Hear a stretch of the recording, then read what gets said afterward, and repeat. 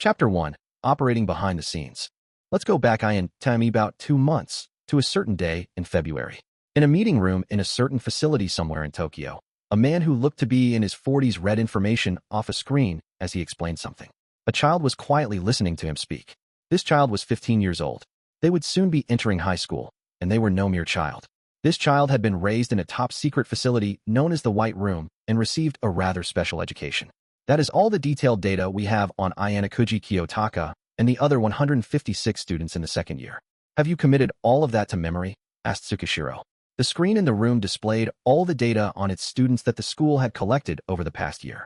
Data that included names, birth dates, and what schools they had previously attended, of course, but also parents and siblings, their grades from early childhood, even their friendships. This was a top-secret meeting. The kind of information being shared here was the kind that even homeroom instructors wouldn't normally be able to access. I'm sure you're already well aware of this, but the important thing here is to get Ayanokouji kicked out of school and then bring him back to the White Room before the end of April. We cannot afford to delay our plans any longer. However, please be smart about how you execute this operation. You must never make anything public. If the government does happen to hear about our actions, then his, sensei's, name could be dragged through the mud, added Tsukishiro. After hearing this explanation, the student from the White Room slowly raised their hand. In other words, don't do anything to attract unnecessary attention? Precisely. Which is exactly why only someone like you, who can pose as a student to infiltrate the school, can do this. I will provide you with as much support as possible, but Sakayanagi will likely be much more cautious from this point forward. You won't be able to do anything careless, said Tsukishiro. The students seemed to have gotten a grasp on the situation, but their expression also seemed to contain a hint of frustration. Tsukishiro did not miss that. The look on your face is telling me that you're not exactly happy about this, said Tsukishiro. After briefly glancing at Ayanokouji's picture on the screen behind him, he turned his gaze back to meet the child's. I take it you know that that Ayanokouji is touted as our facility's magnum opus, our masterpiece? Not only was I sent, but they're even sending someone from the White Room, meaning they interrupted the experiments being conducted in the White Room, which had finally resumed operations. I have to say, it truly seems like an excessive and rather generous response. I suppose that to someone who has been raised in the same facility, there might be nothing more humiliating, said Tsukishiro, strongly emphasizing that last point as he continued his explanation. He was trying to get the student to show what they were capable of by fanning the flames of their student competitive spirit. Ayanokouji Kiyotaka is our masterpiece. Whenever the students heard those words, some emotion lurking deep within their hearts came bubbling up to the surface. Tsukishiro had conducted himself flawlessly, but the one thing he had misread was what that emotion was. Something those who were raised in the White Room had drilled into them so thoroughly that they grew to hate it. Become someone who can surpass Ayanokouji Kiyotaka. A feeling of intense hatred, which an unrelated third party who hadn't been raised in that facility could not understand. Sometimes, that feeling would swell to the point where it could no longer be contained, and it would spark an outburst. The stage has been set. All I want you to do now is demonstrate the full extent of your ability. Based on the data I've looked at, I see no issues. If you have at this level of ability, then it shouldn't take much effort at all for you to get him expelled, now should it? After Tsukishiro was done giving his explanation, as well as a rather perverse form of provocation, he powered the screen off. The room was engulfed in darkness for a moment, but was filled with light once more shortly afterward, as the ceiling lights came on. Now then, if there are no questions, let's stop for the day. Time is quite precious, after all, said Tsukishiro. The child, after hearing that, turned their back to Tsukishiro and moved to leave the room as though nothing had happened. He felt slightly bothered by their calm and collected behavior. His instincts were telling him that he had misspoken earlier when he was giving his explanation. However, he couldn't take back any of the words that he had already said. One more thing. There's something I forgot to check, said Tsukishiro, calling out the child from behind, stopping them from leaving the room. You're not hiding anything from me, are you? He was well aware that even though they were on the same side, the organization wasn't a monolith. If their ideas didn't align to start with, things wouldn't work out so well. That was what he was trying to confirm. The student, without even looking back, just gave a small nod and quietly continued walking away. After the student had left the room, Tsukishiro turned the lights down once more and brought the screen back up. Shown on the screen was all the data about Ayanokouji Kiyotaka that had been recorded in the White Room. I don't like to use a word like this so casually, but he really is a monster, said Tsukishiro. Needless to say, he had an elevated level of academic ability. And on top of that, his physical abilities were so incredible that he could put adults to shame. With his achievements and record, even if he were put up against a professional fighter in a no-holds-barred fight, it would be over in an instant, with Ayanokouji's victory. A battle between two white room students. If they had a fair, direct competition, I wonder what the results would be. Of course, Tsukishiro had already devised a plan to ensure that he would win. But even so, there were no absolute guarantees. Hunt or be hunted, huh? This is a game between children, but it seems like it could get interesting. Tsukishiro, an adult, wasn't panicking. All he did was carry out the task he had been given, methodically, without hurrying. Chapter 2. True Ability. It happened one year, well into the 21st century. While the rest of the world faced a variety of issues, Japan was, similarly, at a turning point itself. A declining birth rate and an aging population, environmental issues, decreasing political power. Japanese society was in decline. To really get at the root of these issues and fix them from the ground up, the government began to put a great deal of effort into cultivating capable people. This high school was created as part of that governmental initiative. A center for learning that brought together students from all over the country. A school that nurtured young people so they would be ready to go out into the world. The Advanced Nurturing High School. One of the school's most distinctive characteristics was that its administrators did not ask applicants to submit the grades they had received all the way up through junior high. Its students, who were selected based on the school's own unique set of criteria, had a wide variety of distinct characteristics themselves, both boys and girls. There were those who were capable when it came to studying but lacked communication skills. There were those who excelled in sports but struggled with academics. Some students, meanwhile, seemed to have not a single redeeming feature at all. And yet, the school lumped all these students together so that they might be granted an education. It was a system that seemed entirely unthinkable for a normal high school. These students, with their wide variety of unique personalities and quirks, were made to go about their daily lives in groups and to compete against each other, class against class. The purpose of this was to give them the necessary foundation to do battle with a competitive society and to survive by cooperating with others. And the fate that befell those students deemed unfit by the school was expulsion. No mercy. You couldn't survive at this school if you were only good at studying or only good at sports. Each grade level was divided up into 4 classes, A through D. At the time of enrollment, there were roughly 40 students assigned to each given class, making for a total of 160 students. Allow me to go into more detail about what makes this school so wildly different from others. Let's start with the basics. Students are prohibited from contacting anyone outside the school during the entirety of their 3 years here, until they graduate. At the same time, students are forced to live in the dormitories and prohibited from going outside campus. That being said, the school boasts an impressively vast campus equipped with a wide array of facilities for the students' use. So it's not like living on campus poses any issues.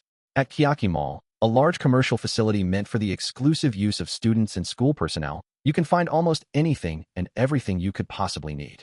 There's a cafe, an electronics retailer, a barber, a karaoke place, and more. In the unlikely event that something isn't available for sale there, students can purchase it via the internet.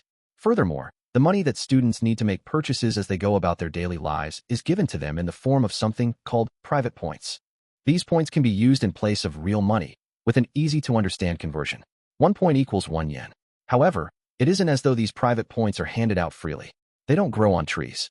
Each month, students receive a number of private points equal to 100 times the number of corresponding class points their class possesses.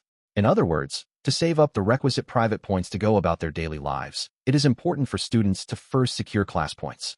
There are several ways to go about increasing your number of class points, but the standard method of doing so is to complete a certain assignment given by the school, something referred to as a special exam.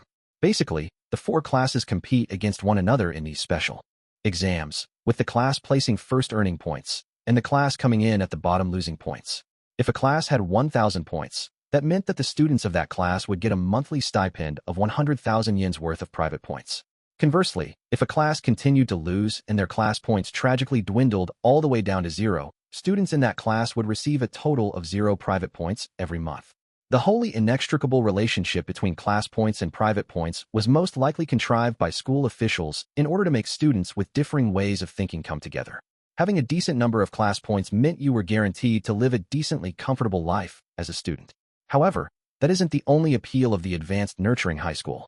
The school's greatest selling point is what comes for those students who graduate from Class A. The students who successfully manage to make it through and graduate from Class A are able to go on to any place of higher education or workplace of their choosing. Even in extreme cases, like a university that boasts about how extremely difficult it is to be accepted there, or a massive, prestigious company, a student would be guaranteed to get in. A free pass.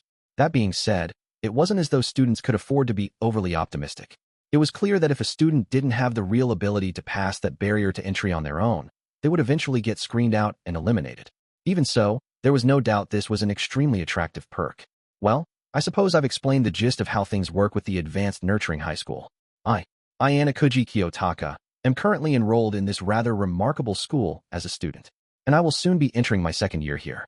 As of April 1st, I will be a student of Class D, which has a total of 275 class points, meaning I would be receiving nearly 30,000 yen's worth of private points every month. Sakayanaji is currently in first place.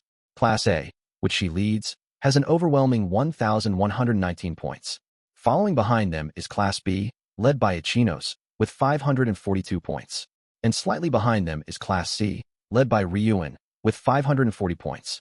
When you compared our class to the others, the difference seems stark. But even so, you could say we'd narrowed the distance between us. The amount that we could further close it over this coming year would spell the difference between victory and defeat. Chapter 3, A New Stage. After spring break, which somehow seemed both long and short at the same time, had ended, the opening ceremony was finally here. On that day, we moved from the first-year classroom that we had grown so familiar with and into a new classroom for second-year students. At first glance, the chairs and desks all looked the same, but at the same time, they felt different somehow. The first thing that we saw awaiting us when we arrived at the classroom was a message written on the blackboard. Sit in the same seats you were assigned in your first year and wait. Up until last year, what students referred to as a blackboard was, well, something that teachers used chalk to write on. However, the blackboard in front of us wasn't really a blackboard at all. A large monitor had replaced the blackboard, hanging on the wall. Judging from the fact that it shone like it was brand new, I was guessing monitors had only just been brought in this year. The students who arrived at the classroom after me also seemed quite surprised when they saw the new blackboard. I decided to take my seat as instructed, heading toward the spot in the far back of the room, near the window. Later in the day, the opening ceremony would be held in the gymnasium. After that, the homeroom instructors would spend about 2 hours going over the schedule and the requirements for this year, and then we would be dismissed later in the morning. Since spring break had only just ended, some students still seemed to be in a bit of a daze. Friends who hadn't seen each other for a while were talking animatedly about things like what they were up to during the break. While I was randomly surfing the internet on my phone looking for information, someone called out to me. Hey, it was my classmate, Miyake Akido. He was one of the people in the small group of friends that I had gotten close with. I was a little worried about you, since you didn't come to hang out with the group all that much during the break, said Akido. That was certainly true. I hadn't really interacted at all with the group during spring break. Or rather, I suppose, I should say I'd been negligent because I had been so busy dealing with various other issues. I mean, there's no rule that says that Wehavito meet up or anything, of course, but Haruka was pretty worried. And Eri especially was concerned about you, it seemed like. Akido was basically advising me to be mindful of the feelings of the girls in our group. Sorry, I'll plan to hang out with you guys occasionally, I replied. That'd be good. I was feeling a little lonely without you around myself, said Akido. I did feel a little bit uneasy, hearing that from a friend, but it wasn't a bad feeling. Akido gave me a light wave, as if to tell me he wasn't planning on hanging around my seat for long, and then returned to his own desk. I really felt like I had made some good friends. I mean, he even went out of his way to give me some friendly advice.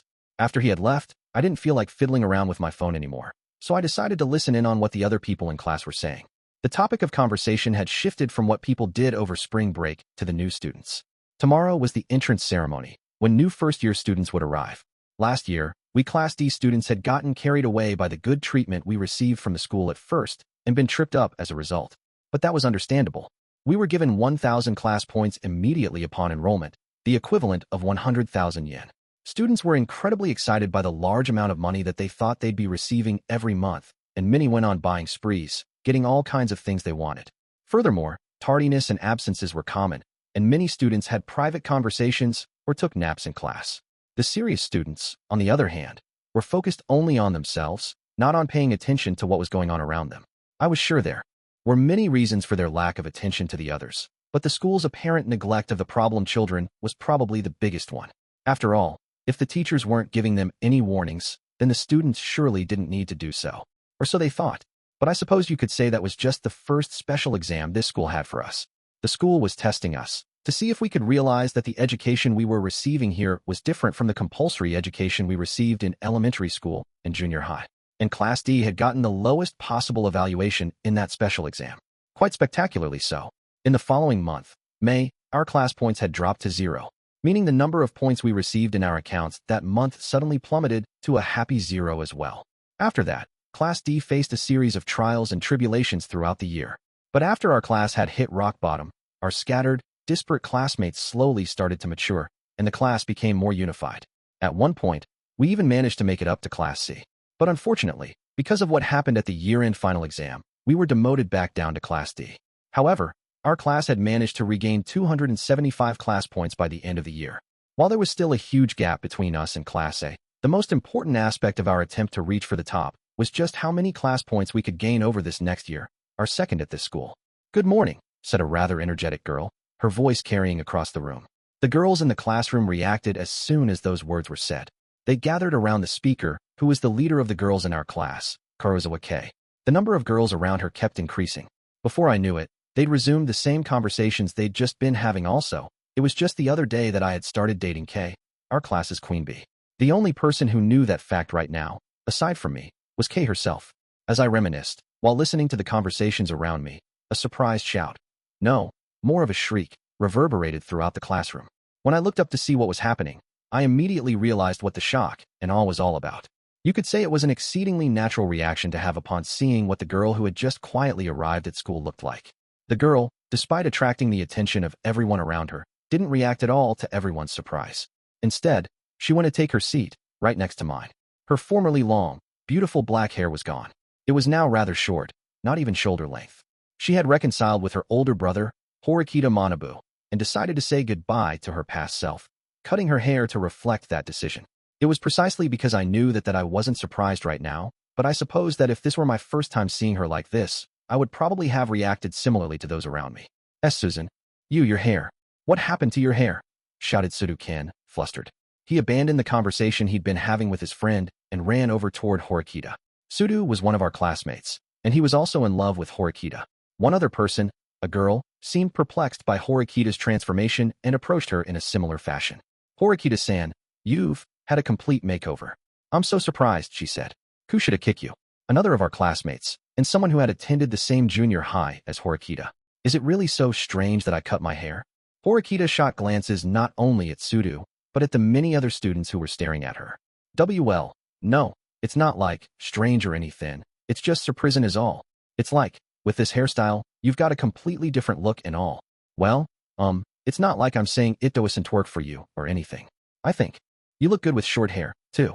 "Don't you think so too, Kushida?" said Sudu. While the sudden change in her appearance certainly had quite the impact, from Suda's point of view, things like the length of her hair were trivial. If anything, he welcomed his crush's new look with open arms, showing that he was quite happy about it. However, Kushida couldn't really hide her discomfort when Sudu suddenly put her on the spot, asking for her to agree. "Yeah, I suppose. Yeah, I think it looks good on her. But, did something happen?" She must not have wanted to explain what she thought in detail, because she shifted the topic of conversation to asking about the reason Horikita had cut her hair. "Wait, what do you mean, did something happen? Like what?" asked Sudu, jumping at Kushida's question before Horikita could respond herself. "Well, for example, maybe she had her heart broken, or something," said Kushida. "B broken?" stammered Sudu. "If I had to say anything, it's an expression of my determination," replied Horikita, without skipping a beat, as if trying to banish the word shartan broken from the air. "Okay, I see. Yeah, there's no way you'd have your heart broken or something, right?" said Sudu. Despite saying that, he seemed like he was breaking out in a cold sweat. "Now that we're second-year students, I'm going to fight to make sure Class D rises to the top. And I want to do what I can to make that happen," said Horikita. "I see, okay. Well, in that case, maybe I'll try the opposite, grow my hair out," said Kushida. She made it sound cutesy, but the words somehow also conveyed how she really felt, deep down. She was upset that her hair was the same length as the person she hated. I didn't think anyone would assume she was being serious about growing her hair out long, but she might actually do just that. I couldn't help but imagine the raging emotions hidden inside what she'd just said. "If you're satisfied, could you both return to your own seats?" snapped Horikita. She clearly didn't want people to stand around and gawk at her this much, whether her hair was long or short. Though Horikita's new look had certainly had a significant impact on the people around her, she seemed to be rather unhappy with the attention it was getting her. She looked like she was in a bad mood now, but fortunately enough, the bell rang soon afterward, bringing the chatter to an abrupt end. 3.1 Several days had passed already since the opening ceremony ended. The weekend came and went, and it was now Monday. A peaceful life here at school. A regular routine that repeated itself over and over. The most momentous change at the start of this new year was that the blackboards were now digital and all our textbooks had been replaced with tablets. Last week, we looked down at our hands, which held the new tablet devices that had just been handed out to us. The fact that the textbooks we were using had all been replaced by tablets illustrated just how remarkable the spread of ebooks was. Each student was given their own tablet, and newly installed high-speed charging devices were in the back of the classrooms. We were also provided with portable battery packs as well, in the unlikely event that our tablets died in the middle of class. We were forbidden to bring the tablets themselves back to the dorms, but we were allowed to transfer any data we needed over the school's network to access it from our rooms. The annoyingly high number of textbooks we needed to lug around were now all stored neatly inside this 12-inch tablet as data. Not only did this mean we could freely work with graphics and photos, but the tablets were also an effective response to globalization, allowing us to openly communicate back and forth with people from other countries, such as an English class. Considering that this school was overseen by the government, it seemed they were lagging somewhat behind in implementing these changes. However, it remained unclear for now whether or not these changes were necessarily the correct decision. I supposed we'd understand their impact better after seeing how these children grew and how they integrated into society in the future. The scope of our studies as second-year students would be more difficult than in our first year, of course. I didn't know exactly how this school compared to other high schools in that regard, but it was safe to assume it was above average, at the very least. I wondered how much students like Sudu and Ike would be able to keep up with their studies on their own. If we wanted to make sure not a single student got expelled, it might be more essential than ever for us to support each other. At any rate, while the biggest change came in the form of the digitization of our study materials, there were a number of other things to note. If I had to mention one, it would be the ability to change seats, by way of using your private points to secure the spot that you want. I moved from my old spot near the window toward a seat on the opposite side of the classroom, in the back by the hallway.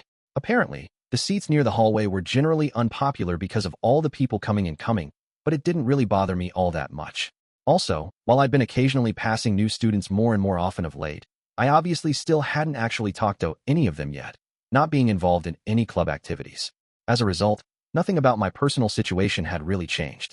I suppose that wasn't so strange, considering that when I was a first year, the first time I actually had a proper conversation with a senior student was for a special exam, since that student had access to old test materials. At any rate, the first few days of the new school year had been quiet. "Is everyone present?" asked our homeroom instructor Chabashira, striding into the classroom at almost the exact moment the bell rang. As our morning homeroom began, she stood at the teacher's podium with a serious expression on her face. That, coupled with the fact that we didn't have any classes for first and second period today, made me predict something was going to happen. Apparently, this brief moment of peace was about to come to an end. "Sensei, is there a special exam?" asked Dike, before our homeroom instructor made her announcement. It sounded like he was asking out of a sense of eager restlessness, rather than because he was messing around. And Chabashira understood that, which was why she didn't seem to object to him asking. In the past, every time a special exam was announced, most of the students understandably felt anxious. But now those special exams were unavoidable obstacles we had to overcome on our path to the top. And our class was getting ready to face those challenges. I'm sure you're worried about that. But before we get into that discussion, there's something I'd like for you to do. Something that will be particularly important to how you lead your lives here at this school in the future, said Chabashira. She took out her cell phone, continuing to speak while showing it to us. Please take out your phones and place them on your desk, everyone. If anyone has forgotten their phone, I ask that you go and retrieve it immediately. But it seems as though no one has forgotten their phone, said Chabashira. Cell phones were essential everyday items. You might even say they were the most important objects of all, being something you kept on you at all times. Before long, Chabashira had verified that 39 phones had been placed out on the desks. She resumed speaking once more. First, I'd like you all to go to the school's official website and install a new application. It should be available for download at this time. Though the official name for the app is Overall Ability, it will just show up as OA on your phone after you've installed it, explained Chabashira. A live-action demonstration video with text captions popped up on the blackboard screen and started to play. I suppose this was one of the conveniences now afforded to us, thanks to the digitization of our classroom. After following along with what Chabashira told us and what the instructions on the screen showed, I installed the app on my phone. It created an icon that had both the acronym OA on it, as well as what looked like an illustration of the school. After you've finished installing the app, please put down your phones. Please raise your hand if there's something you're having trouble understanding. The process was quite simple. Everyone was used to handling a phone, so no one struggled with this, and things proceeded smoothly. You Class D students aren't the only ones being asked to install this app. Right now, everyone in school, across every grade level, is being asked to do so. This app is truly remarkable. It will certainly benefit the students of the advanced nurturing high school in a multitude of ways in the days to come. But seeing is believing, as they say, so please boot up the app, said Chabashira. I tapped the icon and launched the app. When I did so, my phone's camera automatically came on. By scanning your student ID with your camera, the initial setup will be completed automatically, explained Chabashira. Following her instructions, I held my student ID card out in front of the camera. It scanned the information on it, like my profile photo and student ID number, then continued the login process. Now, you should all have successfully created your own individual accounts. Moving forward, you won't need to log in anymore.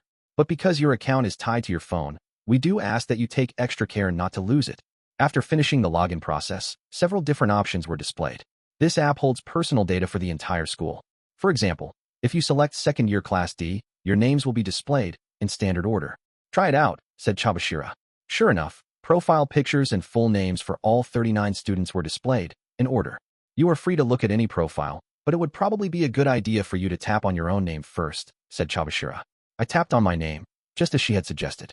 I had expected that I'd see only basic information like my date of birth, but that didn't seem to be the case.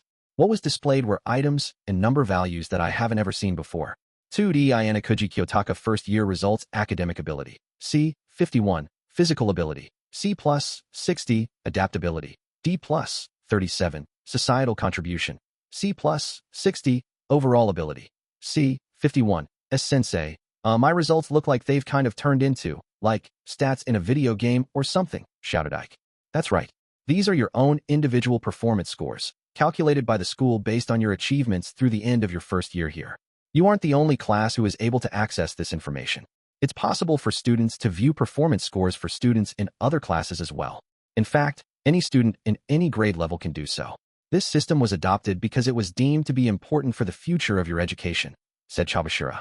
In other words, the app's purpose was to provide an overview of everyone's individual performance scores, represented as numerical data. It also seemed like it could be used to send public messages to all students. There was a question mark in the upper right part of the screen, along with the word description. When I pressed it, detailed information about each item was displayed. Academic ability, calculated mainly based on scores on written exams, etc., given throughout the year. Physical ability, calculated based on evaluations from physical education classes, activity in clubs, and evaluations from special exams, etc. Adaptability, calculated based on your ability to adapt to society around you. This includes things such as how many friends you have, your position in your social circle, and your communication skills, whether you can think on your feet, etc. Societal contribution, calculated based on a variety of factors, such as your attitude in class, including any lateness or absences on your record, whether you've exhibited any problematic behavior, contributions made to the school via membership on the student council, etc. Overall ability, students' overall abilities are derived from the 4 values above. However, the effect that the social contribution score has on this calculation is reduced by half. Asterisk note, method for calculating overall ability, academic ability plus physical ability plus adaptability plus social contribution x 0.5, divided by 350 by 100, rounded up to the nearest whole number, I see. Based on the criteria, it made sense that my adaptability score would be lower than the others. And when it came to the number of friends I had and my communication skills, well, I wasn't exactly flourishing there. If the other scores were evaluated based on what they typically saw from me, those numbers seemed reasonable, too. There were also fields for my scores for my second and third year evaluations in addition to my first year, but those were currently blank. Right now, only the scores for your first year are displayed. But now that you've begun your second year, your new evaluations will be given to you as they are assessed by the school, the scores being updated as time goes on. Scores will be updated at the beginning of the month, just like with class points. For example, Sudu, your current academic ability score is E. However, if you happen to get a perfect score on the next written exam, you would be given an A+ on your second year evaluations page, said Chabashira, which meant our second year evaluations would be separate from the first year evaluations. Our scores for this year would be evaluated based only in the events of this year. This also meant our scores over the course of the year were constantly being recorded. Even if Sudu got a perfect score in a written exam in April and got an A+ for his academic ability score, if he got a 0 on the next written exam after that, he'd end up with a C rating. That was how things would be over the course of the year. And then, our final average scores would be calculated at the end of the year. One of the things worth noting about this app was that we weren't just able to check scores for our own class, but could look up the other classes, too. Up until this point, I couldn't know anything about students I'd never interacted with unless I directly went out and gathered that information. But now, with only a glance, I could see names, faces, and what kind of scores someone had, regardless of what grade level they were in. Incidentally, the data for the new first-year students seemed to be based on information from their third year of junior high and from their entrance exams. So, academic ability, physical ability, and societal contribution rankings aside, it was possible their current adaptability scores might not be all that accurate. A handy tool for checking grades. Well, no, there was no way that was all there was to it. It was obvious this was going to play some kind of key role. I'm sure that the students who got rather unsatisfactory results aren't thrilled about the idea of having their records retained like this. However, those students simply need to come to terms with the fact that they were the ones who spent their first year that way, explained Chabashira. Basically, the closer your precious academic and physical ability scores were to E, the more disgraced you would be. However, your first-year scores are nothing more than a past record. They will have no effect whatsoever on how you are assessed in the future as second-year students. Which means it's especially important that those of you who got disappointing results in your first year take this opportunity to reevaluate your priorities. By visualizing your scores this way, we're hoping you'll be encouraged to grow into your best selves, she added. I suppose that if our individual scores were going to be continuously recorded in an app that anyone could see from this point onward, many students would want to make an effort to make themselves look better. I was sure that would be effective to a certain degree when it came to prompting students to get their grades up, as Chabashira had said, but, Sensei, why is the evaluation metric for societal contribution a little bit different from the other three items, though? Asked Hirata Yusuke. The effect of our societal contribution score on our overall ability score was half as much as the others. Hirata had his concerns about that, which was why he asked that question. Academic ability, physical ability, and adaptability. The school considers those three categories to be extremely important. Societal contribution, on the other hand, is a little different, said Chabashira. It is fundamentally based on morals and manners. It's an assessment of how you conduct yourselves as students, examined from every possible angle. Things like how influential your voice is in a group, or how often you're correct. Things like how you talk to and behave in front of your teachers, and whether you have any tardy arrivals or absences on your record. Whether or not you comply with various rules. Because these are basic skills and common courtesies you should naturally be striving toward anyway, their impact on your overall ability score is reduced. So unlike the other three categories, which you couldn't dramatically improve overnight, we could greatly improve our societal contribution scores if we changed our attitudes from this day onward. That was the difference. This app is impartial. It doesn't matter if you're in a higher or lower level class. Everyone is assessed similarly. Right now, if a student has a high overall ability evaluation, it's safe to assume that person has successfully achieved something worthy of praise. The list was arranged in order by name, but there was a sort feature, too. So I didn't need to look at each student one by one to know who had the highest overall ability scores in Class 2D. After trying out the sort function, I saw Yusuke had the top score. 2D Hirata Yusuke first year results academic ability, B+, 76, physical ability, B+, 79, adaptability, B, 75, societal contribution, A, 85, overall ability, B+, 78. You could understand Yusuke's excellence with just one glance at his scores. These scores were nothing to scoff at. He was above average in every area. If he hadn't openly exposed the weakness in his heart towards the end of our first year, his scores might have even been a little higher. On the other hand, after choosing to sort students in descending order of overall ability, I saw Ike held the #1 spot. His overall ability score was 37. He was actually tied with Sakura Eri, who also had an overall ability score of 37. Sudu, who was considered by many to be the most likely candidate for the lowest score, actually appeared to have scored better than several students. 2D Sudu Ken first year results academic ability, E+, 20, physical ability, A+, 96, adaptability, D+, 40, societal contribution, E+, 19, overall ability, C, 47. His academic ability and societal contribution scores were quite low, thanks in part to his unruly behavior in the first year. However, his high physical ability assessment was enough to compensate for that, letting him avoid being the worst-ranked student. I did a little digging in the app and found he was the only student in our grade level that had gotten an A+ assessment in the physical ability category. Sudu's academic ability had improved since he had started school here, and he'd also been demonstrating mental and emotional growth. It seemed likely his scores would greatly improve from this year onward. Also, though this has nothing directly to do with Class D, a certain exception has been made for someone in your grade level. Sakayanaji Arisu, from Class 2A, will have her physical ability score set at the same value as the student with the lowest score in the grade level, explained Chabashira. Sakayanagi Arisu had a physical disability that required her to use a cane to walk around normally. Meaning, even if she wanted to exercise, it wasn't something she could really do. I supposed it wasn't like they could entirely omit her physical ability score and still calculate her overall score, so it was a reasonable decision to place her at the bottom of the rankings. At any rate, this tool for visualizing abilities might be considered essential to implementing the true meritocracy Nagumo had been advocating for. I'm sure this app will serve as a valuable tool, not just in getting you to change the way you see your grades, but also by getting you to interact with your fellow students, since you'll be able to familiarize yourself with their names and faces regardless of grade level. However, well, in my opinion, that's not all.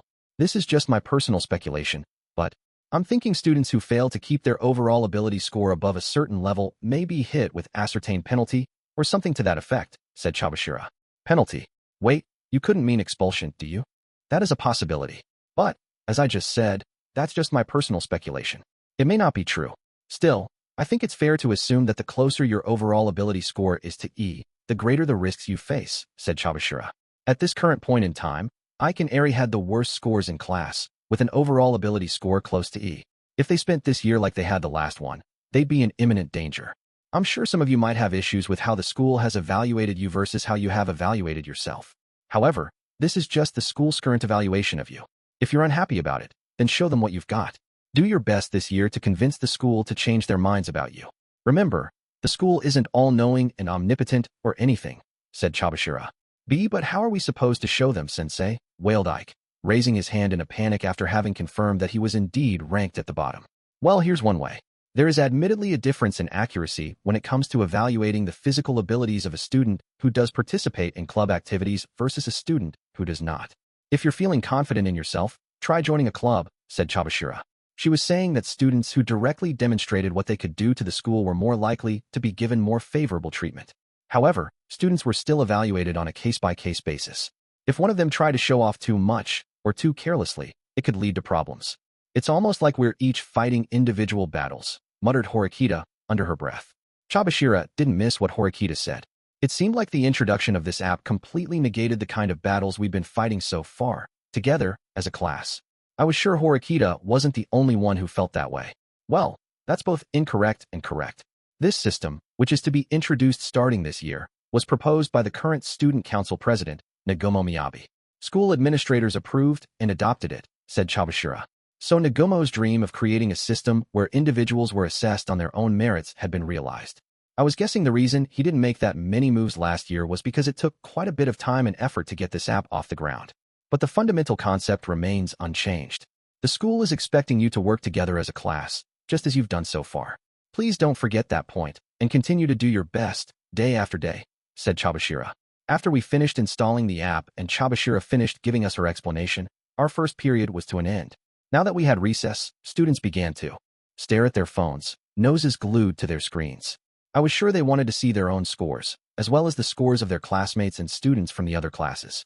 Well, I really don't like that they're treating me like I have less common sense than Koenji, of all people, shouted Sudu after looking intently through the app, glaring at Koenji as he did.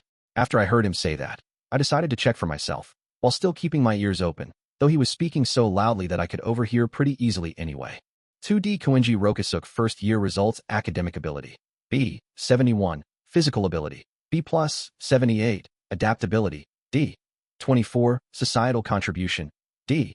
25. Overall ability. C. 53. Given the fact that Koenji had demonstrated a fair amount of proficiency regularly during class and on tests, he had scored highly in both academic ability and physical ability. What? Come on, dude. It's like, whatever, right? Sides, Yuri way better than he is when it comes to physical ability, man. Ike grumbled, his jealousy clear in his voice, since he didn't excel in any particular area. That's probably only cause Koenji doesn't take anything seriously. Though I hate to admit it, said Sudu. Just as Sudu had suggested, Koenji's physical abilities were exceptionally high. Off the charts even.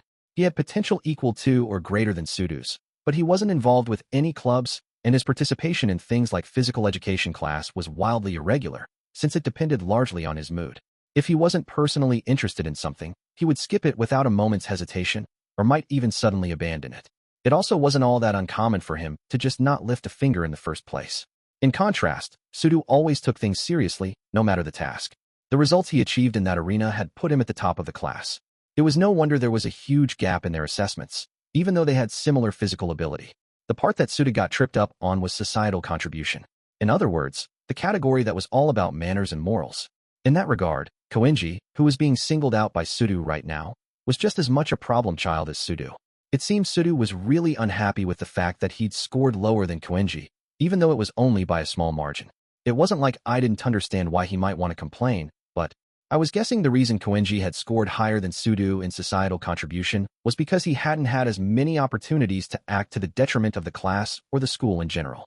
It was no surprise that Sudu, given his suspension and violent outbursts and such, had scored lower. Even though Koenji had heard everything Sudu was saying, he acted as though it had nothing to do with him. He hadn't even bothered looking at the OAA app more than what was strictly necessary, while everyone else seemed totally engrossed by it. I suppose that after spending more than a year here at this school, the thing that had changed the least was probably Koenji. Anyway, we could now visualize what our grades were like for our first year. This move by the school, the introduction of this app, presented both advantages and disadvantages. For example, the existence of an overall ability category now provided a provisional ranking for the students in class. If a rather inconvenient special exam took place now, it wouldn't be necessary to answer the question of who should step forward as a candidate for possible expulsion. The students with low overall ability scores would be the ones we'd focus on. Ike and Eri, since she was tied with him at dead last in the rankings, had to be very anxious right now, like they were on pins and needles. 3.2-second period began, the topic of the OAA app still lingering in the back of our minds. We were probably about to get to the other topic at hand, receiving a full explanation about that other thing. Or so the students were thinking, and that prediction was quickly proved correct. And now, I'll provide an overview of the next special exam, said Chabashira, immediately launching into the topic as if she were starting a normal lesson. This is your first special exam as second-year students, and it's going to involve some unprecedented new ventures, the likes of which have never been seen before, such as the introduction of this app. Was that Tsukishiro's influence? Or was it Nagomo's? At any rate, it seemed the school system was also undergoing some major changes. The crucial thing for you to know is that this will be a written test in which you second-year students will be partnered up with the new arrivals, the first-year students, said Chabashira. Partnered up with first-year students? Up until this point, we'd hardly done anything that cut across the boundaries between grade levels. There were some exceptions, like the school camp, but that had still been part of the normal framework of interclass competition. Had those walls been taken down with the introduction of OA, then? In this special exam, you'll be mainly assessed on your written test-taking skills and your communication skills, said Chabashira. Our academic and communication skills. At first glance, the two things didn't seem to go together. The importance of this written text really needs no further explanation. But until now, the school has never had such in-depth interactions between students of different grade levels, except for things like the sports festival and the school camp, which is precisely why the school has determined that its students' communication skills were not as well developed as they could be, said Chabashira. But we're still competing against other classes in our grade, right? I don't know. It's just like, something about this feels off, said Ike, who looked a little unhappy about the fact that the first-year students were going to be heavily involved. I understand how you feel, but try thinking about it objectively. When you first go out into the world and join society at large, the people you encounter won't just be new, fresh-faced graduates like you. Some might be in their second year in the workforce. You'll even be competing with veterans who've been out in the world for 20 or 30 years. People much older or younger than you could come to be your rivals, said Chabashira. Well, yeah, I guess I can picture that. While other parts of the world are embracing meritocracy, many Japanese companies continue to be bound by systems of seniority and permanent lifetime employment. If you think it feels strange to interact with students older or younger than you, you should really change your perspective. To put it in terms that might be easier for you to understand, there's a concept called skipping grades that's a widespread practice in places like the United States, England, and Germany. It's not unusual for small children to study together with high school or even college students. Can you imagine and accept the idea of elementary school students here in this classroom, learning with you, in the same fashion? My classmates let their imaginations run wild, just as Chabashira had prompted them to do, and I was sure they still couldn't understand it. It must have felt impossible or strange to them, and it was certainly true that skipping grades was rarely done in Japan. In fact, while there were certain conditions that had to be met in order for someone to skip grades, I was sure many people didn't even know that it was possible to do so. The idea of skipping grades didn't really fit with the current status quo in Japan, where learning was treated as something that you did in an equal or egalitarian manner, along a set, linear path. And so, the system wasn't entirely accepted here. Personally, I had no resistance to the idea. There was no such linear learning style in the White Room. What Chabashira was saying right now wasn't everything. Imitating what other countries were doing wasn't sufficient. Japan needed to have an educational system that fit Japan's social climate. Chabashira probably knew this, too, but I was guessing she had no choice but to explain things to us in accordance with the orders she had received from higher up. There will probably be cases in the future where you'll be competing against first-year and third-year students. But this time, you'll be cooperating with one another. Please keep that in mind, said Chabashira.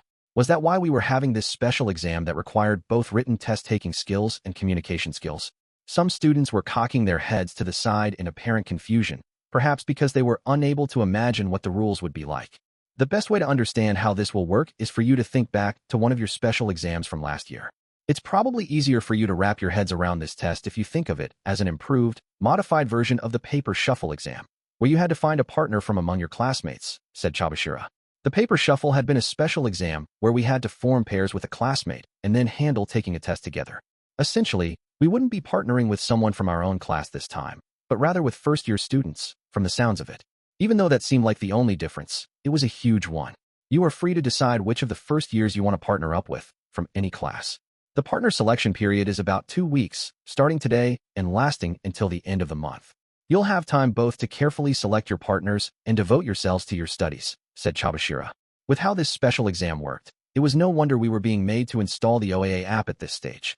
The first-year students obviously wouldn't be familiar with the names and faces of their seniors, and the second-year students wouldn't be familiar with the names and faces of first years. In the paper shuffle, where we picked partners from among our classmates, we were able to do so freely, with nuance and coordination, precisely because we were choosing from among people we knew well. This made it easy for a student who was poor at academics to make it through with someone else's support. This exam, however, was different. It operated on the premise that both students would be looking for an excellent partner. Moreover, instead of partnering up with students in our grade level, we'd be partnering with first years who we had no relationship with. The first years and second years were each working with their own unique set of circumstances, too. We each had our own things to deal with. More importantly, it took a considerable amount of time to build a relationship of trust from nothing. If we wanted to build such a relationship without this app, then 2 weeks would most certainly not be enough. With the OAA app, however, we could take some shortcuts by being able to recognize names and faces based on what we saw in the app. Moreover, since we could get a rough sense of everyone's current academic ability, it would be easy for us to use it as reference when looking for partners. On the day of the written test, you will be tested on 5 subjects. Each subject is worth 100 points, for a total of 500 points. And the most important rule is, well, this time, there are 2 areas in which you'll be competing. As a class and as individuals, said Chabashira. She held her finger up to the blackboard, bringing up the display for the results of the special exam. Class rewards for each grade level. The winning class will be determined based on each class's average score, which will be derived from the scores of all members of the class and the scores of all their partners. The class point rewards are 50 points, 30 points, 10 points, and 0 points, in descending order of average score. Individual rewards winners are determined based on the combined scores of each pair of partners. The top 5 pairs will receive 100,000 private points each as a special reward. Pairs who score in the top 30th percentile will each receive 10,000 points. In the event that a pair has a total score of 500 points or less, the second-year student will be expelled, and the first-year student will not receive any private points for a period of 3 months, regardless of how many class points their class has. In addition, any student determined to have manipulated their scores, such as by purposefully answering questions incorrectly, will be expelled, regardless of their grade level. Similarly, in the event that a third party is found to have forced another student to lower their score, that third party will be expelled. I'm sure you already have an inkling of this, but in this exam, students with excellent academic ability will be highly sought after, said Chabashira. If we didn't have the OAA app, we wouldn't have been able to see those kinds of details. But with the release of this app, students' abilities were now on full display for everyone to see. The worse a student's academic ability score, the harder it would be for that student to find a partner. It was clear that the students who had concerns about their grades were likely to be left behind. Smart students would, naturally, try to team up with smart partners and aim for the top rewards. Students who struggled with their grades would similarly seek smart partners in order to survive. If 2 poor students, of which there were many, ended up teaming up, they might very well score under the 500-point mark. If that happened, the second-year student would face the harsh reality of expulsion. Second-year students understood how this school worked and had developed more than a few friendships within their classes. They would probably try to help their classmates, even if it meant giving up on the higher-level rewards. The first-year students, however, would naturally struggle to unite their classes for now. As a result, They wouldn't give all that much thought to the fact that a student they didn't know very well, whom they weren't really friends with, would have to go 3 months without getting any private points. It wouldn't seem like all that big a deal to them. It would be just like that time a year ago, when almost everyone in our class was thinking about abandoning Sudo. No, actually, it would be even worse than that. Partnerships are established based on mutual acceptance from both participants, and they are finalized via registration in the OA app. It will be possible for you to select a partner from this moment onward. But keep in mind that once your partner has given their consent and the match has been confirmed, you will not be allowed to dissolve the partnership afterward for any reason, explained Chabashira. That made it all the harder to choose quickly, unless the other person's academic ability was especially high. A hasty decision could lead to regret down the line. The monitor refreshed, then displayed information related to partnerships. Methods and rules for determining a partner. Students are allowed to send a partner request per day to the person they wish to partner with, using the OA app. If the partner request is not accepted by the other party, your ability to send a fresh request will be reset at 2400 hours. If the other party does accept your partner request, the partnership will be confirmed, and you will not be allowed to cancel the partnership afterward. Asterisk note. The only exception to this rule is certain extenuating circumstances, such as if the other student has been expelled or is seriously ill.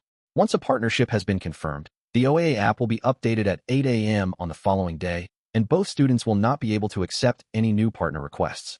Asterisk note. The names of who students have partnered up with will not be shown in the app. With these rules in place, you couldn't just send out a large number of partner requests at random. And even if you did send a request to a specific person, that request might end up going to waste, because that person might already have partnered with someone else that day, and you wouldn't know until the app updated at 8 a.m. the following day. I didn't know if a student would really accept a partner request from someone they didn't know too well, though. Most likely, these rules were put in place as a measure to make it impossible to know who had teamed up with who. It would make it too easy to estimate the strength of each class if the details of the partnerships were shown right from the start, I supposed. Sensei. But it's like, there's no way there'll be a single Kohai who'll want to partner up with me, though? Are you seriously saying that a complete moron like me has to somehow make this work with just my communication skills? Wailed Ike. His lamentation was entirely justified. The chances of someone needing a student with poor grades, like him, were quite low until that someone ran out of options for other students they wanted to team up with. That is, if you were doing things the proper way, of course. Don't worry. The school has taken certain things into account to ensure no one gets left behind, no matter how many students fail to find partners. In the event that you are unable to pair with someone before the special exam is held, pairings will be selected randomly at 8 in the morning on the day of the test, explained Chabashira. Ike held a hand up to his chest after hearing what could be interpreted as a measure intended to provide us with relief. But that moment of relief was short-lived. That being said, students who fail to find a partner will not be treated the same as students who did find partners. Therefore, any pair created via the method I just described, the one where you run out of time and have someone chosen at random for you, will be subject to a penalty of 5% of your total score, said Chabashira. The entire class let out wails of agony after hearing about the 5% penalty. While the system they had in place meant you could still take the exam, you'd still suffer a painful setback. Sensei, 3 students have been expelled so far from our grade. Won't that mean there will be 3 extra first-year students? Asked Yusuke. Upon hearing such a trivial question, Chabashira answered him in an indifferent tone. The 3 extra students will be compensated in the form of having their points doubled. However, they will also be subjected to the same 5% penalty for not finding a partner I mentioned previously, so I'm sure not many of them will be happy about the thought of being left alone. So each of those 3 people would be taking the exam alone, filling both roles of their respective pair themselves. I supposed it would be fine if 3 first-year students with excellent academic skills were alone, then. However, I couldn't afford to only worry about Ike and Sudu during this exam, because this special exam was most certainly going to be exceptionally difficult for me. The reason it was going to be so difficult was the part where you'd get expelled if your total score was 500 points or below. To put it another way, that meant my partner, who would be quite important to me clearing the special exam, had to get at least 1 point. Even if I got a perfect score in all 5 subjects, if my partner scored a 0, then expulsion would be unavoidable. Under normal circumstances, this would be a dangerous and extremely pointed rule. Since first-year students faced no risk of expulsion themselves, they could purposefully botch the test or get a low score to force their second-year partner to be expelled. But the school had devised another rule to stop that kind of thing from happening. In addition, any student determined to have manipulated their scores, such as by purposefully answering questions incorrectly, will be expelled, regardless of their grade level. Similarly, in the event that a third party has been found to have forced another student to lower their score, that third party will be expelled. You could say that part was both incredibly important and indispensable to this special exam's legitimacy. It was a measure put in place to prevent malicious behavior, like someone trying to extort private points out of another student by threatening to purposefully throw the exam. With this rule in place, you couldn't blatantly cut corners on the test. Also, the average students would be safer. However, while these rules would normally be enough to put my worries to rest, they were not adequate to make this test a sure thing this time. That was because, for a student from the White Room, it was a different story. The student from the White Room was operating on the premise that they were going to get expelled eventually, anyway. That rule wasn't going to stop them. If that student successfully managed to pair up with me, they probably wouldn't hesitate to purposefully score a 0 on the test. Meaning, if I happened to choose the student from the White Room as my partner, that's it. I'm out. Once the special exam began, there was a 1 in 160 chance or higher that I'll get expelled. Now, if there was a rule that stated something like, in the event a student's partner is expelled due to some form of dishonest behavior, the other student in the partnership will be treated as having gotten a passing grade, without further penalty, that would be good. However, as far as I could tell, no such guarantees were present.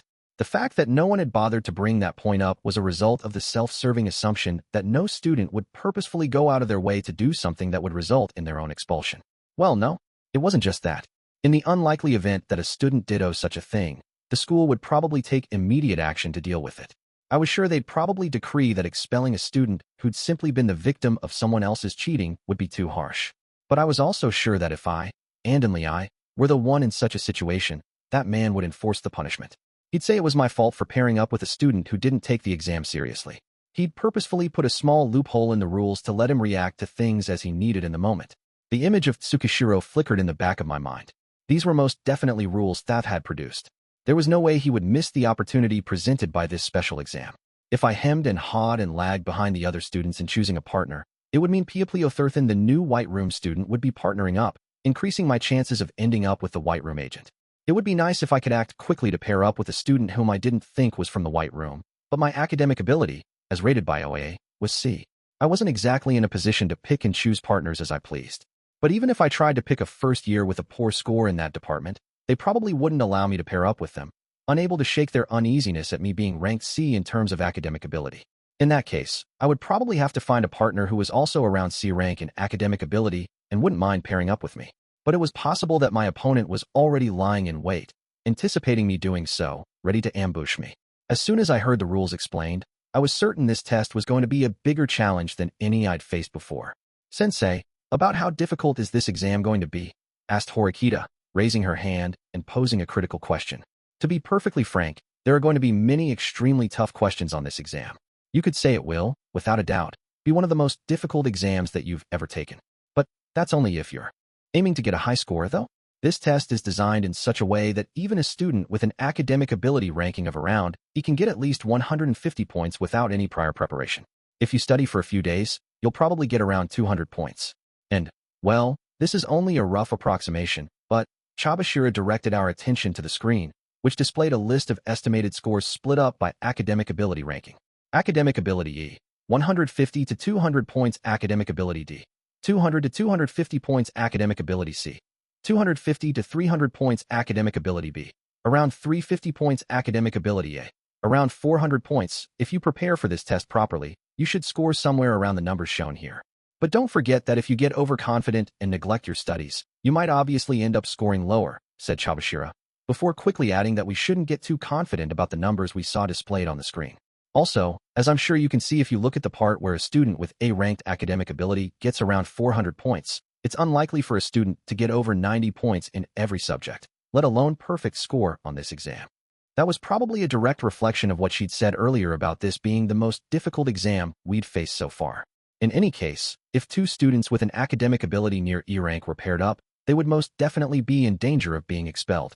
Well, then, I've finished providing an overview of the special exam to be held in April. Please buckle down and prepare yourself for the challenge, said Chabashira.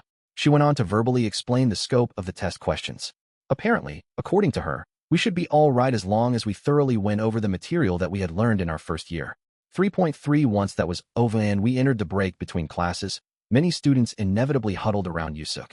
Upon seeing that, Horikita also immediately got up from her seat and went over to join them. I decided I'd listen in on their conversation for the time being. WHWHWH, what do I do, Hirata? My academic ability ranking is E. I'm totally up the creek without a paddle, man. Ike wailed, clutching his head, begging Yusuke for help. Yusuke scanned his eyes over the entire class as he thought of a way to calm Ike down. Okay, first, just calm down. Then let's try and come up with a plan of action. Yes, there's no need to panic, added Horikita. But dude, wailed Ike. This definitely isn't an easy exam, that's for sure. In order to ensure that you get a score of 501 points or higher, a student with an academic ability rank of E needs to be paired up with a first-year student of B rank or better. To put it another way, if you're paired with a student of B rank or better, you should be able to fairly safely pass this exam. Horikita explained that what Ike needed to do to get through this test wasn't all that complicated, perhaps to calm him down. Besides, we've already worked together and overcome similar tests in the year we've been here. If we stay as united as we have until now and make sure to fully prepare, it's not impossible for you to get over 250 or even 300 points, she added. Yes, it's exactly like Horikita-sen says. If we all work together, I'm sure we can all pass this exam without a hitch, added Yusuke. The combination of what Horikita and Yusuke were saying gradually made everyone else around them start to calm down, little by little. The important thing is to not pick a partner lightly. The only instance where you'd be able to make a split-second decision would be if a first-year student with an academic ability ranking of B or better is willing to partner with you, said Yusuke. It was certainly true that once a student decided on a partner, they couldn't undo it. You had to be absolutely certain that you were picking a partner who could put you both over the 500-point threshold. As for those of you who have academic ability rankings of B+ or higher, I'd like for you to not rush to any conclusions.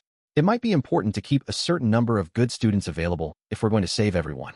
At any rate, regardless of whether you're academically capable or not, please make sure to consult with either Hirata-kun or myself if anything does come up, said Horikita. She'd said only the bare minimum she needed to right now, asking for everyone not to panic and make any rash decisions. The honor students like Kisi and Michan nodded along without hesitation, showing that they would cooperate. I supposed Horikita could have taken on the responsibility of negotiating partnerships for everyone in class, but that would be difficult to carry out the process smoothly. Since there were rivals competing for partnerships, this would also be a fight against time. I think I'll try negotiating with some of the kids in soccer, for the time being.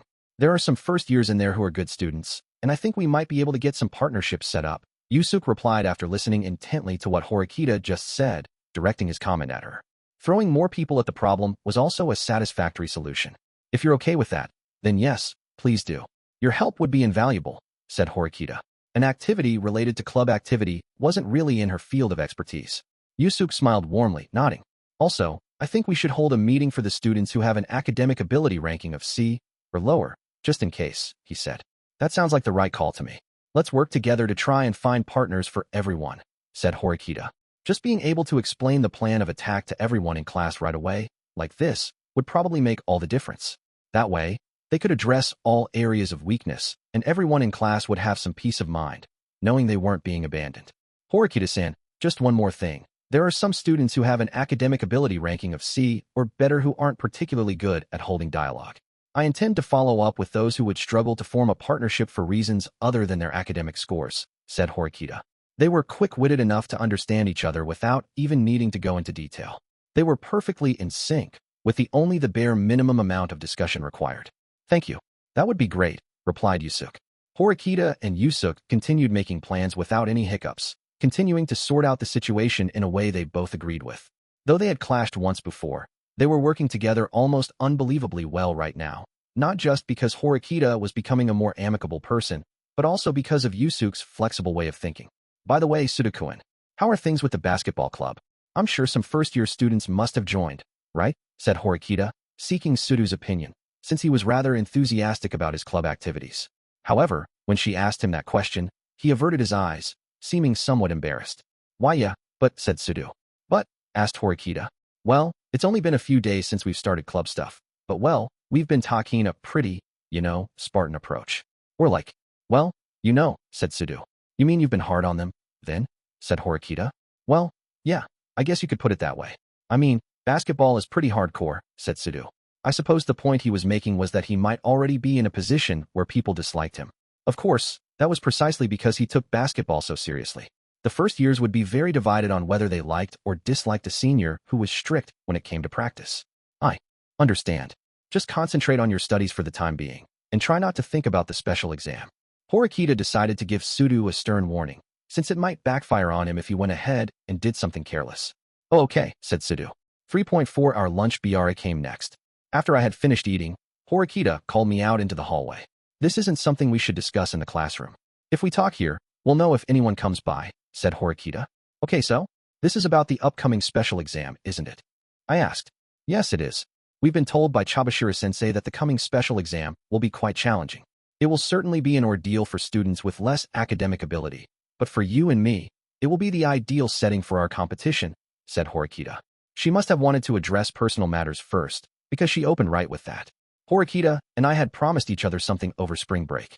Namely, that we would compete to see who could get the highest score on a written exam in one particular subject.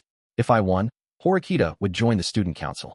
If Horikita won, I would, freely and without reservation, employ the skills that I had been hiding over the past year for the sake of the class.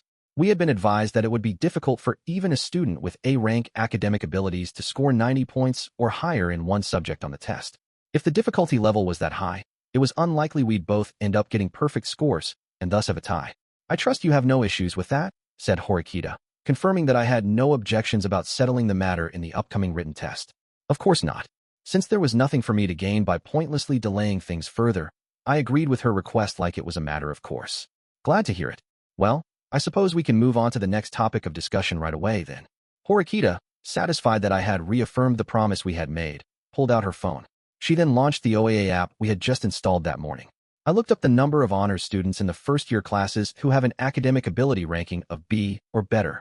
There were 17 in Class A, 13 in Class B, 13 in Class C, and 11 in Class D, said Horikita. A total of 54, then. You could say that was a pretty reasonable percentage of students. In our class, there are only 4 students who are ranked E for academic ability. If you include students ranked D, that's a total of 12 people. So, we're in a position where we have more than enough manpower in the first-year classes to cover those students, said Horikita. The question, then, is how many of those honors students we can draw over to us in Class D, I suppose. Even though there were 54 students, it was inevitable there would be a mad scramble to snatch them up. If we dropped the ball, it was possible they'd all be stolen out from under us. Yes, the class that is able to secure many of those 54 students will naturally be in an advantageous position, while the class that partners with a large number of D+ or lower-ranked students will simply be at a disadvantage, said Horikita. That app that was just introduced to us came equipped with some very extremely useful features. The class that used those features well would be most likely to win. Sakayanagi-san, Ryuin-san, and even Ichino-san. I'm sure all of the classes will be making their moves starting today, said Horikita. Of the leaders, Class A Sakayanagi would most likely launch her attack right away. All she had to do was take advantage of the fact that she was in the class with the fewest students who were worried about their level of academic ability, and work hard to bring as many of the smartest first-year students over to their side as possible. Even from the perspective of a first-year student, the stability of Class A was something that could immediately be understood just by looking at the OAA app. If they worked with Class A, they could easily rake in the top-tier rewards. We, on the other hand, didn't have that luxury. First and foremost, we should be prioritizing helping our classmates who are ranked E and D in academic ability to find partners of higher rank, I replied. Horikita nodded lightly in agreement. I wouldn't call it complete or anything, but I've produced a list of people to prioritize finding partners for. I think Sudu-kun should be the one we take care of first. Hold on a minute. It's true that Sudu's academic ability ranking is E, but do you think that's really what we need to do? I asked. Sudu's grades when he first started school here were exceptionally bad, and he'd received an E ranking as a result.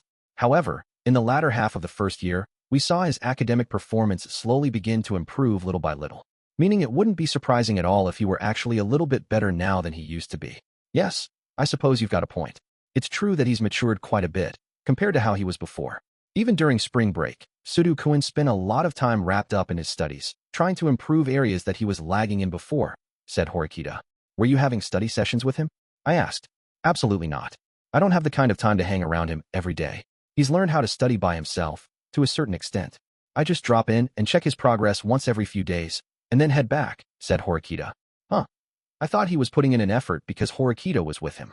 Honestly, that was some really impressive dedication on Sudu's part. To be honest, I think Sudu-kun's ranking has probably gone up a little bit. I feel like even when compared to other students, he's gone up to D or D+, said Horikita.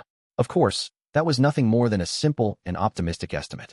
But speaking as someone who knew what Sudu was like a year ago, he had definitely matured quite a bit. If I remember correctly, the old Suda used to panic a lot when we heard about special exams, and he'd get really upset. He's calmed down a lot, I told her. Then again, he did kick up a fuss about stuff like scoring worse than Koenji in the societal contribution category.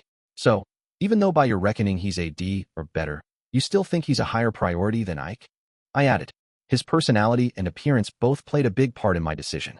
What he said about the rather heavy-handed attitude he's been taking with the new students in his club also caught my attention, said Horikita. It sounded like she had arrived at her decision not because she was playing favorites with Sudo, but because she had properly analyzed the situation. Let's suppose you're a first-year student who doesn't know anything. Who do you think would be easier to team up with, Sudo-kun or Ike-kun? Assuming that they have the same exact grades, on the surface, said Horikita. Well, I guess I'd have to say Ike, I replied. Sudo's gigantic height, imposing physique, red hair, and stern tone certainly made a frightening first impression. If I had to pair up with someone who had the same academic ranking as him, I would want to pick Ike, thinking he might be easier to deal with. Forget about finding someone with a high level of academic skill. Simply finding any partner at all for him might be a challenge, said Horikita. Which was precisely why she had placed him at the top of her list of students to help, I supposed. I understand. If at all possible, I'd like to pair him up with a first-year student who has an academic ability ranking of B or better, I replied. Yes, if we do that, I think he can definitely make it through. I'd like to move quickly. Can you help me? Asked Horikita. Help? I can't really think of any way that I can help, though. You can just stick by me and tell me what you think. I just want someone that I can trust by my side, said Horikita. Meaning you trust me? Of those of our classmates who can move around freely, I trust you, she replied. Based on how she phrased that, I wasn't exactly sure if that meant she trusted me a lot or a little. Or are you perhaps worried that you won't be able to beat me if you take even a single minute away from your studies? She asked. That attempt at provocation was actually rather counterproductive. She was just giving me the perfect excuse to get out of helping her by claiming I needed to study in my room because I was apparently nervous. Yeah, I'm very worried. Just when I was about to graciously take advantage of the excuse I'd been given, my phone started to vibrate. There was a public message from the leader of Class 2B, Ichino's Hanami, posted in the OAA app for everyone to read. We just got permission to hold a meet and greet for first and second years in the gym today from 4 to 5 p.m. If you've got time to spare, please stop by. The message was a godsend for the students who were struggling to figure out how to get in touch with the first years. Just as I'd expect from Ichino's san. Well done. It's just like her to think of everyone, not just her own group, said Horikita. While it was unclear exactly how many people would be attending this meet and greet, I could imagine a fair number of people would be there. It was highly likely that partnerships might be formed right then and there. But rather than joy, I could see a hint of something like frustration on Horikita's face. She might have been thinking of a similar strategy. What's the matter? The special exams only just started, right? Yes, you're right. I suppose that our first order of business has been decided, said Horikita. I guessed she meant we were going to be attending the meet and greet after class today.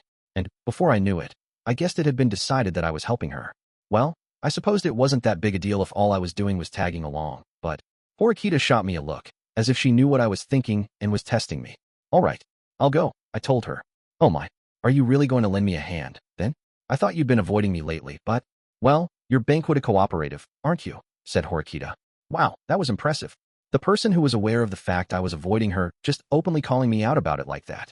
I was just thinking of keeping a close eye on you to see what kind of strategy you come up with, I replied. I see. I might have been a bit hasty in using the word cooperative then. Even so, Horikita seemed like she was satisfied with my answer. That answer was just a pretext, though. This was a test where I had to put on an act if I was going to survive. There were some things that would be easier for me to deal with if I were working together with Horikita. In that case, you can think of what I'm about to say next as me just talking to myself. While it's true that getting Sudo-kun and Ike-kun over the threshold to pass this exam is a major prerequisite, this special exam is based on the idea of competing to snatch up the best students. So naturally, we need to pay close attention to what Ryun-kun and Sakayanagi-san are doing. Meaning, we need to be mindful of their strategies, said Horikita. Although what she just said was completely obvious, the old Horikita wouldn't have thought this far ahead already. She would probably have only concentrated on making sure Sudo and the other students made it through, and neglected to keep track of the enemy's strategy. However, this time around, she was being extremely cautious right from the start. Of course, I don't know exactly what those two are going to do at this current point in time, but I think private points will be a key part of it, said Horikita. Meaning cash. Horikita was saying that at this school, the power of private points spoke for itself. As of right now, there was no connection whatsoever between the first years and the second years, which meant that the best way to wrap up any negotiation quickly was to use private points. I don't know exactly how much financial muscle Class A and Class C have at their disposal, but if we're competing to recruit students, I'm sure buying people out or bribery will be their go-to strategies, said Horikita. Yeah, points will be the easiest thing for the new students to understand. It was easy to imagine people paying out a number of points corresponding to how well students could perform academically. However, if all sides carelessly threw wads of cash around to fight this battle, then our stores of private points would be depleted in no time. That was especially true for Class D, since we'd been in a financially stagnant situation for the past year. We didn't even need to run an actual comparison to know that our sum of points, or rather, our financial power, fell far short of what the other classes had. Under normal circumstances, we should also invest some money to secure a certain number of students, I added. The only thing that could compete with money was, essentially, money itself. Playing the money game was necessary to see who could offer more. However, the fact that Horikita seemed somewhat frustrated about the message Ichinos had posted earlier must have meant. First, let's do some reconnaissance at the meet and greet. If an opportunity presents itself, we might move quickly, but otherwise, I don't intend to rush. That's fine with me, said Horikita. Perhaps she hadn't firmly settled on a plan of action yet, because she didn't go into more detail about her plans. By the way, Ayanokouji-kun, am I correct in assuming that you can find a partner on your own? She asked. Would you find me one if I asked you? I replied. Speaking objectively, your academic ability is C. So basically, it should be fine no matter who you partner up with. It should be easy enough for me to manage while I'm already dealing with other things, though, said Horikita. Well, if I run into any trouble, I'll come to you. I could rule out any first-year students who decided to partner with Horikita or Yusuke as White Room agents. It wasn't out of the question for me to try asking them at the last minute, before the pairing was finalized, if I could switch in to replace them. However, if my opponent knew everything ahead of time, they would probably take into the account the possibility of me making that choice when I was in trouble. Since all I could do was try to predict their actions and then to outmaneuver them, it was difficult for me to say I had a 100% chance of evading them with that method. More importantly, I was sure the first-year student wouldn't exactly be thrilled about being forced to swap partners after they had already decided to partner up with Horikita or Yusuke. They wouldn't agree to that easily. You'd best not take too long, though. It's not like there's nothing for you to be worried about. A 5% penalty for running out of time isn't a small price to pay, said Horikita. Yeah, that's true, I replied. While I wasn't exactly planning to take my time, I was worried about the person from the White Room. I was sure, beyond a shadow of a doubt, that whoever it was had already blended in amongst the first years. Chapter 4. These new first years are nothing but troublemakers. There were Diozan soft first and second-year students gathered in the gym. Most of the people there weren't second years, but first years. I suppose that many students saw this meet and greet as an important opportunity. Since I didn't know who the first years were at a glance right now anyway, I decided to start by finding out which second-year students were participating in this event. The leader of Class A, Sakayaneji, was nowhere to be seen. And while I didn't know if I could exactly call him a stand-in for her, I did see Hashimoto Masayoshi. Sakayaneji had a disability affecting her legs, so her range of movement was limited, making her slow. Hashimoto played an important part in covering her to make up for that. As far as I could tell, he was the only person from Class A here. Furthermore, it didn't seem like he was making an attempt to talk to anyone in particular. He was probably scouting around to see who got in touch with whom at this meet and greet. As the organizer for this event, about half of the people from Class B were in attendance, both guys and girls, Ichinos included. Kanzaki was there too, by Ichinos' side, supporting her.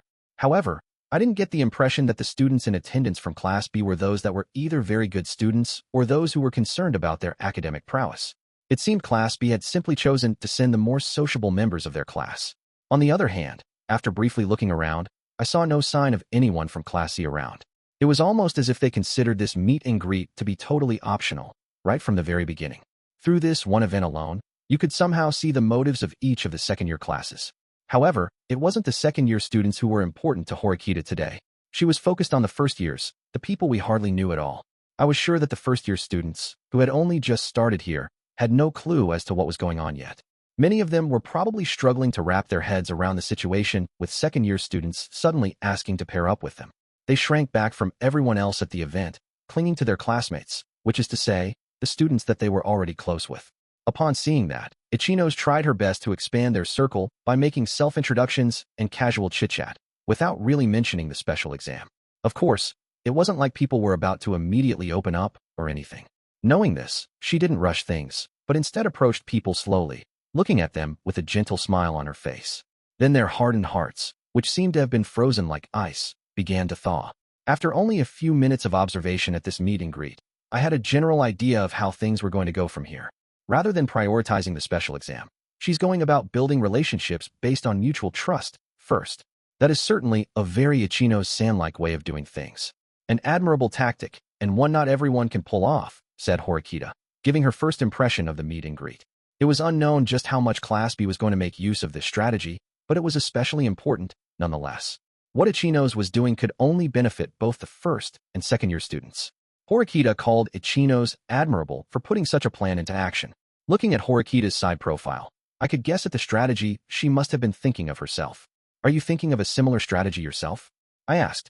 Yes. A strategy based on using private points is too much for Class D to handle. That's why I thought it would be important for us to build relationships based on trust with the first years. However, we're no match for Ichino-san in that regard at all. Or rather, I should say, that kind of strategy is her specialty, said Horikita. If you wanted someone to accept you as their partner, you needed to offer them something. That something could be a lot of different things, like points, trust, friendship, or a debt of gratitude. Ichino's Honami-san from Class 2B is already quite well known among many of the first years. They know her name and face. I'm sure anxious students will flock to her, and she'll live up to their expectations, added Horikita. Yeah, I think so too, I replied. They weren't going to bother coming up to us, Class 2D, people they didn't know at all. But even if we can't duplicate her admirable methods, there are things we can do, said Horikita. Apparently, Horikita had gotten some kind of idea from this event. The crux of that idea probably had something to do with how she was constantly looking at the first years with the OAA app open. She gave no sign of wanting to leave yet, continuing to observe the first years. I wasn't the only one standing beside her, watching, either. A large figure moved by us. But, all of them looked like total wimps. Every last one of them, gruffed Sudo, standing beside Horikita, sharing what he thought about the first years. Sudo had originally planned to head straight for his club activities right after class today. But because Ichinos' request to hold this meet and greet event was accepted, and it was thus suddenly decided that the gym would be in use until 5 o'clock, he offered to accompany Horikita here. Horikita had flatly turned him down, telling him it wasn't necessary for him to come, but I guess it must have been fine in the end, since he was going to the gym anyway. Don't glare at them for no reason. There's nothing to gain by scaring them, said Horikita. I ain't really glaring or anything. This is just the way my face looks. Anyway, is it really okay for us to hang back and chill like this? Won't the brainy kids get snatched up by Ichinos? What's the harm in just talking to him? Said Sudo impatiently, suggesting to Horikita that they ought to go and talk to the students sooner rather than later. Even if a student from our grade level that wasn't in Class B went to make a move on one of the first years, Ichinos wouldn't get upset about it.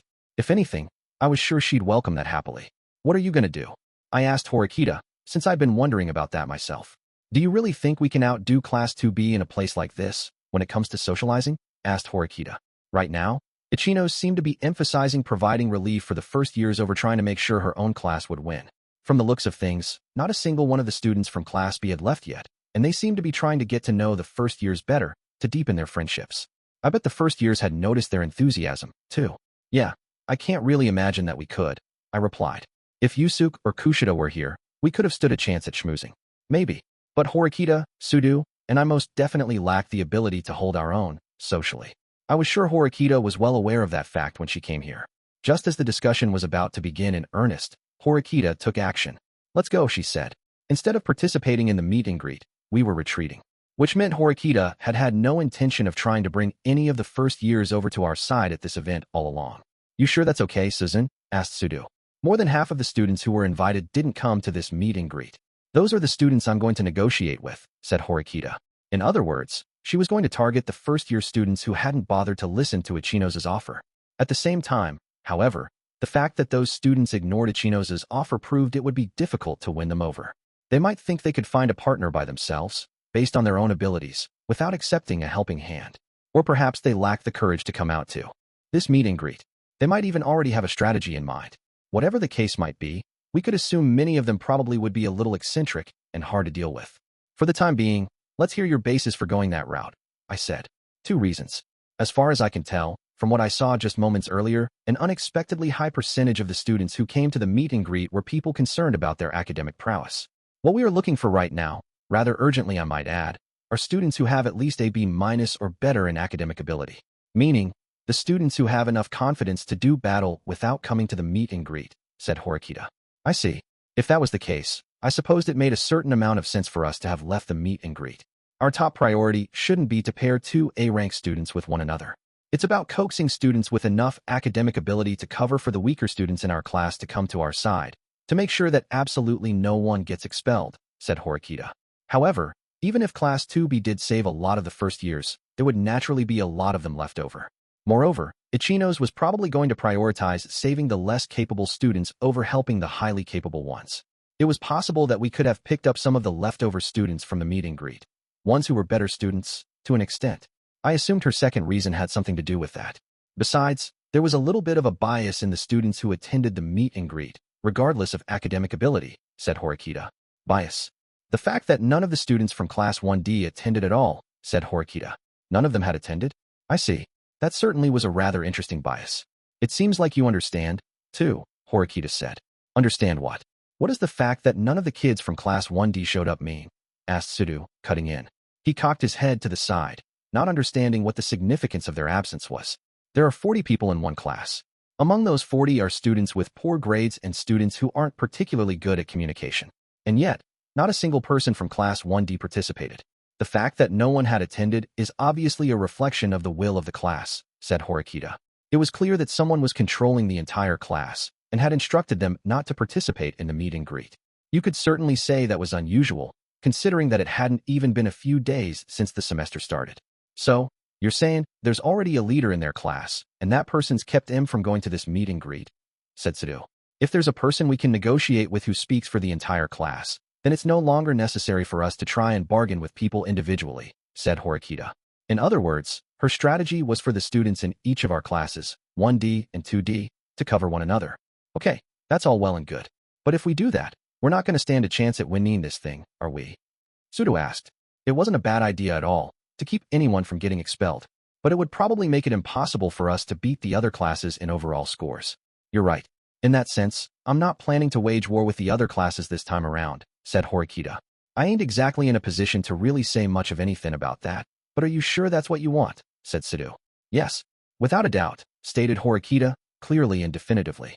Although her approach was certainly different, the general idea behind her strategy was similar to Ichino's, from the sound of it. The thinking was that you'd be giving up your chance at a valuable opportunity to get class points, a special exam. Class A's Hashimoto was already leaving the gym, perhaps because he was done snooping around Ichino's meet and greet event. Horikita followed Hashimoto, proceeding to the gym exit. Sudo and I followed her. But just before I left, I briefly looked back at Ichino's. Ichino's, not noticing my presence, was talking to a first-year student with a smile on her face. I was sure she wouldn't hesitate to extend a helping hand, regardless of that student's academic ability score. Even if it was D or E, she was fighting to prevent anyone in her class from getting expelled, abandoning the idea of achieving victory in this special exam.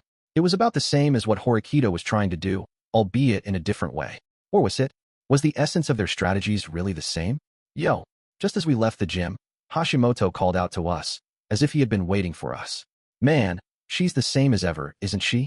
Ichino's, he said. It seems she's prioritizing saving her classmates and the first years. Yes, said Horikita. Yeah, for sure. Definitely doesn't seem like Ichino's is a threat at the moment.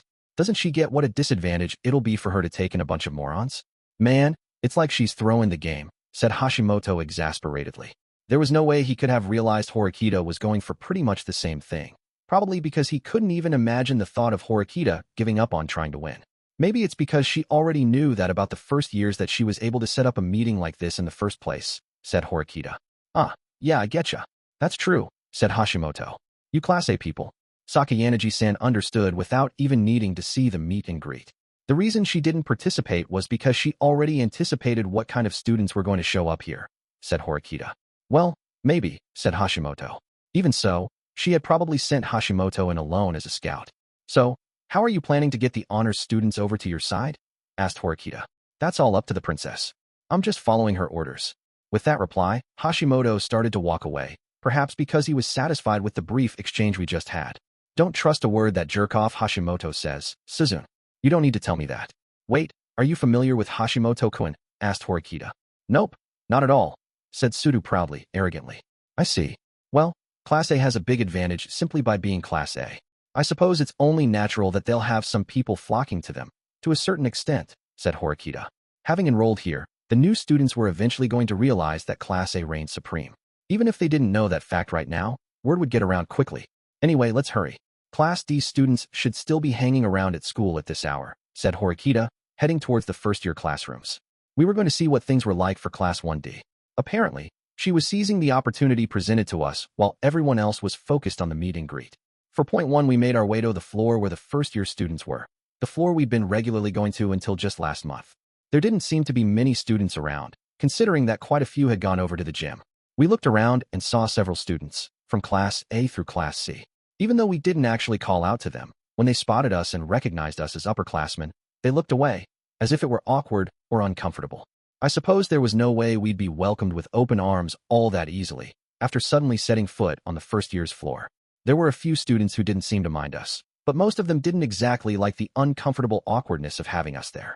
That would probably be the case tomorrow, and every day thereafter, too. I was sure that some students, trying to find a partner as soon as possible, would approach first years at all times of the day, both mornings and afternoons. But that was a dangerous gamble that might end up backfiring. Even so, there were students chatting and laughing happily in the first-year classrooms into which we peeked. Maybe they felt like there was no need to panic about this special exam. Or perhaps they didn't see it as that big a deal yet. Well, it seems like a lot of the students who had stayed behind aren't too worried, after all, said Horikita. Well, that's nice. And here I'm freaking out and all, gruffed Sudo. The first-year students would only have their private point payouts suspended for 3 months if they scored 500 points or less on the exam.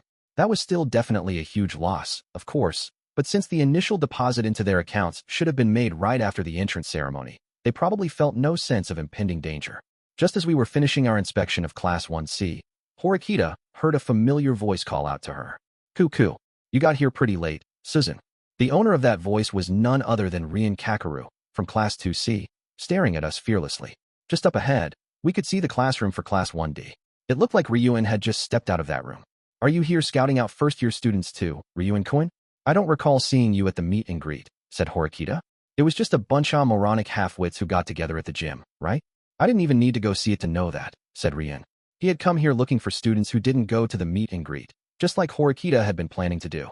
Judging from the way he was talking, it was clear he was after the top-level first-year students. There had been only about a slight 20 or 30-minute difference in our timing, but, with that much time, it was possible that he had already successfully scouted a number of students.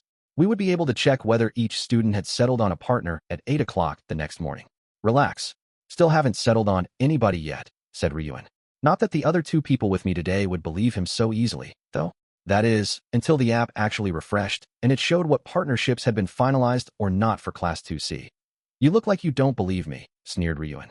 "Well, I'm taking everything you say with a grain of salt, at the very least," replied Horikita. "Huh, okay. Looks like you've gotten pretty wary of me, huh? Oh, I can't recall ever once not being wary of you before, though. Kukuku. Well, yeah, guess you've got a point there," said Ryuin. Sudo glared at Ryuin, perhaps not liking the mocking way he spoke to Horikita. A normal person would have shrunk back in fear from that glare alone, but such a direct attack wouldn't work on Ryuin. "Looks like you've hired yourself a bodyguard. But you chose a dumb one, lady," sneered Rian. "What did you say?" huffed Sudo. He looked ready to fly off the handle, but Horikita kept him in line with a gentle wave of her hand. "Oh, do you need brains to be a bodyguard? Talk about the pot calling the kettle black, said Horikita. She didn't avert her eyes from Ryuin as she delivered that comeback, still holding her hand out to keep Suda back. "Are you planning on scaring the first years? I'm afraid that taking that kind of attitude with them is going to backfire on you," said Horikita. "They would certainly shrink back if they saw Ryuin strutting about like he was the cock of the walk. I figured if I threatened them a little, they'd immediately agree to cooperate," said Rian. Horikita had been going tit for tat with Ryuin so far, dishing back what Ryuin was giving her. But Ryuin did the opposite this time, actually affirming what she had just suggested. "You're kidding, right? Do you really think that's an acceptable way of doing things?" asked Horikita. "Acceptable or not, who friggin' cares? What's the problem if someone feels a little threatened? We were told that we couldn't force someone to get a lower score or anything, but there wasn't anything about not using threats to find a partner in the rules," said Ryuin. "That's because it should go without saying that it's not okay, without it needing to be outlined in the rules. If there is a problem, you'll be in trouble," said Horikita. "Then show me where the problem is. I ain't gonna do something dumb enough that it'd get traced back to me. Anyway," said Rian.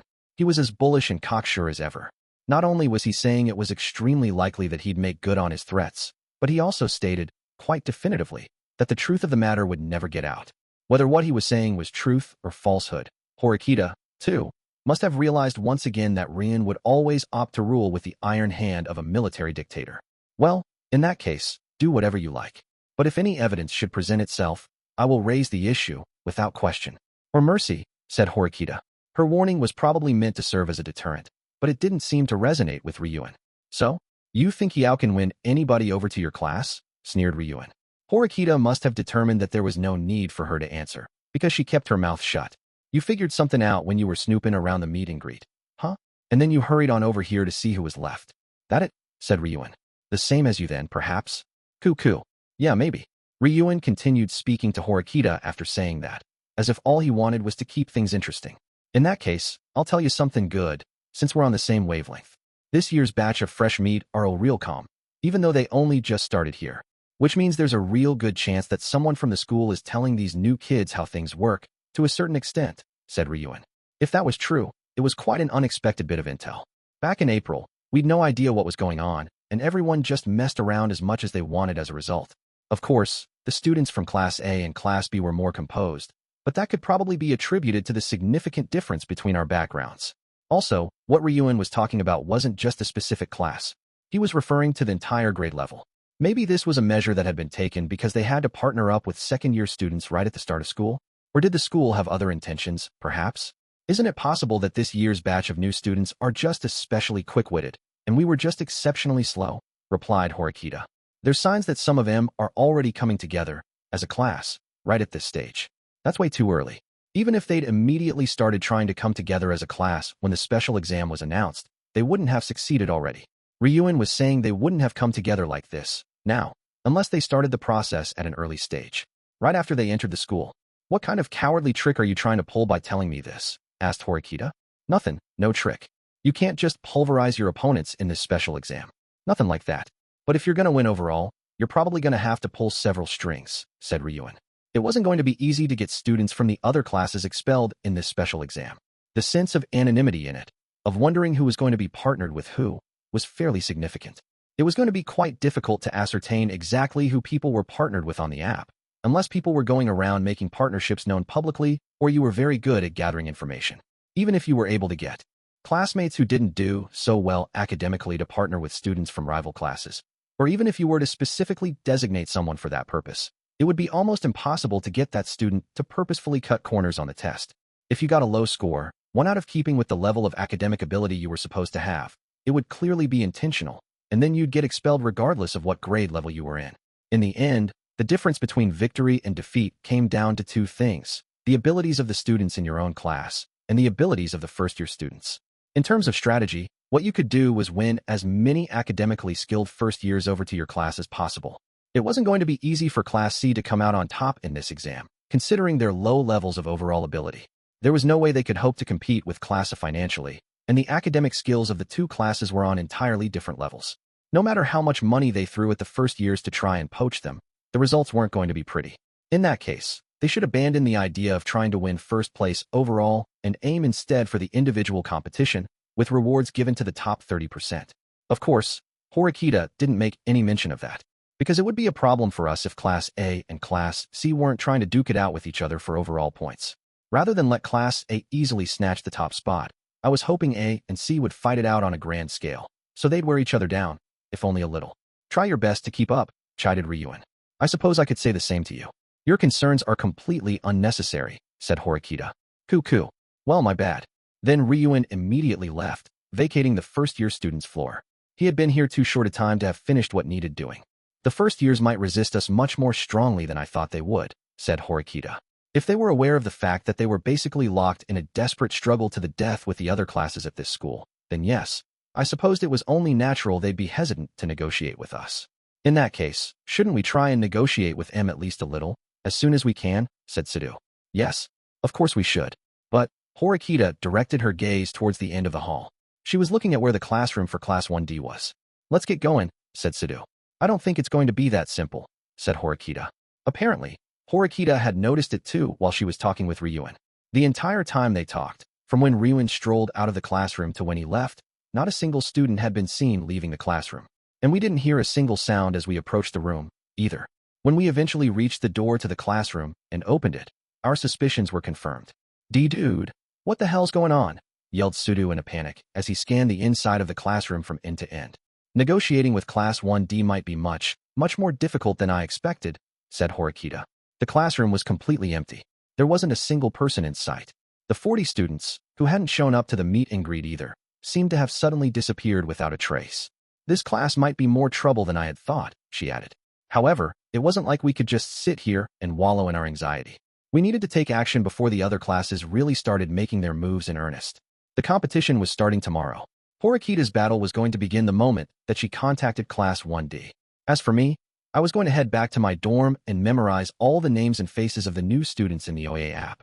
Horikita had her battle to fight, and I had mine. And as it turned out, on the day the special exam was announced, a total of 22 partnerships had been finalized. 4.2 The situation took a sudden, unexpected turn near the end of our lunch break on the next day. Something happened after we had finished eating our lunches, while we sat in our classroom, casually waiting for our afternoon classes to begin. Hey, dudes. Some first years are headed this way, shouted one of my classmates, Miyamoto. This special exam depended on first and second year students working together.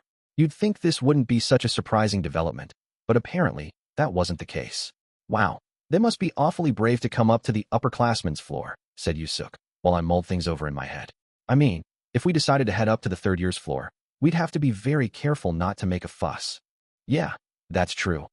It would be a different story if you had a lot of close friendships with your senpai, but for this year's batch of new students, that wasn't the case. Many of them must have felt like they were venturing into enemy territory. I suppose that in that sense, some of them showing up like this might actually be an event that merited surprise. Yusuk said he was going to go check it out, so I followed him, heading out into the hallway.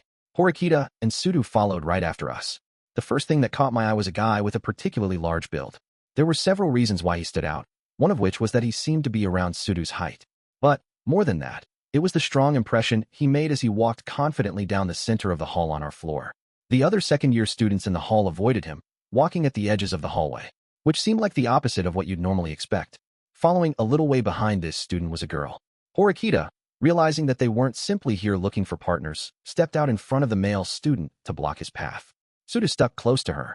When Horikita and Sudo came face to face with these new students, the first-year student made eye contact with me for some reason, even though I was watching from some distance away.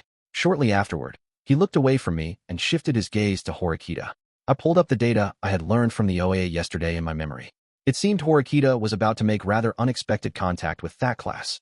Who's this chick? Asked the guy. Please wait a moment. I found it, said the girl. After fiddling with her phone for a short while, she showed him her screen. Class 2D, Horikita Suzune. Academic ability A-, said the guy gruffly. The girl spoke in a rather polite tone of voice, unlike the guy, which made them seem like quite the odd combination. They then directed their gazes over at Sudo, who was standing beside Horikita. And just like before, the girl showed the guy her phone screen. Sudo-ken. After looking at Sudo's data, the guy let out a mocking snort. Hello, my name is Nanes, from Class 1D. He's from the same class. This is Housen, he said, interrupting her. They both gave us their last names. Just for reference, the large guy's full name was Housen Kazuomi, and the girl's was Nanes Tsubasa. They were both genuine Class 1D students, just as they had said they were. Students from the very same that we tried to meet with yesterday, but couldn't. Although their sudden arrival here was rather unexpected, it was both a lucky break and a stroke of ill fortune for Horikita. That was because we couldn't exactly start negotiating with Class 1D out in the open, while under the watchful eyes of the other classes. For a couple of new students, you've done something quite brave. I admire your pluck, said Horikita. Huh? What? You admire our pluck? Don't act so high and mighty, woman, snapped Housen. She ain't bein' high and mighty, dude. Don't get all full of yourself, kid, shouted Sudo.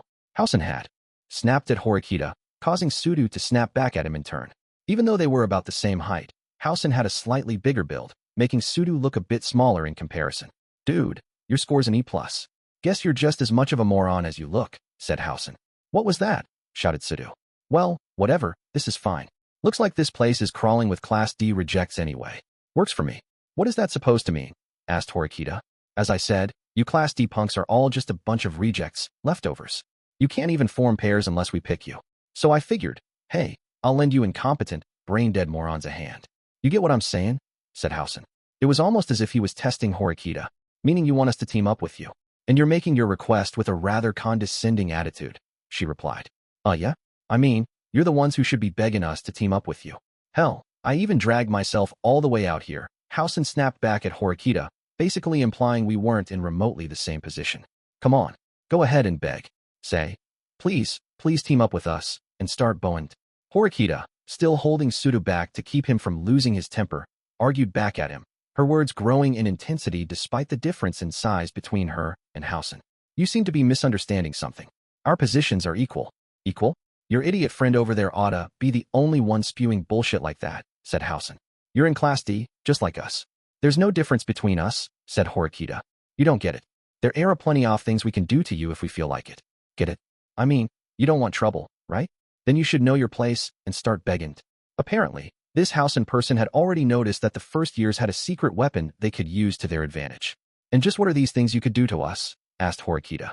She likely already knew the answer, but deliberately asked anyway, to make Housen come out and say it.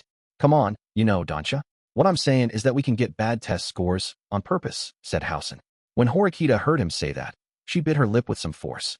Huh, enough already, you little first-year punk. You mess up the test, and you'll get kicked out of school, shouted Sudu. Stop. Don't be so quick to lose your cool, Sudu-kun. That's a bad habit of yours, said Horikita. But I could understand why Sudu would want to vent his anger after hearing Housen talk to Horikita like that. However, what Housen was saying wasn't a lie. Yeah, it's true that if you mess up on the test on purpose, you get expelled. But the penalty for not being able to find a partner before time's up is different. That only applies to you guys, right? Said Housen. The rules stated that if you ran out of time before you found a partner, one would be randomly assigned to you. On top of that, if you ran out of time, it would result in a 5% penalty taken off your overall score. And the second-year students, who could face expulsion, would take more damage from that penalty. Is that really true? Shouted Sudu, incredulous. He shot Horikita a pleading look, seeking confirmation on whether what Housen said was true. The only answer she could possibly give him was yes. Wouldn't you be putting a noose around your own neck by doing that, though? Do you really intend on taking a loss immediately after you started school? Asked Horikita. If you got hit with a penalty, your chances of getting 501 points or more on the test would naturally plummet. Well, compared to you guys, can't say we get hurt all that bad. Ain't that right? Sneered Housen. He looked to the girl standing behind him, Nanace, for confirmation. Yes, that's correct. We wouldn't have any private points deposited into our account for 3 months, but that would still only be a maximum of 240,000 points. I don't think it would be a fatal setback, replied Nanace. Get the picture now, Horikita-senpai? Housen regarded Horikita as though he were superior to her, even though she was his senior. Sudu, seeing him treat her that way, must have lost his patience. He stood in front of Horikita now, exuding intimidation, though he still wasn't throwing any punches. You want to go? Said Housen, without any hesitation whatsoever. Don't get too full of yourself, punk, huffed Sudu. Don't lose your cool, Sudu-kun. You do understand how things work at this school, don't you? Said Horikita. It wasn't unreasonable for the new students not to know this, but the hallways were supervised quite closely by school officials. The surveillance cameras were constantly monitoring us, so if there was a problem, the school officials could go dig up the footage. I know, said Sudu. After having been repeatedly admonished by Horikita, Sudu backed off, though he looked irritated. It was certainly a problem that he got riled up so easily, but I suppose the fact that all it took was a word from Horikita to keep him in check was a relief. Just then, as Sudu's attention was focused on Horikita, Housen thrust his large hand forward against Sudu's chest and shoved him. Wadash! In the next instant, Sudu lost his balance, falling backward, landing on his hands. Only thing big about you is your height, loser. Just a little tap was all it took, sneered Housen. What Housen just did was so reckless that even the other second-year students watching the situation couldn't hide their unease. Considering how dramatic the action had been, it wouldn't have been surprising for it to be seen as an act of violence. If you understood how difficult and risky it was to try and do something violent in this school, you couldn't do it. We'd thought this year's batch of new students were more familiar with how things worked at this school than students from previous years. If the information we had gotten from Ryuin the other day was true, then I had to say what Housen had just done was quite reckless. Maybe they actually didn't understand the school as well as we thought they did? No, it didn't seem like that was the case.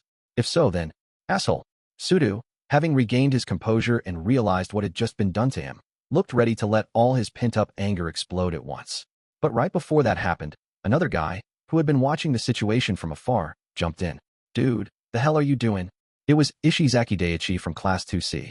He was quick to lose his temper and could be easily categorized as a delinquent, but he was also a compassionate person. It seemed like he'd run out of patience after seeing Sudu, someone from his grade level, being treated with such cruelty. Man, these losers just keep popping up out of nowhere, one after another. Like cockroaches, said Housen with a smirk, as if he found the situation amusing. The girl who had introduced herself earlier as Nanace moved to rein him back in. Housen-kun, I thought we came here to have a discussion. If we came here just so you could get violent, then I'll be leaving, said Nanace. Violent? All I did was touch the guy, like I was petting a cat or something. Well, sorry, my bad, Sudu, said Housen, purposefully addressing Sudu without an honorific, as if he were spitting on him. Hey, man, you're going too far.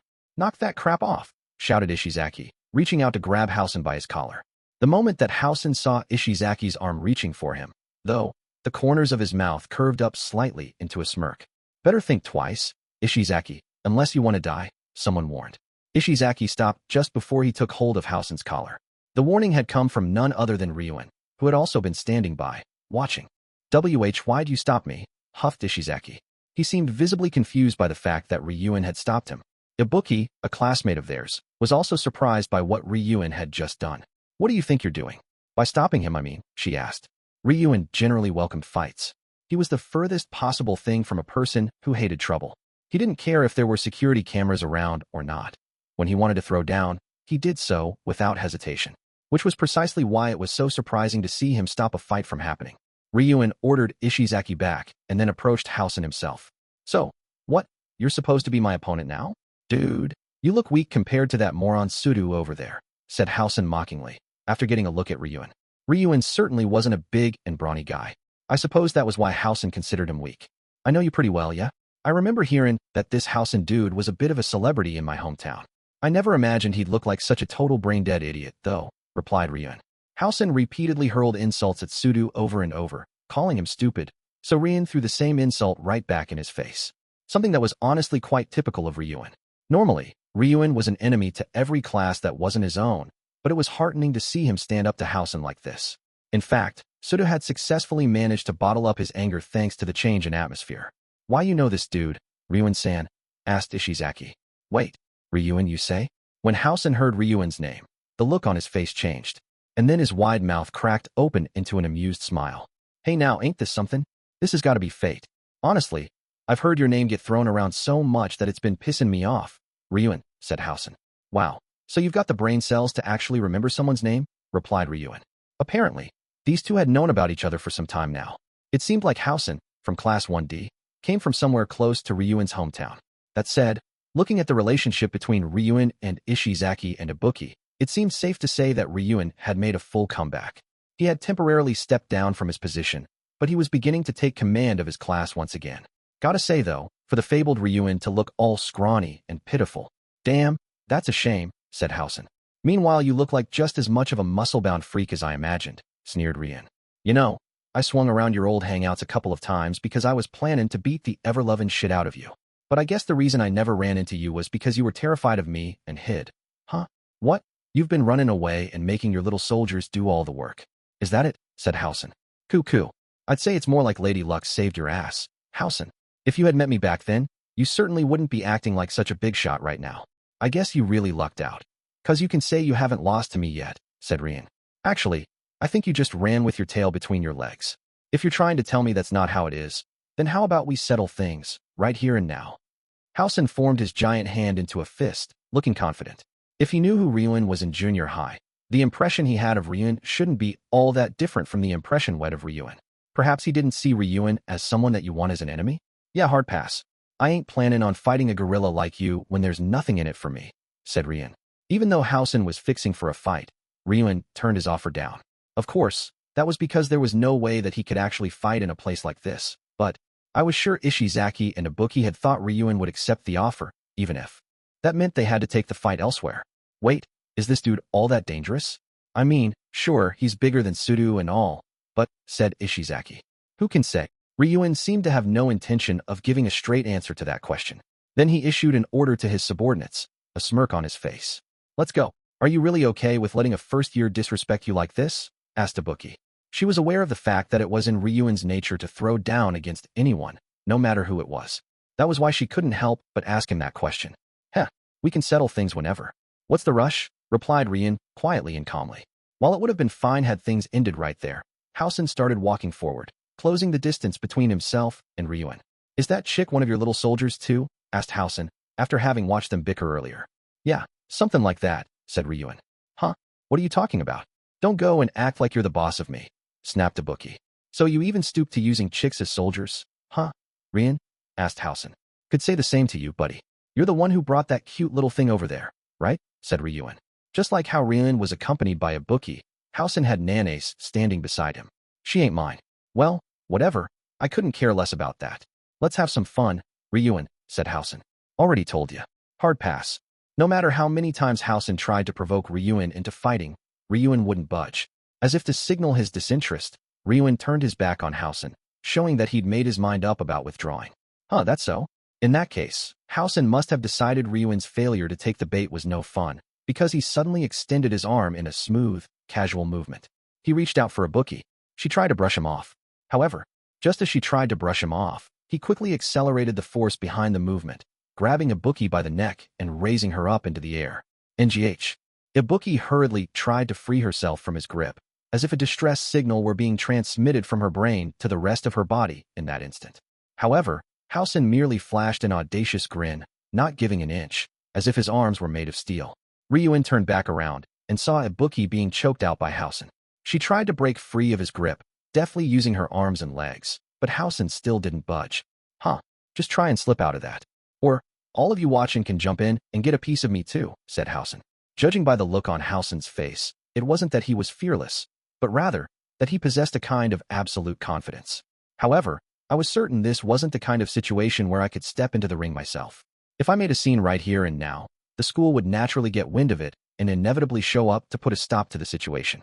The only one who wasn't tied down by such concerns, Ryuen, was the one who made a move, though he looked rather exasperated about it. Probably moving to save Ibuki rather than strike a blow against Housen, he moved forward, slipping into the space between Ibuki and Housen, near his chest. However, Housen still kept his grip tight on Ibuki's neck. And even in this situation, where his movement was limited, he continued to sidestep Ryuen's repeated kicks. Asshole, shouted Ishizaki.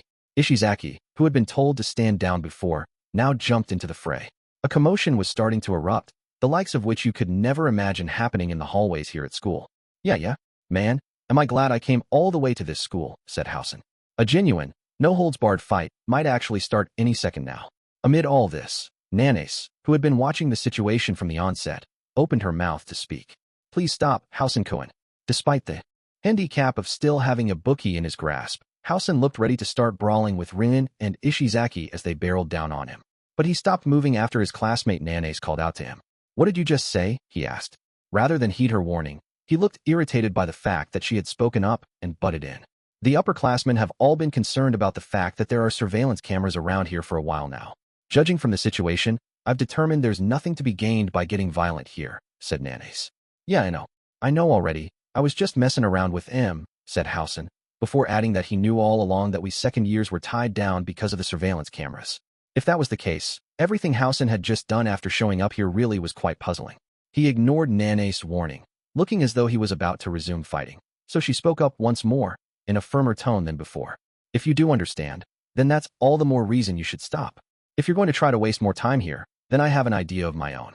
I'm considering bringing that up and telling everyone here about it, said Nanace. After Housen heard her mention that, whatever abstract idea it was supposed to represent, he stopped moving once again. Then, with a look of total boredom on his face, he let go of Ibuki and dropped her to the floor, where she coughed and hacked. Hey, not bad, Nanace. But just know that if you don't live up to my expectations, I won't show you any mercy, even if you're a girl. Got it, said Housen. When that time comes, I'll take whatever comes my way, said Nanace. Even though Housen had just threatened her, Nanace didn't sound upset. She seemed so calm that it was like it didn't matter one bit to her that she was currently standing on the second year's floor. Even so, this Housen guy was certainly no pushover. There was no shortage of people in my grade level who could boast of their fighting prowess. Among the guys, that included Ryuen, Sudo, and Albert. Even though Housen was a first year, just this brief glimpse of him in action told me he was quite capable himself. He probably wouldn't be the kind of opponent I could subdue all that easily if I were to face off against him. And because I had only gotten a glimpse of him in action, I couldn't predict how things would go if he really went all out. Ryuen had probably tried to stop Ishizaki from casually throwing down against Housen because he determined that engaging in a simple fistfight would put them at a disadvantage. This was one hell of a new student we were dealing with. All right, I'll stop. My business is all taken care of. Let's go, Nanace, said Housen.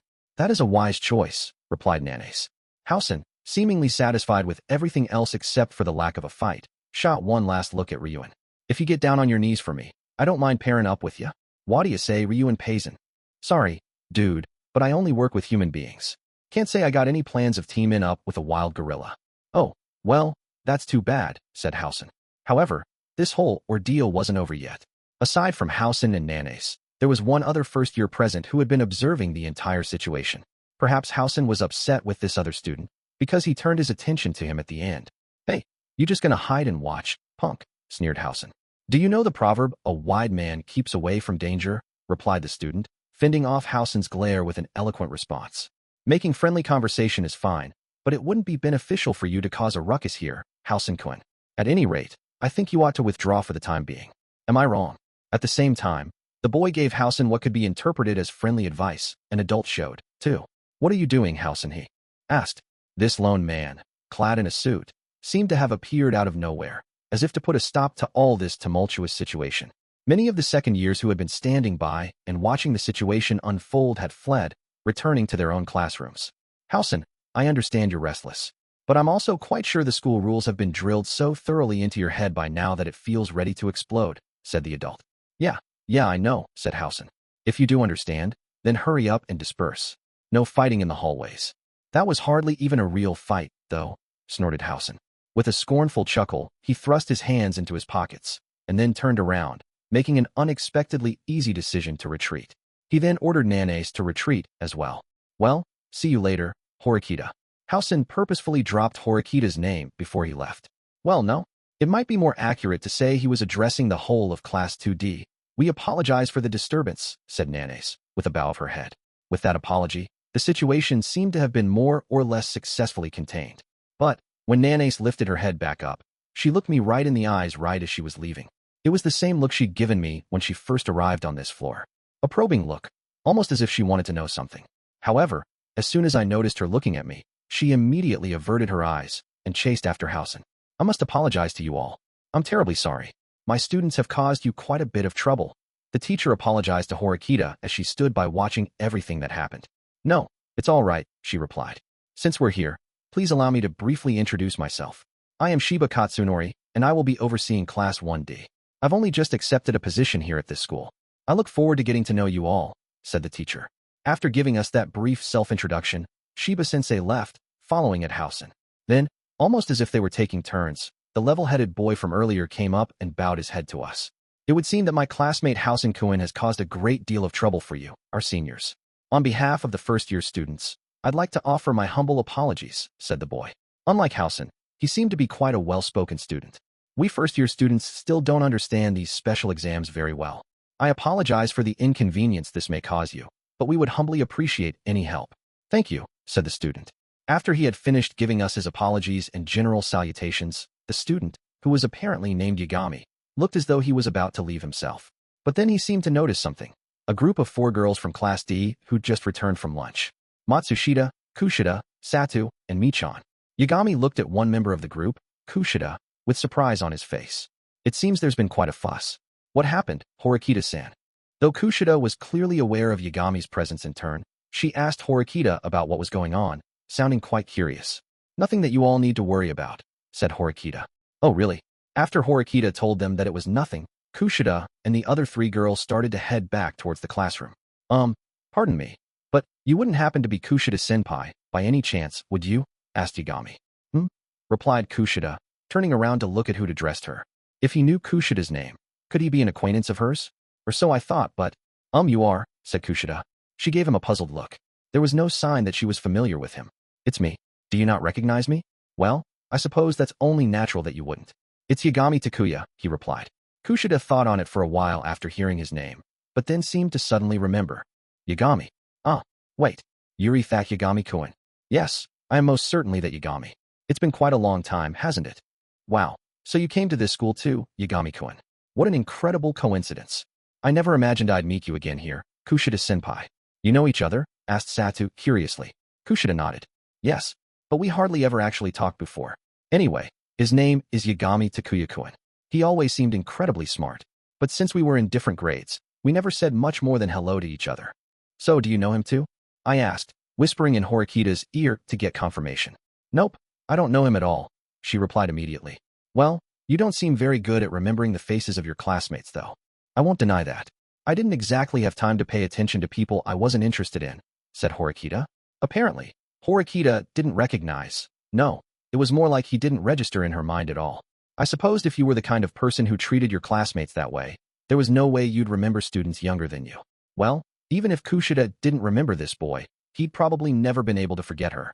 It just went to show how captivating she was. I can't believe how lucky I am to be able to go to the same school as the revered Kushida-senpai, said Yagami. Oh no, that's a bit much. I'm nothing special, she replied humbly. However, if Yagami really had attended the same junior high as Kushida, then a few concerns came to mind. Does this Yagami kid know about you-know-what? I whispered to Horikita.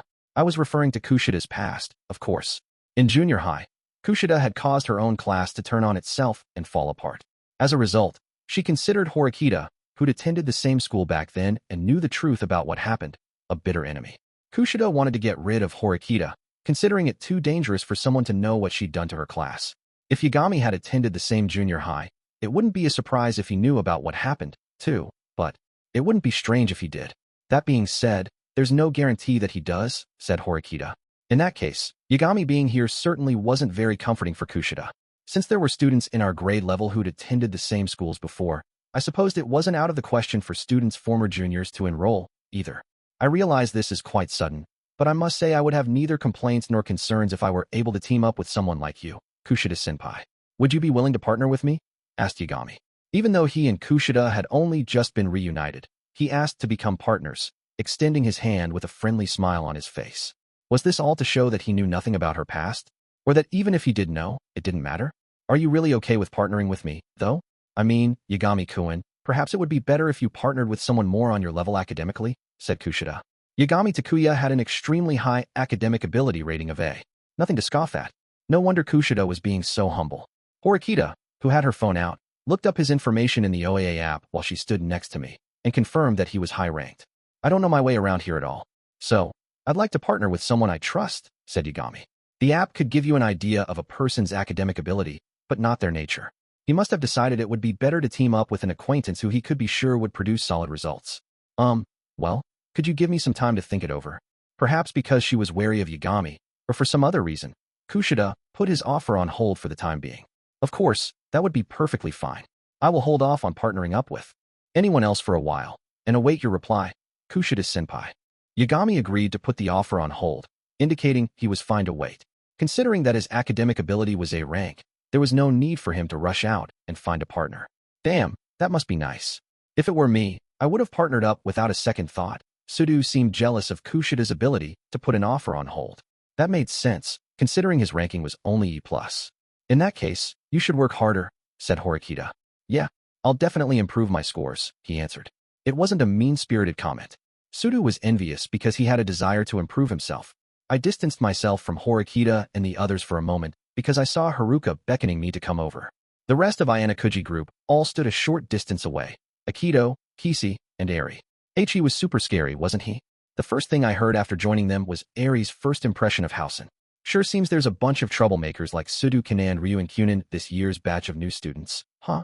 Haruka sounded somewhat exasperated after having watched the entire commotion play out. Standing beside her was Akito. He remained motionless, staring fixedly at the spot in the hall where Housen once stood.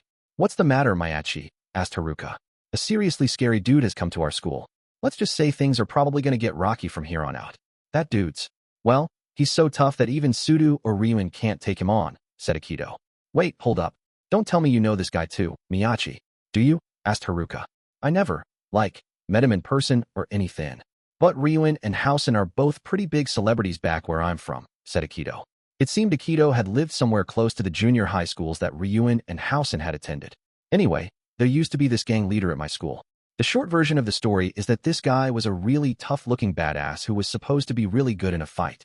But one day, he just suddenly vanished. It caused a huge uproar. Then, right after he disappeared, I heard he'd wound up in the hospital after getting the crap beaten out of him in a one-on-one fight with some dude named Housen, who was on a rampage. This Housen had apparently just started at our junior high. He was a whole 2 years younger than the other guy. G-gang leader? Dang, that's like something straight out of a manga about bad dudes. That's a little scary, said Haruka. The place I used to live in has been pretty infamous for attracting all sorts of riff-raff for a long time now, said Akito. Oh wow. Haruka looked a little bit perplexed to hear this string of unfamiliar words from Akito. And just like that, Housen went around all the junior high schools in the area, one after another, tightening his grip on all of them, said Akito. Ryu and Kuin's pretty infamous too, isn't he? But it seems like they've never met before, said Haruka. I get the feeling that's cause they just never happened to run into each other, said Akito. By the way, did you used to be a bad dude yourself, Miyachi? Asked Haruka. I quit doing that kind of stuff. These days I'm trying to be a proper student. So, you were a delinquent. I had a bad temper all the way up into my second year of junior high. Since then, I've focused everything into archery, said Akito. But that means you really used to be a bad kid, though, right? Asked Haruka. Akito scratched his head in annoyance as Haruka, strangely enough, continued to press the matter. So, what's wrong with that? He shot back. No, actually, I think it's kind of fine. If anything, I think that means you've got a pretty cool past. Don't you think? Said Haruka. It ain't cool at all, said Akito. I was guessing the reason he knew so much about fighting was because he used to be that sort of person. You could certainly tell by looking at him that he had nerves of steel and quick reflexes.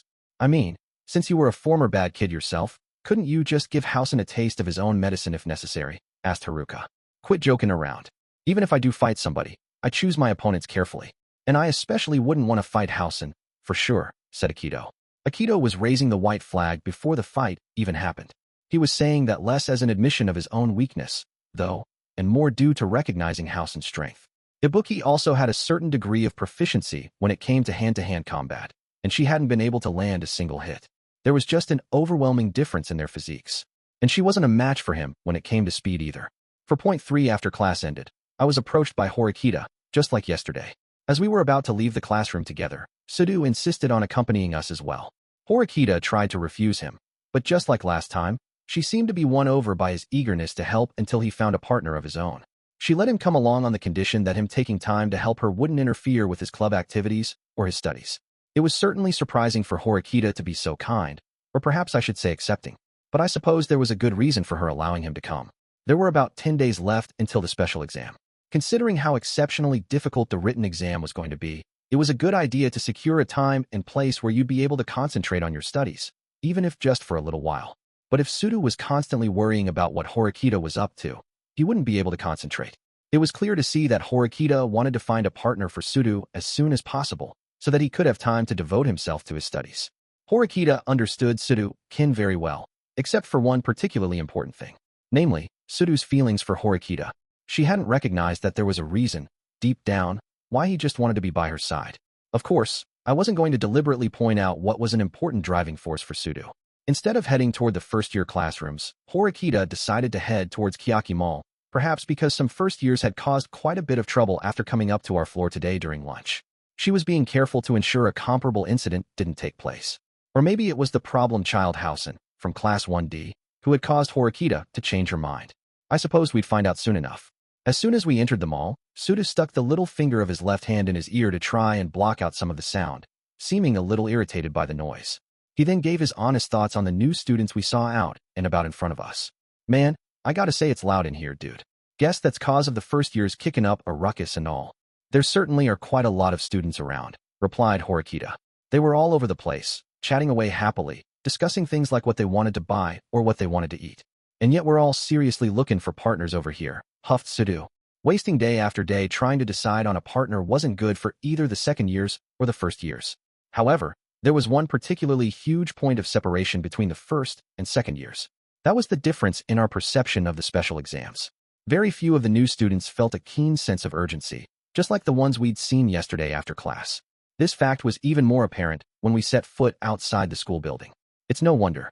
I mean, it was the same for us, back when we were the new kids, I replied. Yeah, that's true, said Sudo. With the hefty sum of money deposited into their accounts right after they had enrolled here, the new students were spending day after day in pursuit of idle amusement. Even if they were in Class A, it hardly made a difference. Regardless of how they were using their points, the fact was that they were all enjoying what this school had to offer to the absolute fullest. The most annoying thing of all, though, was the fact that there was a difference in the penalties we faced and the ones the new students did. We faced expulsion, while all they stood to lose were 3 months' worth of private points. Look at him, not a care in the world, man, said Sudo. I wouldn't be talking if I were you, Sudo-kun. Have you forgotten what you were like a year ago? said Horikita. And no, I didn't forget or anything. I've been doing a lot of soul searching, said Sudo. Probably because he was the first student in our class to be faced with the real threat of being expelled. The relief measure that we had utilized at the time was no longer available to us, of course. The privilege of being beginners had already been used up. For the time being, let's try talking with a group of people, said Horikita, spotting a group of 3 first-year guys sitting on a bench, chatting and laughing among themselves. Their names were Kaga, Mikami, and Shiratori. They were all students in Class 1D and all had an academic ability ranking of B, or better. Before calling out to these students, Horikita had pulled up their information in the app, just to be sure. It seemed she hadn't changed her mind about going after students from Class 1D, after all. Excuse me, do you have a moment? Asked Horikita. What is it? Replied one of the students. They could probably tell just by glancing at us that they were dealing with upperclassmen. The joyful expressions quietly faded from their faces and were quickly replaced with looks of caution. We're looking for partners for the upcoming special exam. Have you found partners yourselves yet? She asked. Oh, no. We still haven't partnered up with anyone yet, said one of the students. If you'd like, we'd be happy to talk to you about partnering up, said Horikita. Yeah, we'd definitely be okay with that. Right? Said one of the students. After hearing Horikita's proposal, the 3 of them nodded in response, almost as if they had discussed matters in advance. We got an unexpectedly good vibe from their response, and it seemed like they had relaxed their guard a little bit. Sudo looked surprised, like he could hardly believe how positive they were acting. However, while I'm very sorry to say this, our top priority right now is to find partners who can help out the students with poor grades to prevent them from being expelled, right? Said one of the students, finishing Horikita's sentence. It seemed that idea had already spread among the new students. Yes, if you understand that already, then this discussion will be quick, said Horikita. Well, so, you'd like one of us to team up with Suda's senpai? Asked one of the students. They'd also checked out our profiles on their phones, which was why they had no hesitation in talking with us. Yes, he's one of the students we'd like to find a partner for. There are many others, as well, said Horikita. Oh, okay, I see. Let's see, Suda-senpai has an academic ability ranking of E+. Huh, that does sound quite difficult, said the student. He was being diplomatic, but it was still clear he was pointing out just how low Sudu's academic ability ranking was. Even though what he said was true, Sudu seemed upset. Still, he barely managed to keep it together and not let his dissatisfaction show on his face. Shiratori, you should be able to handle it just fine, right? The other 2 students looked to Shiratori, who sat at the far right end of the bench. My academic ability ranking is A, at least for the time being, said Shiratori. Yes, so it seems. If you're willing to partner with him, I would certainly not complain, said Horikita. In that case, how about this much? Shiratori held out his hand with all 5 fingers up, making a proposal in return. For a moment, Horikita didn't understand what he was suggesting, so she looked back at Sudu and me. My oh my, you want to partner up, right? If so, I should think something like this would be obvious. No, said Shiratori. When Horikita heard that, she understood what he meant. I suppose you're referring to private points. Of course. I mean, if someone like myself were to team up with a smart student, I could shoot for the top spot. Since I'll be giving up a chance at getting the top-tier rewards by partnering with a student with a low academic ranking, it's only natural that I ask for something in return, said Shiratori. Say what? You want points from us? And you're a skin for 50,000? Dude, that's way too much, said Sudu. For someone like Sudu, who was constantly short on funds every day, that was an extraordinary number of points to ask for. Senpai, please stop joking around. There's no way I could accept 50,000, said Shiratori. Huh, said Sudu. I meant 500,000. If you can give me 500,000, I'll happily partner up with you right here and now, said Shiratori. F 500,000, shouted Sudu. It would be quite difficult for you if a student got expelled from your class, right? We've been doing a bit of research ourselves, you see, said Shiratori. Apparently, this year's batch of new students were quite different from how we'd been last year. They had already begun to understand how this school worked, and on top of that, they understood their value. Between our grade level and theirs, it was difficult to tell which of us were the seniors and which the juniors. Looking at the situation we were in, it could easily be interpreted the other way around. It's certainly natural to want some kind of remuneration if you're being asked to partner with someone with a low academic ability ranking, said Horikita. Hey, Susan. I ain't got 500 large though, you know, said Sudu. I know that. Be quiet for a minute, said Horikita. The 3 first-year students wore sarcastic, wry smiles on their faces after hearing Sudu carelessly divulge his financial circumstances. It's only natural to want points, yes. However, is chasing after short-term desires really a good idea? Said Horikita. Meaning? Asked Shiratori, speaking as a representative of the 3 students. Meaning that if you ingratiate yourselves with us here and now, we might be able to provide help to you down the road, in similar situations, said Horikita. explaining to them that it would be to their advantage later if they were to exchange in some give and take with us in a form other than private points. Well, putting you aside, Horikita-senpai, since you have an A ranking, I can't really imagine having Suda-senpai or Ayanokouji-senpai there would really be of any help to us. Wouldn't you say? Said Shiratori. That's not necessarily true. This school isn't just about academics. There are times when you'll need physical ability, too, said Horikita. That was especially applicable to Sudu, as he was the only student in our grade level who had an A+ in physical ability. Horikita had been intending to use that as a weapon in her arsenal for this negotiation, but I know that. But still, you're just classed in the end, right? If we were to ingratiate ourselves within anyone, it would be Class A or Class B, said Shiratori calmly, having apparently come to an objective conclusion. Seeing that, Horikita probably understood. I see. So that's how it is.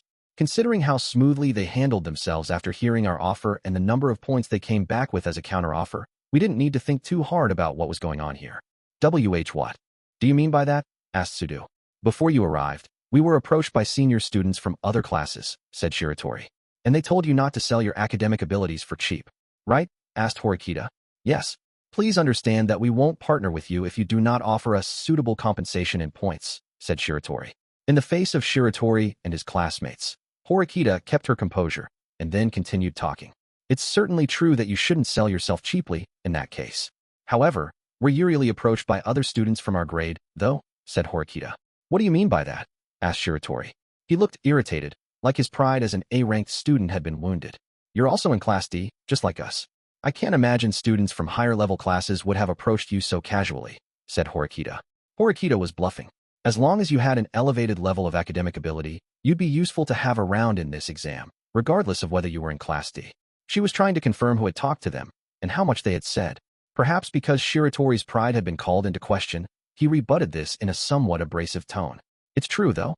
We were invited by Hashimoto-senpai from Class 2A. On top of that, we were approached by students from Class 2C, who offered us quite a few points to partner up with them. Isn't that right? Said Shiratori, glancing at his friends, who both immediately voiced their agreement. We're not the only ones, either. Most of the smart kids have been approached, added Shiratori. Just as Horikita had calculated, Class 2A and Class C had gone with the idea of trying to buy students out. I see. In that case, I suppose we cannot meet your expectations right now, said Horikita.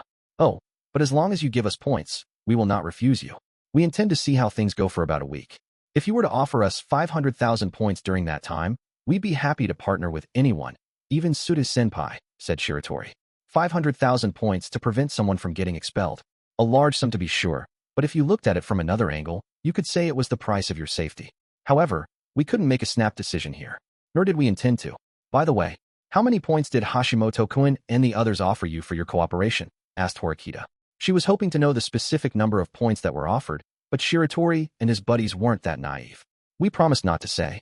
All I will say is that for 500,000 points, we will help you, said Shiratori. I understand. I will take that into consideration. However, we would like to ask you for one favor. Would you be willing to introduce us to some of your fellow students in Class D? Asked Horikita. Introduce. Shiratori repeated.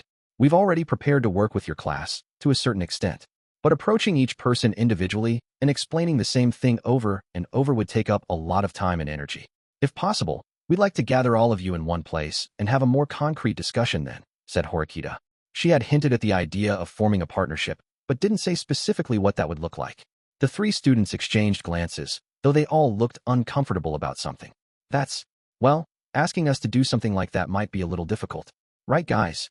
Yeah. If we go ahead and do something like that without getting permission, Housen-kun will probably get mad at us. Don't you think?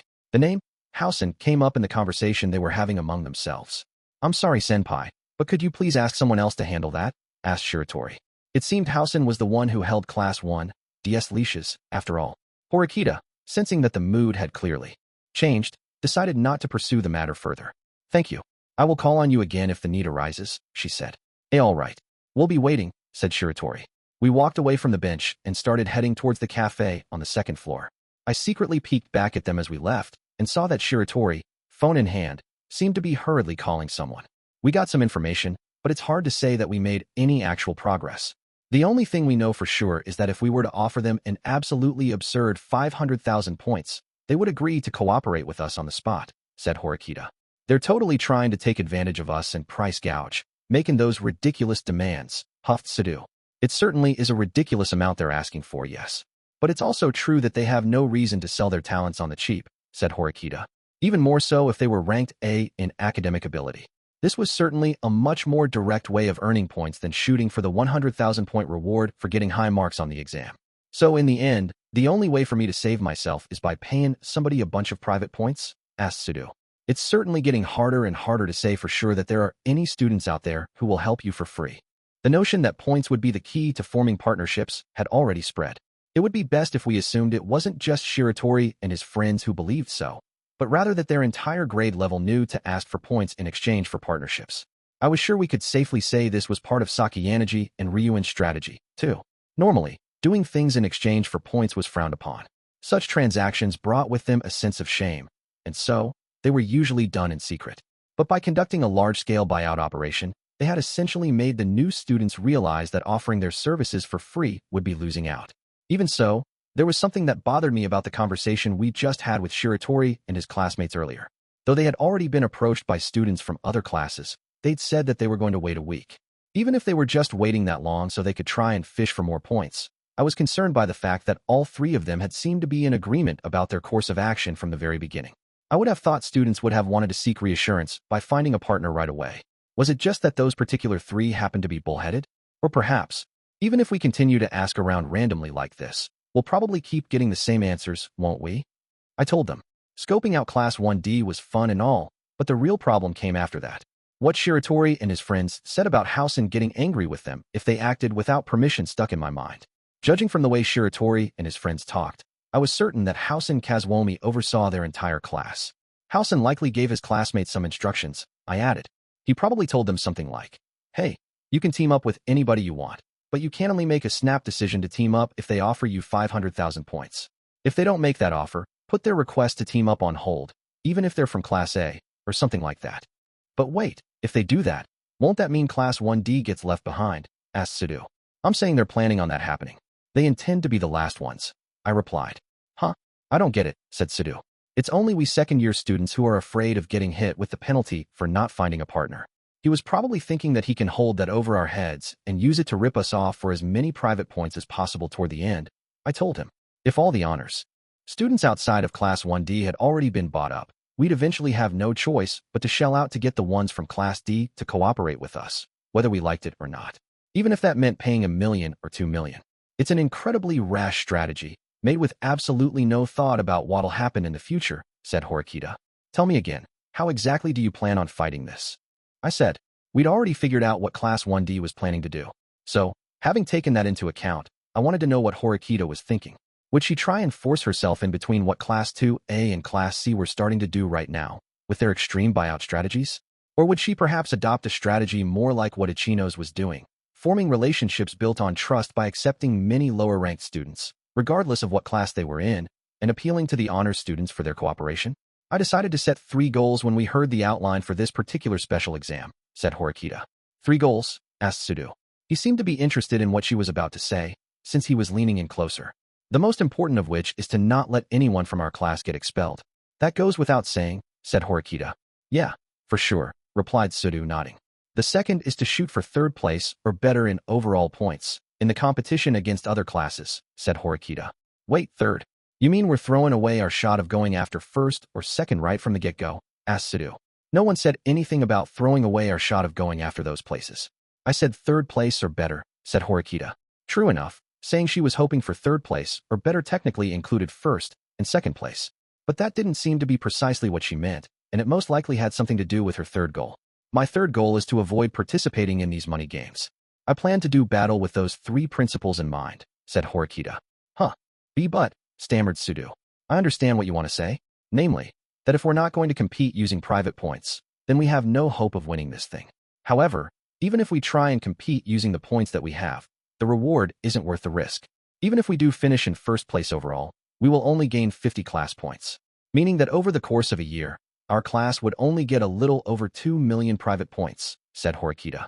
If we got 5,000 points per person per month, excluding the deposit that we got in April, which had already passed, and multiplied that amount by the remaining 11 months, then we'd end up with 2,145,000 private points. And if we pay 500,000 points per person, That means we'd be in the red after paying for 5 people. We can't possibly be so naive as to think that we could win this thing just by getting 4 or so first years who have an academic ability ranking of A, right? Said Horikita. Even if we were to carry that into the next 2 years, that is, until we graduated, it would still only be 4,485,000 private points, which covered a maximum of 8 recruits. Moreover, this was all based on the supposition that not only could we assuredly draw in those students at 500,000 at most, but also that we would be getting first place in the overall rankings by grade level. Considering the risks, it would likely be far more efficient for us to simply wait for an upcoming special exam and use our private points then. Private points and class points are not equal. I'm well aware that there is more to it than just what we get in return. However, I think that even if we do pump all our points into this test, we'd only have a slim chance of winning, so we shouldn't try and push it. Am I wrong, Ayanokouji-kun? Asked Horikita. Not at all. Your decision is the right one, I replied. The difference in overall academic ability between us and Class 2A had been clear from the start. If we wanted to win overall, I couldn't really imagine we'd gain much of an advantage from bringing in 8 students. Of course, Horikita was resourceful. She would probably consider paying out private points if there were students who were willing to partner up for 50 or 100,000. It was just that she didn't want this battle to come down to what was in our bank accounts. In order to achieve those 3 goals, I still think we should try to negotiate with Class 1D. After all, said Horikita. WHY though? Weren't all the kids in their class told by Housen not to team up with us for anything less than 500 large, said Sidhu. As far as the honors students are concerned, yes, that's true. However, there are students in their class who have an academic ability ranking of C or below, too. What do you think would happen if they were neglected? Asked Horikita. What would happen? Repeated Sidhu. Students who should normally have been fine would also receive penalties, and their position would be thrown into question, I replied. Horikita nodded at what I said, and then continued from there. There's no way those students would willingly give up the private points they could get every month. Which means at some point, Housen-kun will have no choice but to abandon his current stance, said Horikita. Even if all the honors students in 1D tried selling themselves for 500,000 points, the rest of the students in their class couldn't do the same. Putting aside the issue of whether second-year students would get expelled or not, Housen would fall behind in the battle between the first years. If he's looking for a way to win, there will definitely be an opening that we can exploit, said Horikita. It seemed she was intent on dealing with Class 1D then, the class that everyone else wanted to avoid. That being said, it would be dangerous for all 39 of us to try and engage with Housen-kun's class. We need to minimize the risk as much as possible, said Horikita. If our negotiations failed, then it would be the students with less academic skill who would be in trouble.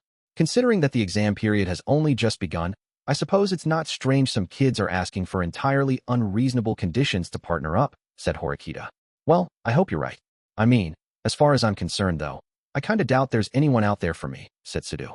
In any case, the only way we'll find gifted partners is to reach out to a lot of people, said Horikita. As we were waking up the steps to the cafe on the 2nd floor though, we heard a voice come from behind us.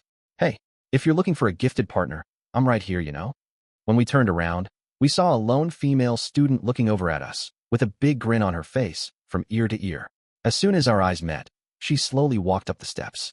Horikita was the first one of us to let her suspicions show on her face. Were you eavesdropping on us? She asked. Oh, gosh, no, senpai. I just shouted out because I only happened to hear what you were saying is all. And the girl spoke without looking over at Sidhu or me, keeping her gaze locked onto Horikita. Senpai, what's your name and academic ability ranking? My name's Horikita. I'm from Class 2D. My academic ability score is A-. What of it? She asked. Oh wow, you're smart, replied the girl. And your name is? I'm Ichika Amasawa, from Class 1A. I'm the same as you, Horikita-senpai. I've got an A in academic ability. She looks like a girl who only cares about popularity, but is actually quite a smart student. Just to be sure, Horikita checked her information in the app. If you want to shoot for the top, I'll work with you. Okay. Amasawa asked that question without even asking anything about our backgrounds. If students with A and A ratings teamed up together, it certainly wouldn't be impossible for them to get first place. As for Horikita, she had deliberately lowered her score for Sidhu's sake in the past, so if you took that fact into consideration, it wouldn't be unfair to say she actually was an A, not an A-. Though this was unexpected, Horikita could very well end up settling on a partner for herself, not Sidhu or anyone else. This might be a coincidence, but a student with an academic ability ranking of A to just reach out to her. If Horikita were to say that she instead wanted Amasawa to partner with a student with a lower ranking, Amasawa might choose to walk away. I sincerely appreciate the offer, but I'm actually not looking for a partner right now myself. Instead of partnering with me, though, could I possibly ask you about partnering with him? With Sudo-kun? Asked Horikita. Horikita took that risk anyway, introducing the girl to Sudo. Though Sudo was a little perplexed by the situation, he gently bowed his head to Amasawa, giving her a proper greeting. Let's see, what's Sudo-senpai's academic ability ranking? Said Amasawa. E+. Certainly not a good grade, by any stretch, said Horikita. Not good was putting it mildly. If anything, he was in the running for the lowest ranking in our entire grade. I gotcha. So that means you're looking for help, Horikita-senpai. You're trying to find a partner for him so that he won't get kicked out of school. Amasawa, having grasped the situation, looked over at Sudo. E+, huh? If we teamed up, forget about getting the top spot. We'd probably end up scoring a little under the middle of the road. Yes, that's true. There's hardly any advantage for you in it, said Horikita. I wondered if Amasawa was going to bring up points now, but there was no sign she was going to do that.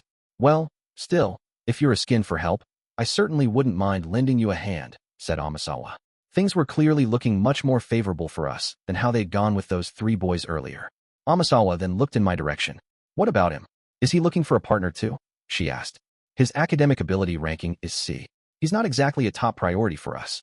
However, if Sudo-kun is a no-go for you, we'd still be very appreciative if you team up with Ayanokouji-kun as a worst-case scenario, said Horikita. Wait, no, hold on, I replied, cutting in. While this was probably a kind gesture on Horikita's part, I had to put a stop to it. I couldn't just decide upon a partner right now without thinking about it. Is there something wrong with her? Asked Horikita. No, it's not like that. It's, oh hey, wait a sec. I still haven't said which one of them I'll pair up with yet though, you know? Amasawa, seeing that the conversation was moving ahead without her actual consent on the matter, spoke up and put a stop to it. Do you have any conditions you would need fulfilled for you to partner with either of these two, then? Asked Horikita. Conditions, huh? Yeah, okay. I suppose I am entitled to at least that much, right? Said Amasawa. Horikita had decided to bring up the topic herself, to see if Amasawa had any conditions for a partnership. She hadn't changed her basic policy of avoiding engaging in a spending competition with the other classes using private points. But if Amasawa's price was low enough, there was room for consideration. I just prayed it wasn't too high a price, like what Shiratori and his friends were asking for. Well, I really like strong people, you know, said Amasawa, saying something that had absolutely nothing to do with this exam, while wearing a devilish little grin. What in the world are you talking about? Horikita furrowed her brow suspiciously, having expected the topic of discussion to shift from studies to points. Well, it's like, I was racking my brain over what I should do for this exam and stuff. I was thinking, should I study super hard, team up with someone around A rank like Horikita-senpai, and try and shoot for the top? Or, like, should I kind of take it easy, just try and get through the exam? And if I'm going to take it easy in the test, I want to team up with someone I like, you know what I mean? Said Amasawa. I suppose that was certainly preferable to working with someone you didn't like, or someone you didn't care about at all. I like strong guys, added Amasawa, repeating what she had just said earlier. Horikita's head spun as she tried to understand what Amasawa was saying. Meaning, you're asking if Sudo-kun is strong or not then? Asked Horikita. Right. And I'm not talking about, like, being mentally strong or anything. I'm asking about whether he's physically strong. Well, I can tell easily enough that you do sports or stuff just from looking at your physique, said Amasawa, pointing her finger at Sudo, a student who normally should be a non-entity to someone with an A in academic ability. Sudo was confident of his strength, so while he was somewhat shy about it, he nodded in agreement. You want to partner with me? Asked Amasawa, extending her hand and caressing Sudo's cheek. Well, I mean, if I had an A in academics, then we'd be a lot better off though. Are you really okay with me? Said Sudo. If you really are strong, then sure, said Amasawa.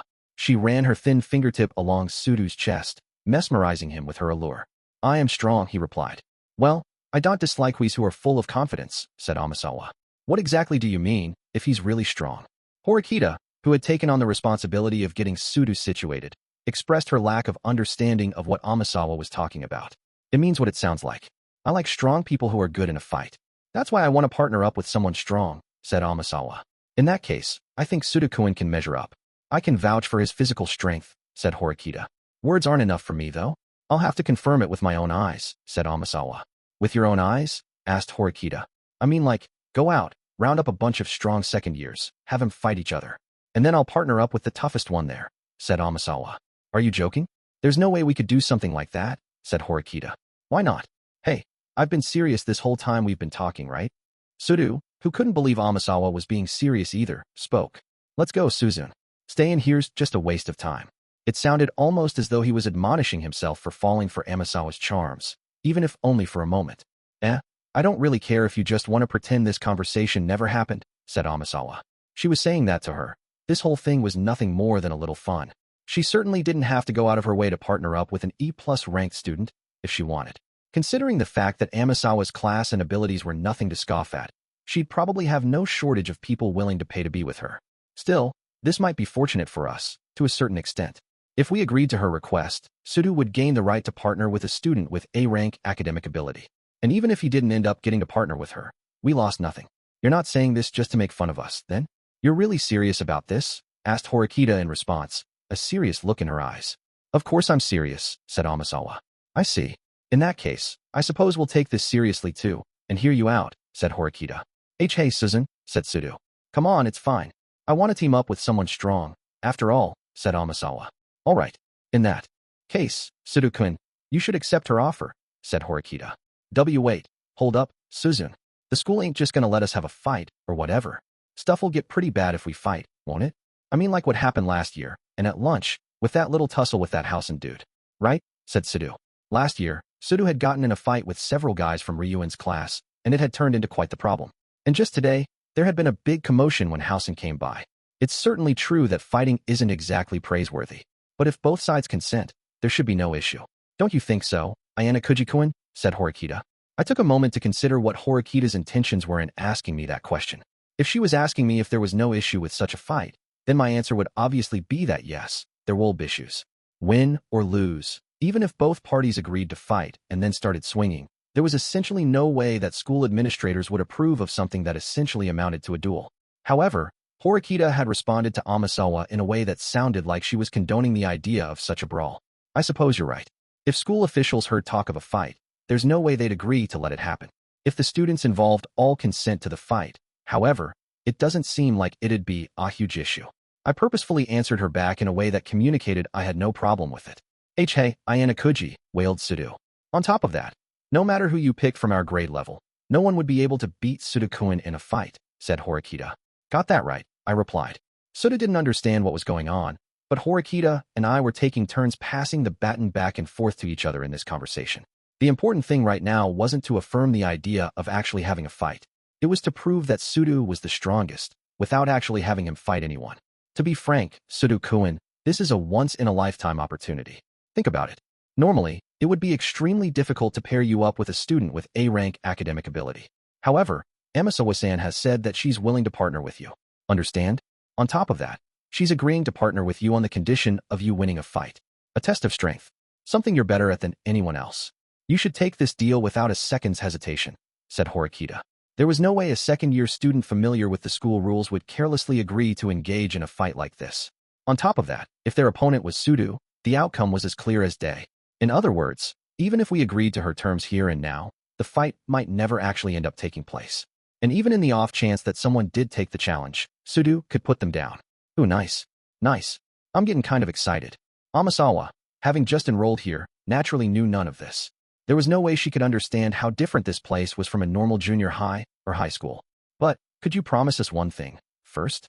If no one shows up to this fight other than Sudo-kun, then you'll agree to partner with him, said Horikita, hoping to confirm an important part of the deal. If Amasawa didn't agree to that condition, this discussion would go any further. Sure, I promise. If no challenger shows up, then he'll win by default, said Amasawa. After Amasawa gave us her word, Horikita nodded, apparently satisfied. All right, Sudo-kun? She asked, turning to Sudo. Sure. If you don't have a problem with it, Suzune, then I don't mind at all, said Sudo, balling both his hands into fists, and then smacking them together in front of him, hard. As far as Horikita was concerned, Amasawa's proposal was both a product of chance and an invaluable opportunity. Okie dokie, I'll post a general message in the app. For everyone to see. I'll tell anyone who feels confident about their physical strength to shoot me a direct message before the end of the day if they want to join in, said Amasawa. No matter who shows up, I'll take him. Conveniently enough, Suda didn't seem to understand what Horikita was thinking. He was probably just getting excited over the idea of fighting somebody hand-to-hand. Would it be all right if we select the location? We'd prefer not to unintentionally let things slip to the school, said Horikita. Yeah, sure. I think you guys would probably know more about that than me anyway. I'll let you handle that part. Amasawa must have finished composing her message, because she turned to us for a final confirmation before sending it out. Okay, so once this goes out, we'll have our little test of strength. That okay with you? Horikita nodded back in response. Amasawa slowly looked over all three of us. Then she turned her phone screen off and put it back in her pocket. Actually, let's not, after all, said Amasawa. I had thought maybe she had a sudden change of heart, but that didn't seem to be the case. Judging from the look on her face, we should assume that she had been testing us, trying to feel us out. However, both Horikita and Sudo were flustered by Amasawa's abrupt change. What's wrong? Asked Horikita. Even if I put out a message asking for people, it doesn't seem like anyone would show up. Based on Sudo-senpai's physique, and the way both Horikita-senpai and Ayanokouji-senpai are acting, I can tell he's top dog in terms of strength in your grade level, said Amasawa. So she'd come to understand there was no need to go through the trouble of making people fight to compare them. It seemed the little act Horikita and I had put on, as well as Sudo's natural reaction, had been even more effective than we had expected. If Amasawa had only noticed all this after she posted the message, Horikita probably wouldn't have let her take it back. In order to not let Amasawa realize that we had been acting before, Horikita expressed her dissatisfaction. Are you making fun of us? No way. It's nothing like that, really. It's just, it's no fun when the outcome's so obvious. I just want to see it with my own eyes and make sure he's the strongest. So please don't get all mad at me, senpai. Amasawa pressed her forefinger against her lips, lost in thought for a moment. I'll still give you a chance though, so come on, forgive me, she added. Horikita was trying to stay in control of the conversation, but kept getting knocked off balance by Amasawa's peculiar approach. It seemed she didn't jive so well with people like Amasawa. Well, I guess besides strong guys, I like guys who can cook, said Amasawa. Cook, said Horikita. Amasawa's newest suggestion was once again something completely unrelated to the special exam. So Suda-senpai, right? Would you make me a home-cooked meal? Something like super extra yummy, said Amasawa. Home-cooked meal, stammered Sudo. Sudo, who had been brimming with confidence just moments ago, now seemed overcome with shock after hearing her unexpected request. I mean, it being tasty is a prerequisite, of course. It's got to be good. But you also have to make something that I specifically request, said Amasawa. Wait, I ain't ever cooked a meal in my life. Is that so? Well, I guess that means I take back giving you a chance, replied Amasawa, cutting him off. Horikita jumped into the conversation, not wanting to let this opportunity pass us by. Can I do it then, in Sudo-kuin's place? Nope. I told you before, didn't I? I said I like guys who can cook. Besides, if the guy I'm partnering up with can't cook, then there's no point in partnering with them at all, said Amasawa. Meaning it didn't matter how well Horikita could cook. If you were a girl, Amasawa wasn't interested. Well, if Suda-senpai is no good, why not give up on him and try to find a classmate who can cook? Oh, is that because even if you did go out and find someone in a hurry, I still wouldn't be partnering with Suda-senpai then, said Amasawa, flashing a devilish grin. Maybe you should work on turning Suda-senpai into a master cook. Of course, I gotta wonder if you can really do that in time. I am pretty popular, you know. If you don't hurry, I'll probably find a partner. That wasn't just a hollow threat. She would probably find a partner in the not-too-distant future. There were many exceptionally talented students other than Horikita in our grade level. There was no need for Amasawa to deliberately take on the risk of partnering with the likes of Sudo. If anything, this was nothing more than a playful whim on her part. If she changed her mind, even a little, that would be the end of it. But a classmate who had poor grades and was a guy who was good at cooking? No one else came to mind at the moment. In that case, this request from Amasawa might just be a no-go for Class D. Giving up on her and going after other students would probably be a better use of our time. When Amasawa saw we weren't giving her an answer, she went on to add something else. Okay, well, how about I give you a little special treatment? I didn't want to partner with a guy who's good at cooking, but if you can satisfy my taste buds, I'd be willing to team up with a good fighter like Suda-senpai, said Amasawa. She was offering us a compromise. Amasawa wanted to partner up with a guy who was a good fighter or a good cook. In that case, we could certainly satisfy her. I guess it would be like teaming up with a good cook and a good fighter at the same time, she added.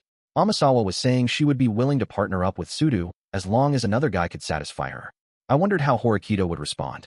But the problem was that I couldn't really think of a student who fit the bill. We also seriously lacked the time necessary to teach someone how to cook. Ayanokouji-kun. If I recall, you once boasted to me that you're quite the skilled cook, didn't you? Said Horikita. What in the world was Horikita thinking, asking me a question like that so openly? I had never once told her anything of the sort, much less boasted about it. While it would have been easy for me to deny her assertion, it seemed necessary for me to play along and make sure our stories matched.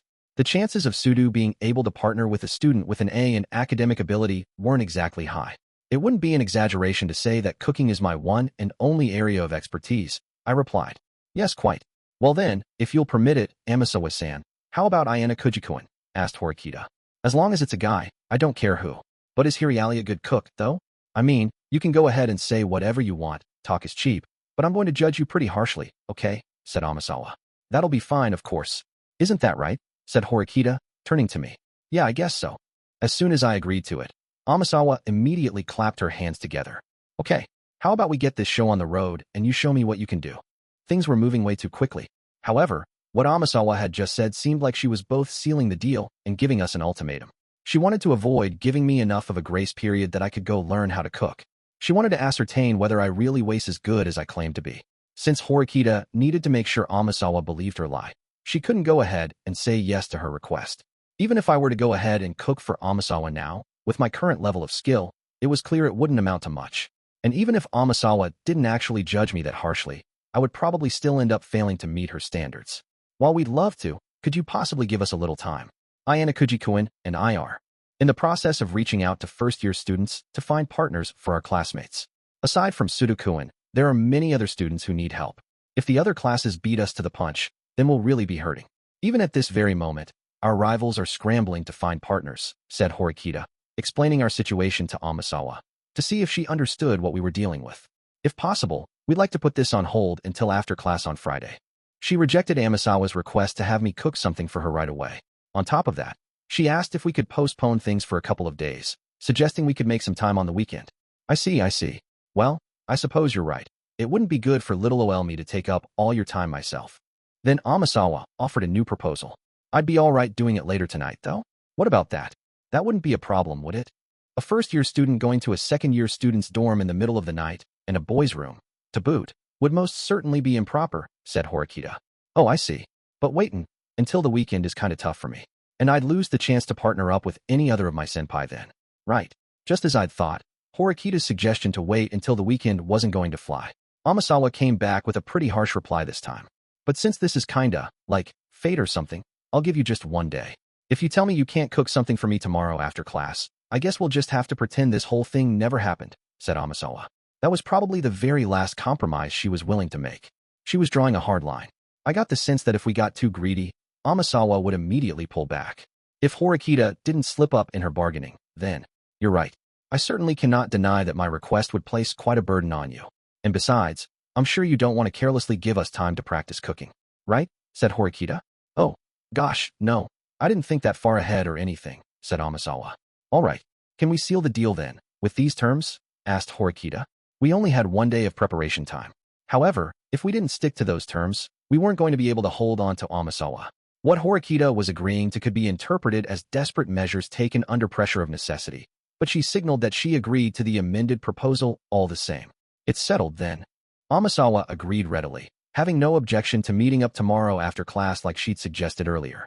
However, that's as long as you don't take back what you said, like you did earlier when we were talking about having a fight, said Horikita. Okay, I promise. If I determine that his cooking skills are legit, then I'll team up with Suda's senpai right then and there. Although it was just a verbal promise, Amasawa nodded and answered honestly. Please, I'm begging ya, Ayanokouji. Use your cooking skills to get me a partner, somehow, wailed Sudo. Given the situation, I figured I'd play along. But I never imagined things would turn out like this. Okay, so, how about we meet up in front of Kiyaki Mall at 4:30 tomorrow after class? Would that be okay, Ayanokouji-senpai? Asked Amasawa. At the mall? Not at the dorms. I asked in return. What I'm going to ask you to make is a secret. And besides, you're going to have to buy the ingredients and stuff to make it, right? Said Amasawa. I see. So she was going to judge me on everything, starting with what I bought. Is it okay if I accompany him too? Asked Horikita, probably looking to offer me advice, so that our ruse wouldn't be discovered. But our opponent wasn't going to let that slide so easily. Nope. You could give him advice, by signaling with your eyes and stuff. I'm going to be really strict with how I judge, said Amasawa. Meaning I would somehow have to make it work all on my own tomorrow. You'll be fine, right, Ayanokouji-senpai? Asked Amasawa. Yeah, no problem. I figured that I'd give her a straight answer for the time being. But man, this had turned into quite the ordeal. Okay, then I'll see you tomorrow. Bye-bye, said Amasawa, before proceeding to go back down the stairs, seemingly satisfied. Horikita, I'm sure you already know this, but be quiet right now. I'm thinking of a plan, said Horikita, cutting me off. Even though she told me she'd think of a plan, we only had one day. Just how far could I really go? considering I had only the bare minimum level of cooking skill. Chapter 5, Ichika's Test. Wednesday arrived, marking the third day of the special exam period. At 8 in the morning, the OA app was refreshed for the second time, and the number of partner options we had inevitably dwindled. 34 new partnerships have been decided, Combined with the ones decided on Monday, that came to a total of 56 partnerships. Considering that there was a maximum of 157 possible pairs, that meant that 30% of students had already settled into partnerships. The number of partnerships established yesterday were largely driven by Class 2B, meaning many of them had something to do with the chinos. It seemed several first-year students had carefully thought through their options after the meet and greet, and then decided to partner up afterward. Basically, I could confirm that many first-year students with a low level of academic ability had partnered with the chinos and others from her class. Also, considering that some honors students' names were now gone from the list of first years, and some names of Class 2C students were also gone, I could infer that Class C had successfully negotiated a few using points or the like. In my own class, 5 partnerships had been decided, starting with Kushida. I checked Class 1, BS page, and saw that Yagami Takuya also had a partner. He might have paired up with Kushida. But the strange thing was that not a single person from Class 1D had formed a partnership yet. Looking at the entirety of both of our grade levels, this was unique. If I didn't get out there and really make a move now, I would probably be stuck. There wasn't a single student here who could look at my scores objectively and tell me, hey, let's team up. It was only natural that a student, regardless of whether they were academically gifted or not themselves, would want to team up with someone smart. Unlike the second-year students, who had learned to act for the sake of the class, the first-year students probably weren't going to care that much about anyone else. They were more likely to see even their own classmates as rivals. At the very least, people would put off looking at me until the high-achieving students were taken. That was exactly why Tsukishiro must have told his agent not to let this opportunity slip by. Naturally, any student who came to me looking for a partnership or allowed me to partner with them would arouse my suspicion flag. However, if I remained indecisive forever and didn't settle on a partner, my chances of getting paired up with Tsukishiro's assassin would increase. I needed to be certain that my partner wasn't Tsukishiro's assassin, but that probably wasn't going to be easy. In truth, I couldn't even imagine what kind of act this person was putting on to pass off as someone else. I could look up everyone's face, name, and scores in the OAA app, but there were no clues to be found there. If all 160 first-year students were my enemies, then that would be checkmate for me. No hope of escape. That was such a ridiculous notion. I didn't think even Tsukishiro could possibly pull all that off. But no, that wasn't it. The important thing was for me to figure out a way to survive, even if everyone was my enemy. For now, I needed to pick a safe choice from the remaining 104 available students. There was no discrimination on the basis of sex for students raised in the white room, making it impossible to narrow down the list of suspects on that front because they adhered to gender equality as a principle. So how should I exclude people as possible suspects? One conceivable way would be based on physique. Meals served in the white room were strictly controlled, down to the finest details. It was basically unthinkable that any child raised in that environment could become obese, meaning that if I were to pick an obese student as my partner, I could avoid the white room agent. That was one simple plan that came to mind. But that wasn't an absolute guarantee. It was entirely possible that the student from the white room had been preparing to get me expelled for several months now. With that in mind, it wouldn't be impossible for them to plump up or slim down if they wanted to. That would be easy for someone who endured the rigorous curriculum of the white room to pull off. But even if I were to put all that aside, I still had some doubts about choosing a student with a substandard physique. Granted, it was hard to be sure, because full body pictures weren't displayed in the OAA app. There were only 2 students who were clearly obese, but I couldn't rule out the possibility that either of them could have been sent by Tsukishiro. That was because I had to assume that the assassin might not just be someone from the white room, but also someone from the general student population. They might have been offered the chance of going to a better college upon graduation if they got me expelled, for instance. My next thought was to see if I could narrow down the list based on academic ability. That would also be difficult. If the student came from the white room, then it wouldn't be a problem at all for them to get a perfect score on the entrance exam. They could easily get an academic ability ranking of A or A+ without even trying. In other words, they could freely control what scores they got. And I was sure whoever this agent was had heard about the OAA app being implemented. It wouldn't even be surprising if the agent had gotten an academic ability ranking of E and was lying in wait for me. Similarly, it would be impossible for me to narrow it down based on whether they had been sorted into Class A or Class D. I understood all that, but right now, I had nothing to work with. No way to narrow down the list of suspects, no matter what angle I came at this situation from. There was something I needed to do now. Namely, I needed to look at students with my own 2 eyes and confirm their authenticity. If I knew for sure that they weren't not my enemy, I could partner with them or ask them to become a collaborator. I set myself one goal. Starting today, whenever I arrived at class in the morning, during lunch, and after class ended, I would reach out to the first-year students that I saw over the course of the day, in the order I saw them. Then, I would try to gain their cooperation. There was no way Tsukishiro had sent someone I could detect at a glance, so I had no choice but to fight back with the element of chance, which was something he couldn't interfere with. My academic ability ranking, C, was by no means high. I wouldn't be able to use that as a weapon, but it wasn't like there would been students willing to partner up with me. If I did some digging, I'd probably find some people. 5.1 I walked out of the dorm and headed to the school building. While on my way, I quickly spotted a couple of first-year girls walking along and chatting with one another. Their names were Kurihara Kasuga and Kanishi Tetsuko. They were both in Class A, but unfortunately, also academically gifted students who had solidified partnerships on the first day. It would be impossible for me to ask either of them to be my partner. Well, I suppose the fact that they'd already decided on their partners wasn't that much of a problem. If anything, it made them the best kind of students to turn into collaborators. It's just, well, it was kind of difficult for me to actually talk to them. Even though there was the fact that I'd be approaching them under the pretense of needing to find a partner for this special exam. How exactly would a second-year guy approaching a couple of first-year girls appear to an observer? I couldn't help but wonder. I didn't really have the guts to just start talking to them and go good morning, like Yusuke, or anything. It was probably out of the question for me to just stroll up to them and confidently ask them to introduce me to a friend I could pair up with, too. At any rate, I couldn't afford not to at least try. Giving in right here and now wouldn't exactly be smart, right? Precisely so. I'd made up my mind. But what was the best time to make my move? Rather than insert myself into their conversation while they were happily chatting, I thought I should wait until that conversation died down a bit. While I was observing the two girls, another voice called out to me from behind. Good morning, Ayanokouji-senpai. It was Nanase Tsubasa, the girl who was with Housen the other day. She was now the third first year I'd seen today, and she was giving me a sunny smile. Oh hey, morning.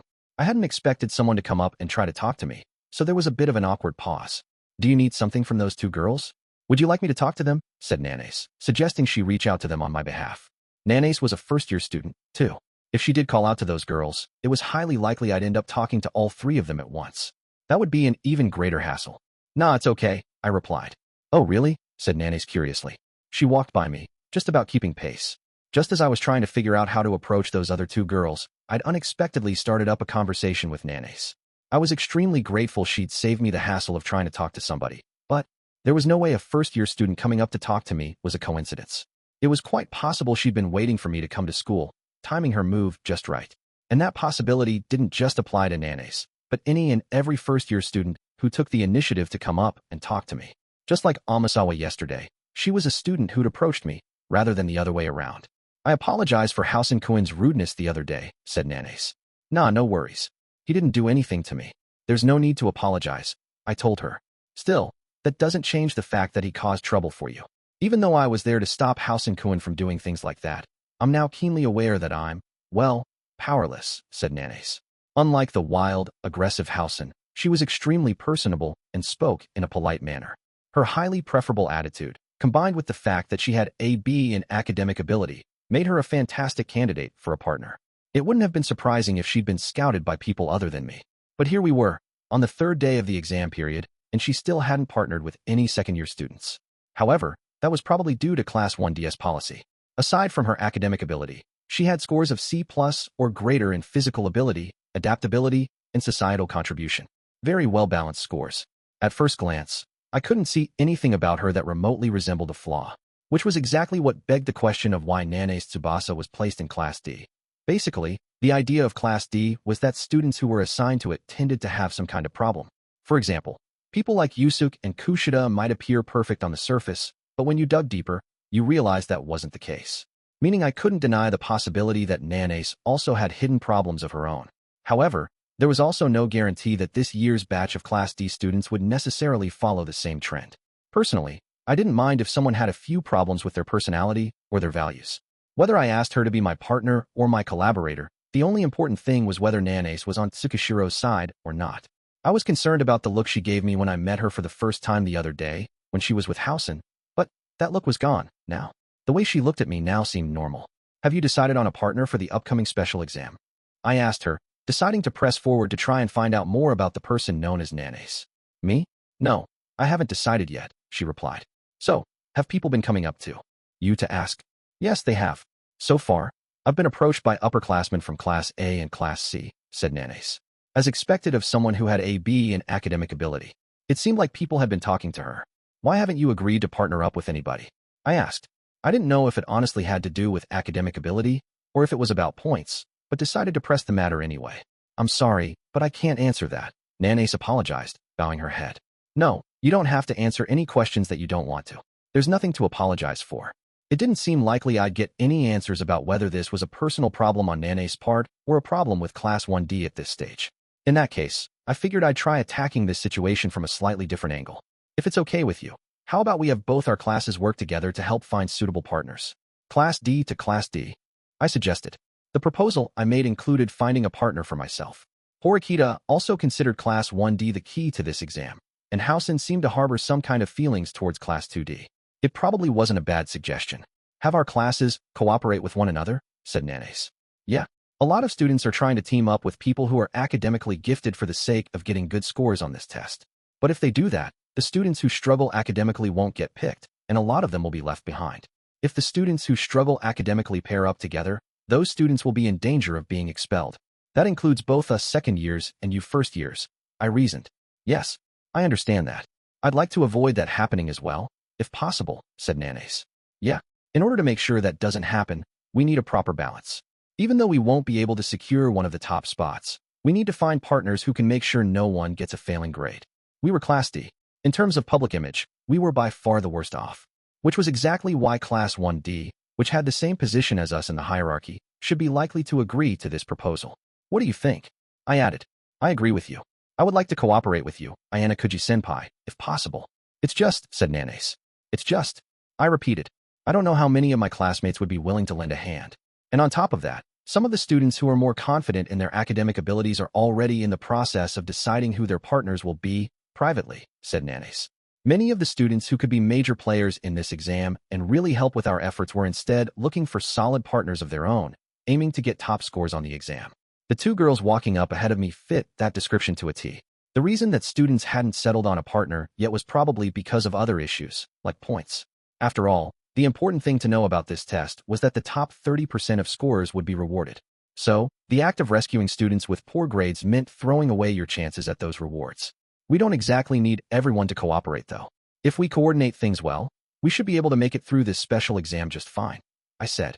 Even if some of the students had already set up partnerships, it wouldn't be a major problem. That's true. However, it's not as though there are no other problems. Nanes seemed to agree with the core idea of my proposal, but she had a grim look on her face. I didn't need to think hard about the reason why. I could see it. You mean? Housen, I think his name was, right? It sure seems like he's a major player in Class D. I pried further into the internal affairs of Class 1D, bringing up something that I was almost completely certain about, thanks to the interaction I had with Shiratori the other day. Yes, many of the boys and girls in our class have already started obediently following Housen-kun's orders, said Nanes. So what was once just speculation had now become certainty. It seemed Housen had already seized control of his class and was trying to keep it in his grasp, which meant their strategy of blocking partnerships from being easily established might have been put forward by Housen, too. If that was the case, then Housen wasn't just a student with significant strength. He also had the insight, observational skills, and composure to take stock of what was going on around him. Are you in a kind of a special position or something, Nanes? I didn't get the feeling that you were all that subservient to Housen. That's because I will never yield to violence, said Nanes. Her words were so forceful that it was hard to believe they came from her mouth, given her appearance. The statement wasn't something she threw out there casually. There was something significant behind it. I thought I sensed something. Maybe confidence, reflected in the frank depths of her eyes. Senpai, what do you think about violence? She asked. What do I think? I repeated. I mean, are you pro-violence or anti-violence? Said Nanes. If she was looking for my thoughts about Housen's way of doing things, then there was only one answer I could give her. I suppose if I had to choose between those two answers, then I would say pro. I stated clearly. I was expecting some kind of immediate reaction after I said that, but I was met with silence. When I turned my gaze toward Nanes to check her expression, I noticed that the reserved look she had moments ago had disappeared. Now, she had the same eyes as when she looked at me the other day, when she was walking away with Housen. After a couple seconds of waiting, Nanes finally spoke up. If I had to pick one, I'd also choose pro. I couldn't sense any emotion behind the response. What she'd just said could be either the truth or as a lie. Had Housen acknowledged the force of her conviction to not give in to violence and placed her by his side? No, that wasn't the only reason. Back then, Housen reacted strongly when Nanes had mentioned that, whatever it was, there was no guarantee whatsoever that Housen was necessarily a stronger person than Nanes. I was curious about that, but this probably wasn't the right time to ask about it. She didn't seem like the kind of student who would talk unnecessarily about things that shouldn't be said. I shouldn't carelessly do anything that might make her even warier. Should I pull back for the time being? There would probably be a chance to try again, with Horikita. In any case, if Housen's the one deciding what your class does, this plan might be difficult to pull off. I started to ponder the idea of contacting other classes while still maintaining a good relationship with Nanes. But, well, pardon me, but if you're all right with it, would you like me to try to help set up a meeting? Nanes offered, perhaps because she thought my suggestion about forming a cooperative relationship between our classes was a good plan. I really appreciate the offer, but are you sure that's okay? Yes, but I don't know how many students will cooperate, so I cannot make any definitive promises. In the worst-case scenario, it might just be me. Is that all right with you? Asked Nanes. Let's put aside for a moment the question of what I thought about Nanes. It was important, for the time being, for Horikita and I to have as many opportunities as possible to develop connections with Class 1D for the sake of our classmates. Of course, I'm sure Horikita will be overjoyed too. Is Horikita Senpai the leader of Class 2D? Yeah, she's the one keeping our class together right now. I decided to tell Horikita it would be a good idea to set up a meeting between both Class DS, with Nane's help. I didn't know the best way to go about doing that, though, since talking openly about it in the classroom would definitely get people's attention. I might not be able to give you a response immediately. Is that all right? Said Nanes. Yeah, that's fine. I'll try to get things set up on my end as soon as possible. Okay. Nanes and I then exchanged contact information, agreeing to get in touch later. 5.2 After finding that Horikita still hadn't arrived at school, I decided to wait near the entranceway. I figured it would draw too much attention if I were to casually start talking to her about this subject in the classroom. Shortly afterwards, Horikita showed up. She gave me a puzzled look, not even considering that I might be there waiting for her. Good morning. Are you waiting for someone? She asked. Yeah, something like that, I guess. She just got here. I replied. I see, said Horikita. She briefly turned and looked over her shoulder. When she noticed there was no one else around whom I seemed to be particularly acquainted with, she turned back to me once more. Me? She asked. Yeah, there's something I wanted to run by you really quick. I'm guessing it must be something important if you were standing around waiting for me, said Horikita. We started walking. Important? Yeah, I suppose so. I think it could be important. As it happens, I had the chance to speak with Nanes Tsubasa from Class 1D a little while ago, funnily enough. So I tried proposing a little something to her class. I told her. Oh, and what kind of proposal would that be? Said Horikita. I thought I'd try bringing up the idea of our classes working together, Class D to Class D. Knowing you, that's quite a bold move, said Horikita. I was sure Horikita had been agonizing over how to form a relationship with Class 1D herself. I was prepared for her to get angry with me for going ahead and proposing a partnership without her permission. But, have you checked the status of Class 1D's current partnership situation? Asked Horikita. Yeah, none of them have settled on any partnerships yet. I'm sure Sakayanaji and Ryuin are probably putting them on the back burner as potential candidates, too, I replied. It was only natural that they'd focus their attention on high achievers from the upper-level classes who were willing to cooperate for a reasonable number of points, rather than the students from Class D who were asking for an exorbitant sum. I'm sure that's not all either. It would take a certain amount of work to comply with Housen Kuin's aggressive policies. I'm sure that from the perspective of the upper-level classes, dealing with him would just consume a great deal of extra time and effort, said Horikita. Maybe. Did you make this proposal to Nane-san after understanding the difficulties that would come with trying to confront Housen Kuin? Or did you perhaps reach out to her in the hopes of forming a collaboration in secret, so that Housen Kuin wouldn't find out? Asked Horikita. What do you think? I asked. I deliberately turned the question back around on her, without really giving her an answer myself. If she was no longer planning on teaming up with Class 1D at this point in time, then I was fine with calling everything off. I've reanalyzed our situation in this special exam in my own way. Would you care to hear me out? Said Horikita. I'm not confident I can really give you any pertinent advice, though. I'm not expecting any. Apparently, she just wanted me to hear what she had come up with. It probably had something to do with what I mentioned to her today about Class 1D. First of all, when you look at the first years as a whole, it's obvious that the most popular students are the ones with exceptional academic ability, said Horikita. Yeah, if I remember right, Shiratori said he'd been approached by both Class 2A and Class C about drafting an agreement with him, using points. I replied. But no one among Shiratori-kun and his friends has formed a partnership yet. I think it's fair to assume they were unable to come to a settlement based on points. Then, at any rate, the sum they asked us for, 500,000 points, was far too steep a price, said Horikita. When you considered the fact that the reward for placing in the top 5 was 100,000 points, and the reward for placing in the top 30% was 10,000 points, even asking for 200,000 points was way too much. I wonder how many points Hashimoto-kun and the others offered them, said Horikita. Who knows? But it's probably safe for us to assume that it was a far cry from 500,000, I told her. It was impossible to know the answer to that, unless you happened to be the person involved in the negotiations. I would guess there probably wasn't that big a difference between the offers Class A and Class C made.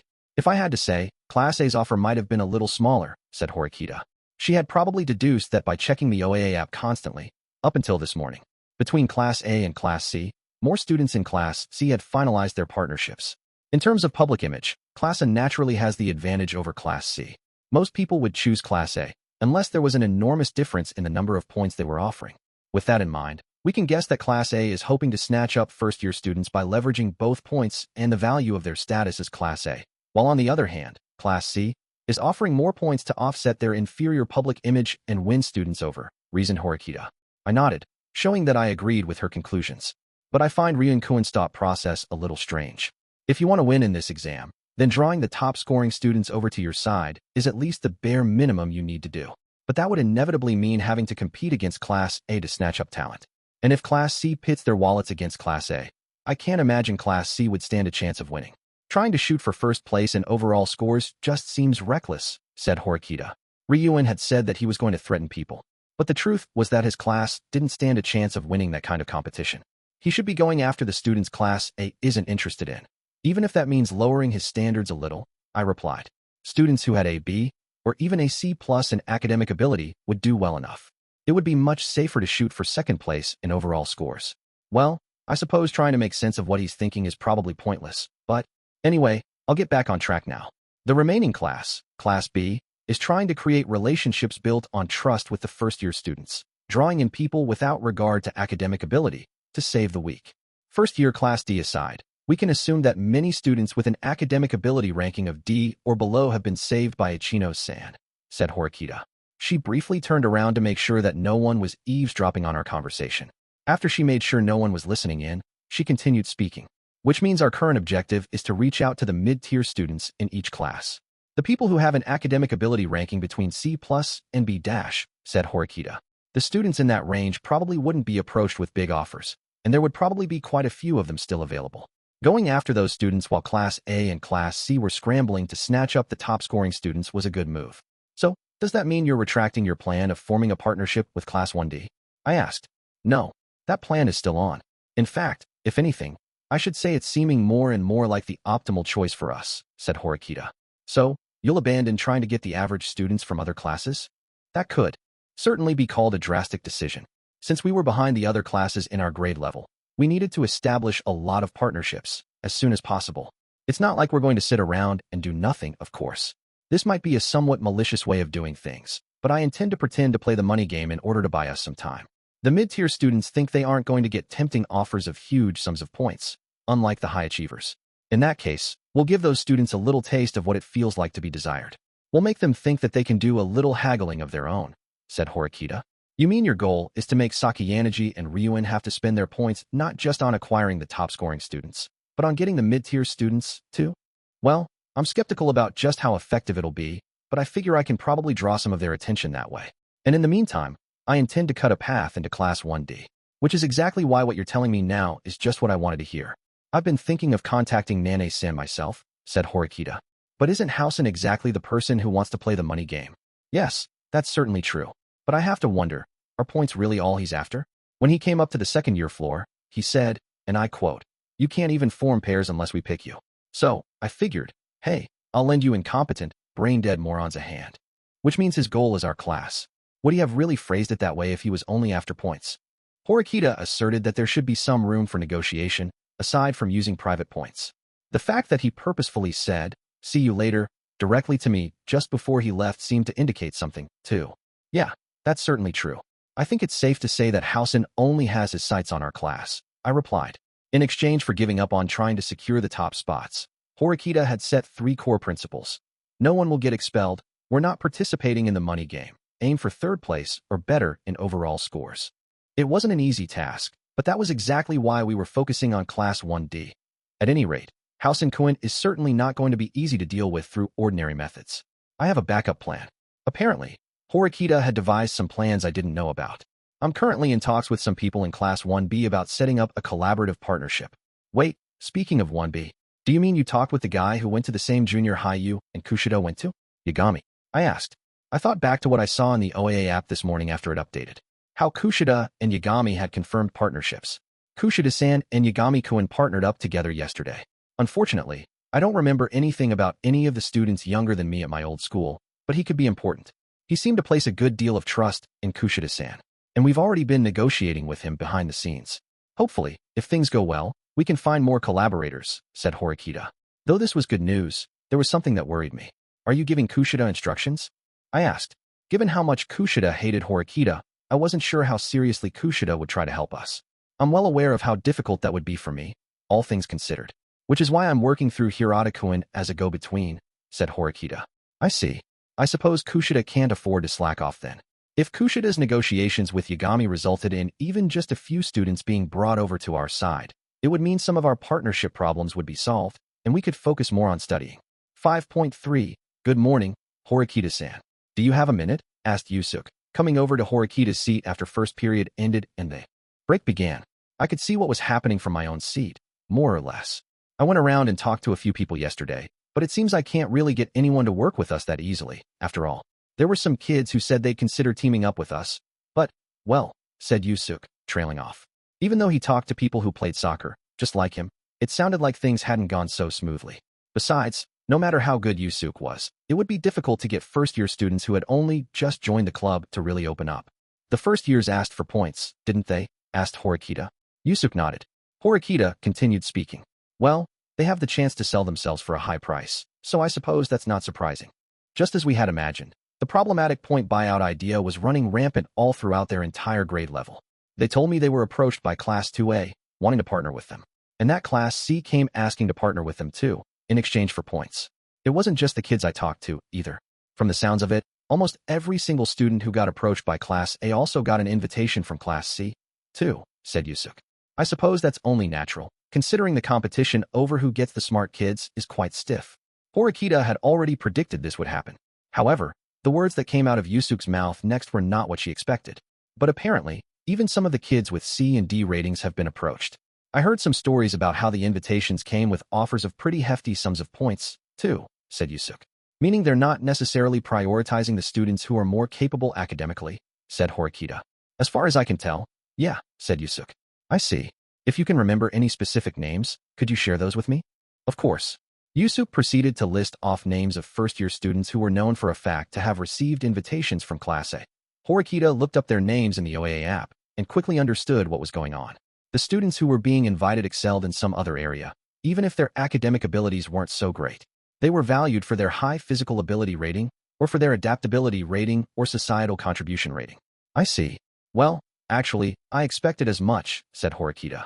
Maybe they're looking ahead to the future and not just focusing on short-term results. Then, said Yusuke, this wasn't necessarily the only special exam where we'd be cooperating with the first-year students. If there were more instances where we had to work together, we might need skills other than academics at the time. Save the students who had concerns about their academic prowess, and make use of them later in their field of expertise. I was sure that was what Class A was thinking. That being said, it was interesting that even Class C, led by Ryuan, was doing the same thing. They weren't just going after students with a high level of academic ability. They were following in Sakayanagi's footsteps, right behind her. It would be great if we could do the same. But, well, said Yusuke, trailing off. That would be difficult, I know, replied Horikita, finishing his thought. We were Class D. Sakayanagi was Class A. Even the kids who had only just started attending this school already knew which class had the better reputation. When considering their future, it was only natural that they'd favor the superior class, which could help them out more. Thank you. Can you keep looking into things for me? Asked Horikita. Sure. If I find anything, I'll be sure to let you know. Yusuke gave Horikita a bright, cheerful smile and then returned to his seat. Shortly afterward, I got an instant message from Horikita. So, there you have it. It seemed like Horikita had sensed that I was eavesdropping on her conversation. With Yusuke, Hirata-kun certainly is dependable, isn't he? She added. For sure, I replied. He and Horikita had gotten into a spat once before, but that was in the past now. Yusuke worked tirelessly for the sake of the class, making him very dependable. His communication skills and high intelligence were assets, of course, but his greatest strength was his high degree of trustworthiness. He had a great track record. If Yusuke was involved, people believed he had things in hand. That was exactly why Horikita was willing to discuss her strategy with him so openly. We're at a disadvantage just because we're Class D. It's going to be a tough road ahead, said Horikita. Even so, we gotta make do. Good luck. You do realize you have a part to play too, right? You mean the thing with Nanace? Yes. I'd like a response as soon as possible. Tell her that we're ready to go whenever she is. So, she was saying we ought to move quickly and seal the deal. To strike while the iron was hot, as they say. After all, if we didn't, the other classes would keep taking more and more of the best people out there. It'll probably be the day after tomorrow, though. I have to take care of that other problem first, I replied. Of course. I know that, said Horikita. 5.4 class ended for the day, and we still hadn't gotten a response from Nanace yet. Even if she did respond now and tell me we were on for today, Horikita and I wouldn't be able to do anything. There was a more immediate problem that I urgently needed to take care of, namely, the rather sudden promise we'd made Amasawa the other day, to serve her a home-cooked meal. If I managed to score a passing grade, then we could get her to partner up with Sudo, an extremely enticing offer. But the hurdle I had to clear was by no means low. When I arrived at the entrance of Kiyaki Mall 10 minutes prior to the scheduled time of our meeting, it seemed Amasawa wasn't around yet. So I just stood there, not bothering to check my phone or anything, but just nonchalantly watching the students come and go. Students of all grade levels came into the shopping mall, talking about this or that while they walked around. The temperature this morning was a little higher than normal, but as evening approached, it gradually got cooler. It seemed the temperature was going to drop a little more at nighttime. Eventually, just when it was about the time we had agreed to meet, Amasawa appeared. Perfect, Ayanokouji-senpai, she said as she approached me with a big smile, nodding several times, as if she were satisfied about something. What are you talking about? I asked. You waited at the place you were supposed to, before the girl got there. And you didn't even do anything else, either, said Amasawa. She was unexpectedly sharp. Or rather, I should say she understood my actions quite well, even the trivial ones. When she said I didn't do anything else, she probably meant that I wasn't messing around on my phone or calling anyone while I waited. Soon, Amasawa would put me to the test, meaning I had to serve her a meal. When I considered that fact, I supposed I could have spent the time I stood around waiting for her to look up various kinds of recipes, trying to devise a plan at the last minute. But if I had to express it in a way that was easy to understand, that would be like staring intently at your textbook right up until the bell rang on the day of a written test. Of course, looking up information on my phone wouldn't have violated any of the rules Amasawa had set. However, it probably would have made me appear like someone who wasn't confident in his cooking. The same went for making a call, which would make her think that I was seeking someone's help. Therefore, I deliberately chose to do nothing to make it appear as though I were cool and collected. I had intended to try to implant that impression into Amasawa's subconscious mind, but she had detected what I was doing right off the bat. Well then, Ayanokouji-senpai, shall we? Said Amasawa, lining up next to me, and quickly taking me into the mall with her. To buy ingredients, right? Yep. Well, that too. You gotta buy the stuff for what you'll make for me. Do you have any cash? Asked Amasawa. A reasonable amount. In truth, I really didn't have that much. But I wasn't going to say anything excessive in front of an underclassman. Ooh, yay. I won't be shy then, in that case. Let's see. I think I've heard from my classmates that they sell all the essentials here and stuff. But I wonder where they keep the shopping baskets, said Amasawa. Rather than heading straight for the supermarket, she headed over toward Humming, a store that specialized in carrying everything you needed at home. She picked up a blue shopping basket that she found near the entrance to the store. What she said earlier, that too, stuck in the back of my mind. I knew I was going to cook a meal for her later, but did that mean there was something else I needed to do besides buy the ingredients? Amasawa stopped by the kitchenware section of the store. When I first started at this school, I'd come by here a few times to buy the things that I needed. Aside from students, the teachers and other adults who worked in the cafe and the cafeteria and such also needed these products, so there was a particularly large section of the store dedicated to kitchenware. I remembered not being able to find what I was looking for right away when I first came here. It seemed like all sorts of new products had hit the market since I'd been here last, which was some time ago. Considering the fact Amasawa had stopped here, I wondered if she was planning to buy some kind of special appliance or utensils. There were countless tools here after all, like peelers, graters, mortars and pestles, etc. Some of those things, of course, I didn't have. What I found strange was that Amasawa never asked me what tools or utensils I already had. It would have made sense for us to at least discuss what I already had and didn't have. If she were worried about losing time, we would have had plenty of time to talk about it while we walked around, but I held back my desire to check with her, choosing to let Amasawa run the show for now. Instead, I tried to bring up a topic that had nothing to do with cooking utensils. Do you not cook for yourself, Amasawa? I asked. Me? Oh, I don't think I've ever cooked before. I'm not the kind of person who really cooks and stuff. I'd rather be fed than feed someone else, explained Amasawa. Just then, she stopped in her tracks, apparently having arrived at her intended destination. The process so far had gone incredibly smoothly. Amasawa looked away from me, towards the shelves of merchandise. She crossed her arms and pondered something for about half a minute, as if struggling to decide something. Then she must have come to a decision because she muttered, "All right," to herself and nodded. "Okay, so, first of all, we're going to need a cutting board, right? Then, like a kitchen knife. Then we're going to need a bowl, a whisk, and then also, we're going to need a pot and a ladle," said Amasawa, throwing the items into the basket one after another as she listed them off. The last item she tossed into the basket was a big spoon. Apparently, it was called a ladle. I had a hunch that something was off. "Wait, hold on a second. I pretty much have almost all of those things in my room already though," I told her hurriedly. "Oh, no worries, no worries. I'm just having you buy these things for me. For when you cook for me," said Amasawa. She was just having me get all these for her. Even the cutting board she picked out was much better quality than the one I had back in my room. It looked like it was made from Japanese cypress, and it cost a little over 4,000 points. The rest of the cooking utensils she picked out were high-quality items, too. It seemed she still had other items to cross off her list, because she moved over to check out the next set of shelves. As soon as she got there, she picked up a fruit knife without a second's hesitation. For someone who claims to be a good cook, having a good petty knife is a must, right? Said Amasawa in a somewhat casual tone before tossing the item into her basket. I was a total amateur who had no idea that fruit knives were called petty knives. Oh, and by the way, the petty knife was also a high-priced item, coming in at nearly 3,000 points.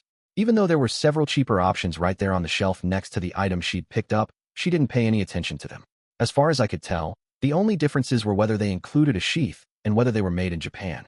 Once again, the product she'd chosen was quite an extravagant one.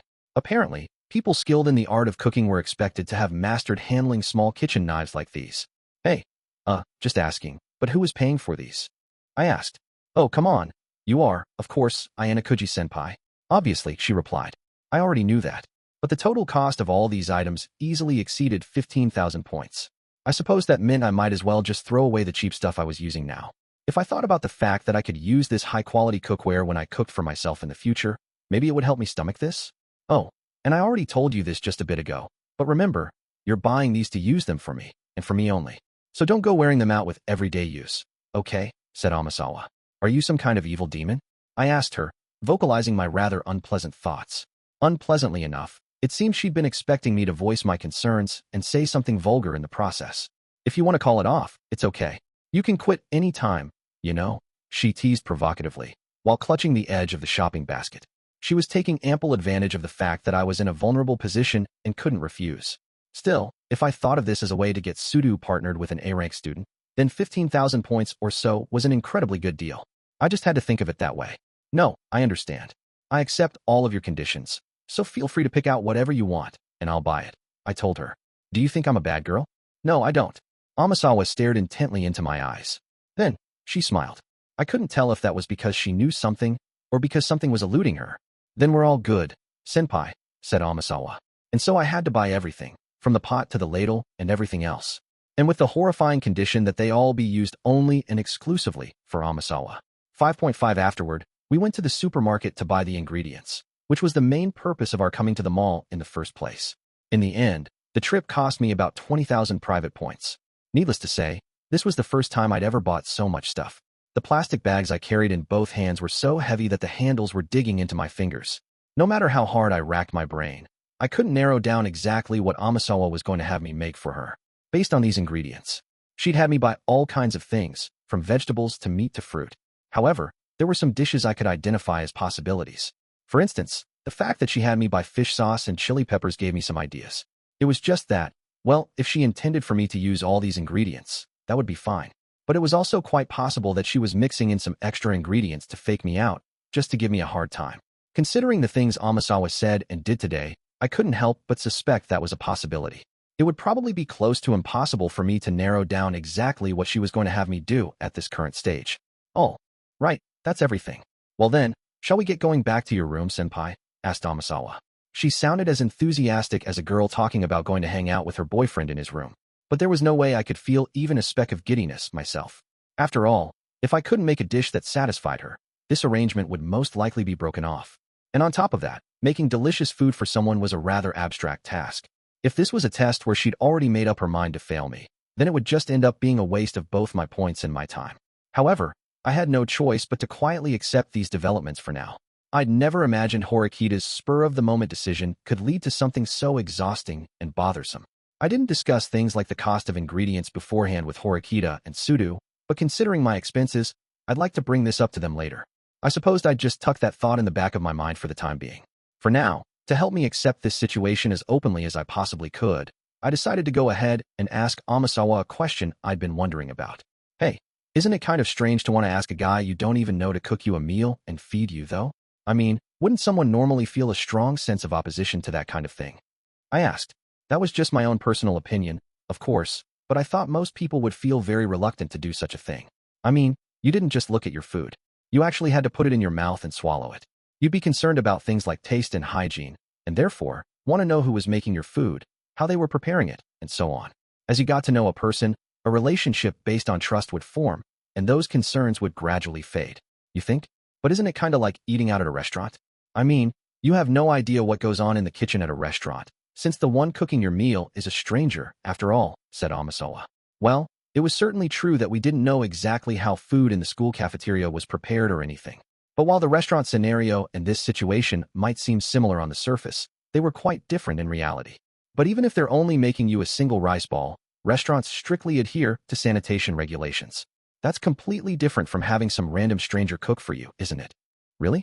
If anything, I feel like I'd rather be in a situation where I could see the person cooking right next to me. Though, you can see everything about them then. What they look like, how they move about, how they prepare stuff, everything. You can even tell how careful they are about stuff like hygiene. On the other hand, in some restaurants, you can't see the kitchen at all, right? I mean, there are some places out there that are super nasty. They're so unsanitary that they've got bugs and stuff, argued Amasawa. She was saying that if she could actually see the person, she didn't care if he was a stranger. Besides, I think I've got a general idea of how things work at this school. In the unlikely event that I end up dropping to 0 points, I'd have to pinch pennies to get by, right? But I wouldn't have to worry about all that if I get senpai to cook for me, said Amasawa. I see. In other words, if I managed to make something tasty for her now, she was planning to have me do it again. This wasn't a one-and-done situation. Her intention was to make sure she had a steady meal plan in case of emergency. As for me, well, I supposed it would be a good opportunity to improve my cooking skills. But I had to wonder if she'd be willing to pay for the cost of the ingredients. So, can you see where I'm coming from? She asked. More or less, I replied. Amasawa flashed a toothy grin.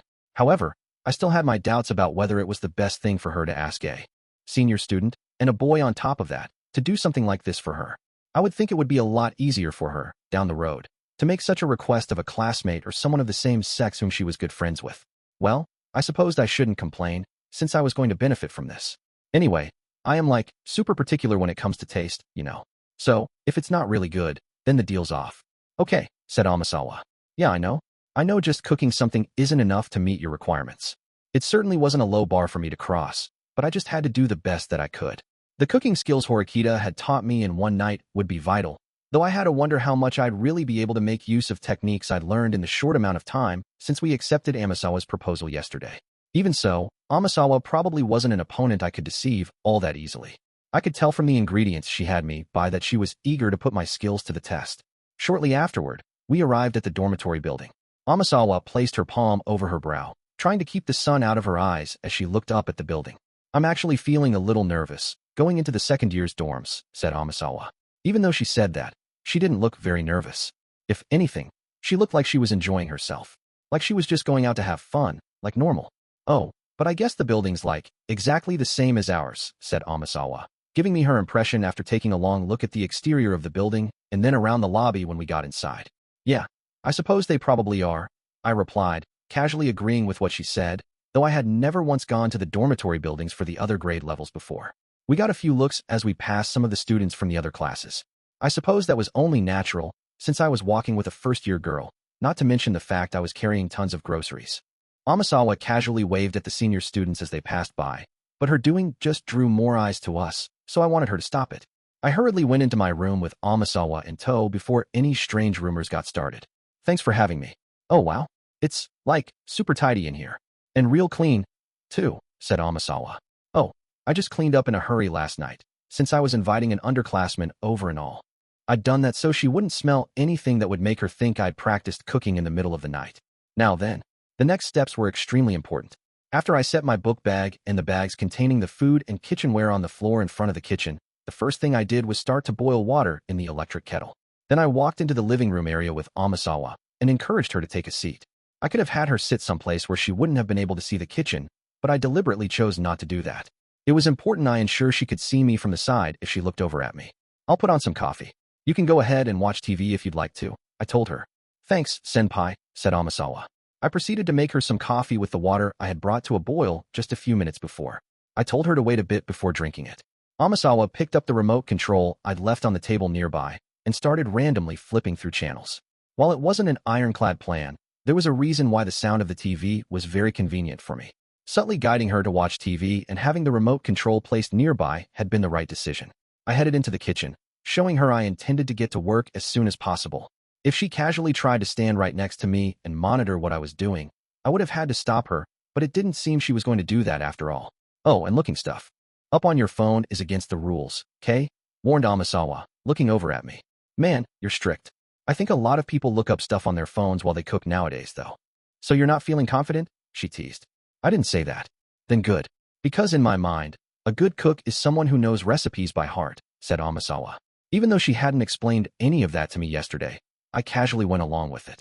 I'd already predicted it would be something she looked for. In that case, I'll put my phone next to my bed, I told her.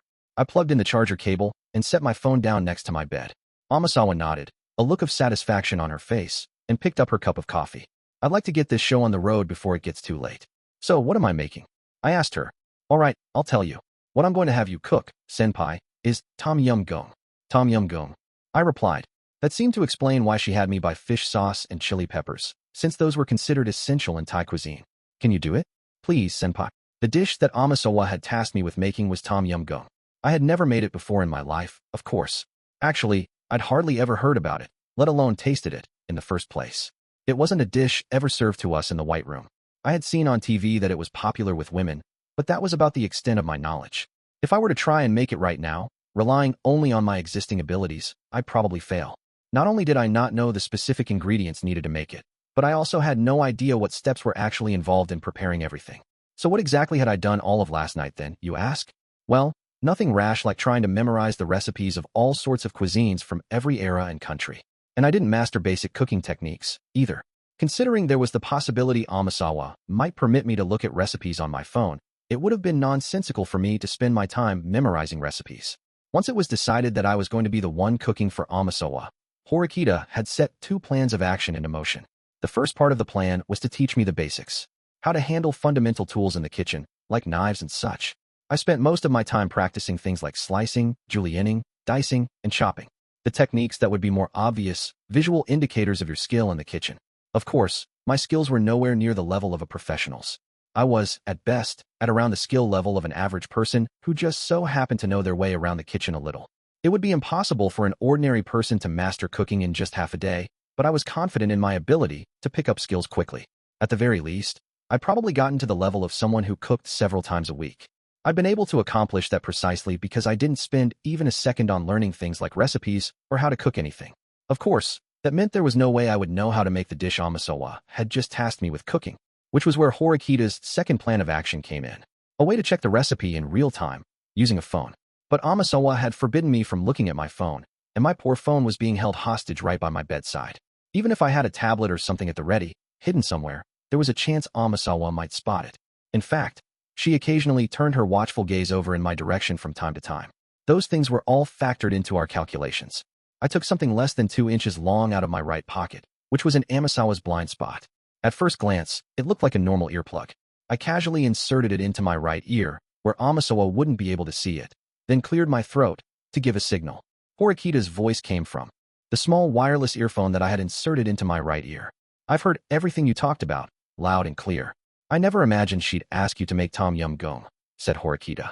The idea was that Horikita, who had free access to her computer in her room and could look up information, could give me instructions on how to cook the dish in real time. Suda's phone was inside the bag placed down on the floor by my feet.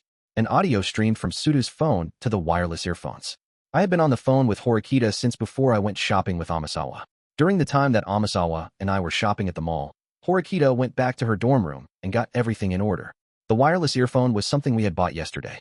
In the unlikely event that Amasawa got up and walked over to see how I was doing, I could casually pretend to scratch my head, remove the wireless earphone, and put it back in my pocket. Since I was in a position where Amasawa could easily observe what I was doing, that meant that I could see what she was doing, too. Thanks to all that, I could make this dish without having to worry about the recipe. We had already worked out several signals to use in situations like if Horikita went through her instructions too quickly, or if I needed her to repeat a step. From this point on, how well Horikita and I communicated over the phone was going to be extremely important. Even if I knew what ingredients and utensils I'd be using, I had no visual references to go off of.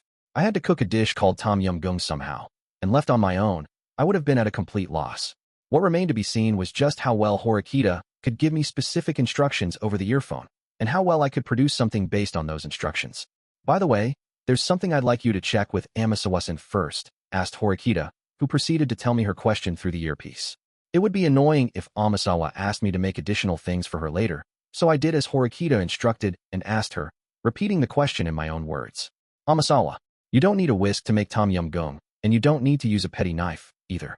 If you're going to ask me to make you something else besides that, I'd like you to tell me now, I told Amasawa, with a glare. Well, I was going to ask you later, but I was thinking of having you peel some apples for me, replied Amasawa. Apparently, she had been intending to place an additional order.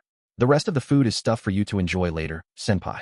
Oh, and as for the utensils that you don't use this time around, you can use them the next time I pay you a visit. It sounded like the petty knife was actually going to see some use today, though I'd originally doubted whether I'd need it at all. But some of the other things were going to go in storage for a while. Double-checking was the right call, then. I taught you how to handle the fruit knife the other day. You can manage, right? Asked Horikita. I had no idea how well I could apply techniques I'd only learned overnight, but I figured I'd probably manage just fine. Let's shoot for about 15 to 30 minutes of cooking time. Okay, said Horikita. Now, then, let's see just how well I can make this. 5.6. Although it took slightly longer than expected, I somehow managed to make the tom yum goong, just as I had been instructed. And now the time had come for me to serve the completed dish to Amasawa. I'd never imagined I'd be serving a home-cooked meal I made myself to someone I'd only just met.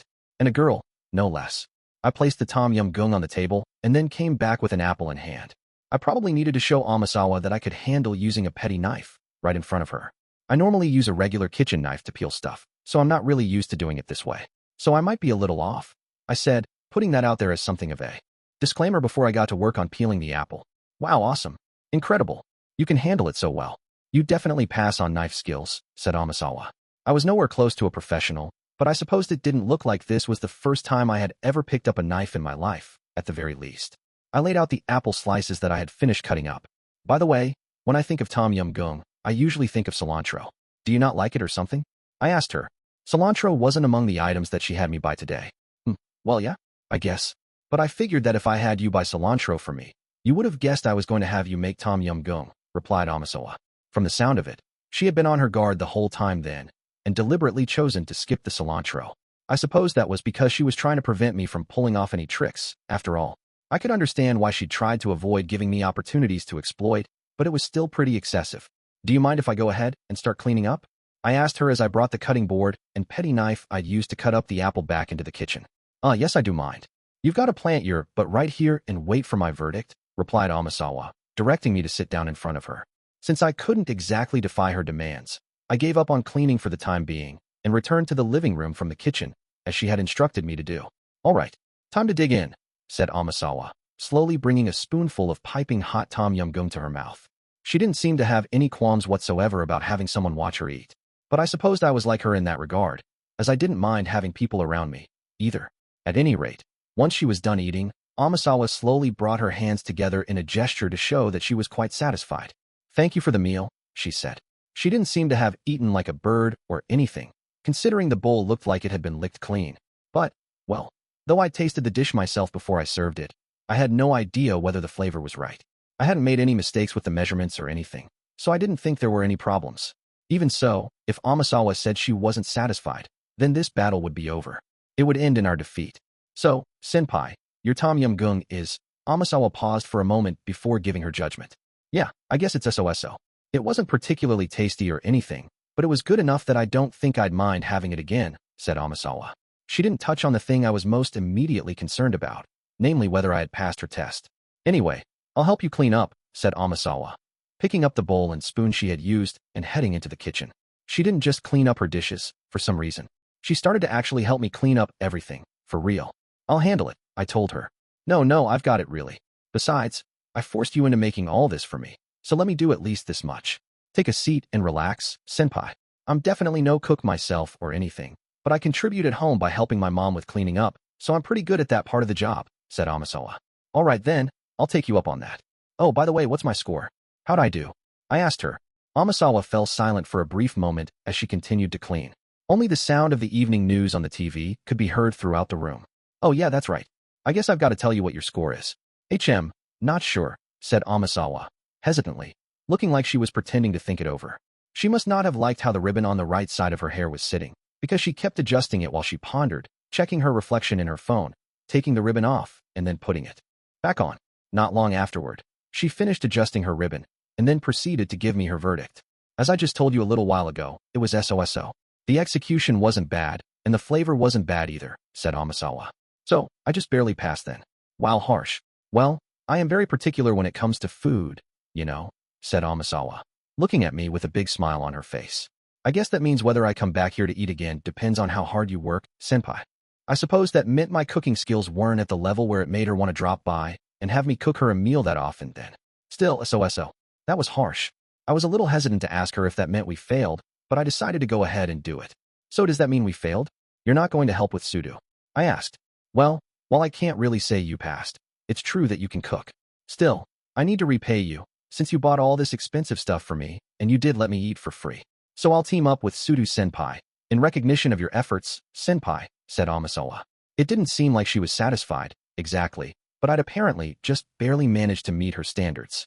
Just as I was starting to think things were going to get difficult, I was met with welcome news. I breathed a sigh of relief.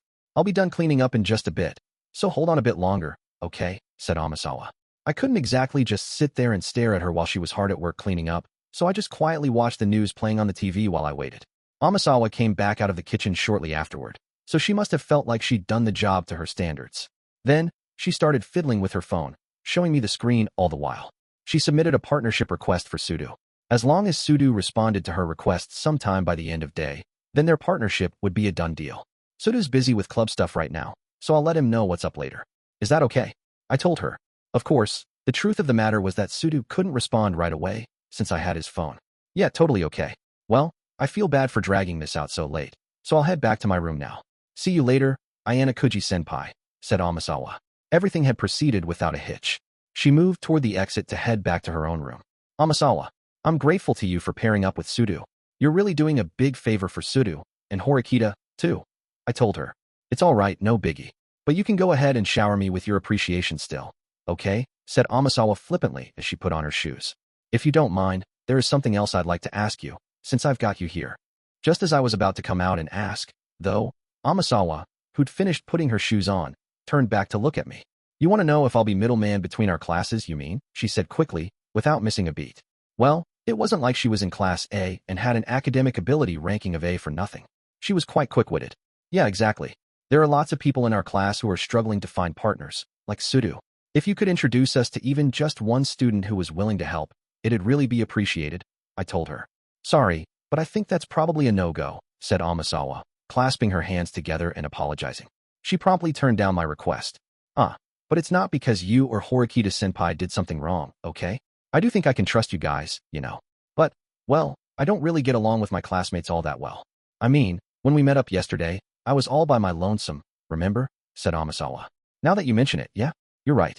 Back then, there'd been lots of students going around the mall with their friends. But Amasawa was by herself. I guess. It's because people say I lack tact or something, or that I tend to be pretty blunt. It's kind of hard to make friends with that kind of personality, which is why I can't really help you all that much. Sorry, okay, said Amasawa. Nah, the fact that you're partnering up with Sudu for us is more than enough. If you have any issues, let me know. I might be able to do something to help. Yeah, okay, thanks. Okay then. See you later. Bye-bye. While I'd failed to establish a connection with Class 1A, this was probably enough for the time being. Well, I guess that's that, I muttered to myself. I hung up Sudu's phone, which had still been on a call this whole time, then proceeded to call Horikita using my own phone. Good work. It seems things worked out well, somehow, said Horikita, words of gratitude coming out of her mouth almost as soon as I got on the call with her. I get the feeling we were saved by Amasawa's kind-hearted judgment. Even so, this means that Sudo-kun's problem has been solved. That was an excellent outcome, said Horikita. It was wrong of us to have used such a dirty trick on Amasawa, but in the end, it had helped. All we had to do now was make sure Sudo picked up his phone and accepted the partnership request before time was up. Considering the time, he'd probably be showing up any minute now. Why did you ask Amasawa-san to act as an intermediary between our class and Class 1A, though?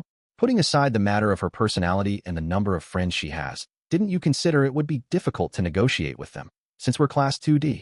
Asked Horikita. Horikita had never said anything about trying to work with Class 1A as part of her strategy for this special exam, simply because it was too difficult to build a collaborative partnership with them. I just asked that as a formality. The truth of the matter is that we're having trouble finding partners. So it would have been suspicious if I didn't say something to that effect, I replied.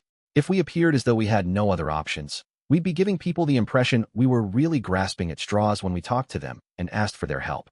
If we didn't give people that kind of impression, but instead made them think we'd have some options, they would suspect we had some other strategies that we were working towards.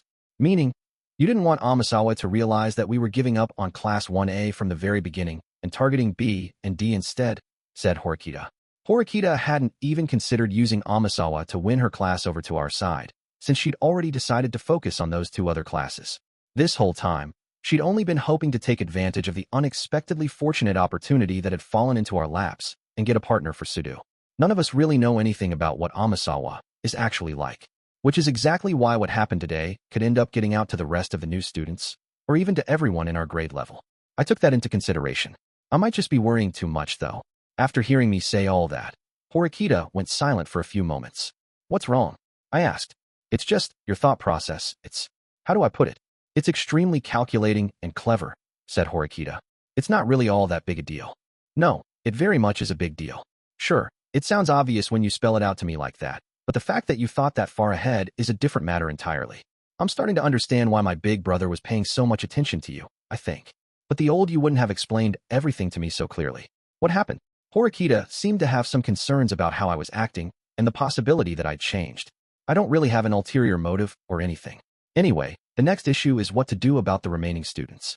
I'll let you know when I hear back from Nanes, I replied. Why yes, you're right. I'll be waiting until I hear from you then, said Horikita. After I got off the phone with Horikita, I decided to check how things looked in the kitchen. It had been thoroughly tidied up. Not only had the dishes been washed, even the sink and such had been carefully cleaned and wiped down. Everything looked as good as it did when I first came to this room a year ago. The cutting board, dishes, kitchen knife, petty knife, pot, ladle, etc. that I had used had all been neatly put away. Everything looked perfect. Even though this whole situation had sprung up out of a proposal Horikita had made, this was the first time I'd interacted so closely with a first-year student. If Amasawa had come from the White Room, it wouldn't have been surprising for her to try and pull something, but I saw no signs of that. I was certainly quite cautious myself, but I had to wonder. Considering the way she talked and how she acted, it certainly seemed like she was a normal high schooler. The kind of knowledge she had seemed pretty on par, too. If someone had just left the White Room, it would probably be difficult for them to behave like Amasawa. More importantly, Amasawa got paired up with Sudo. I suppose that means that eliminates her as a White Room suspect then, huh? I asked myself.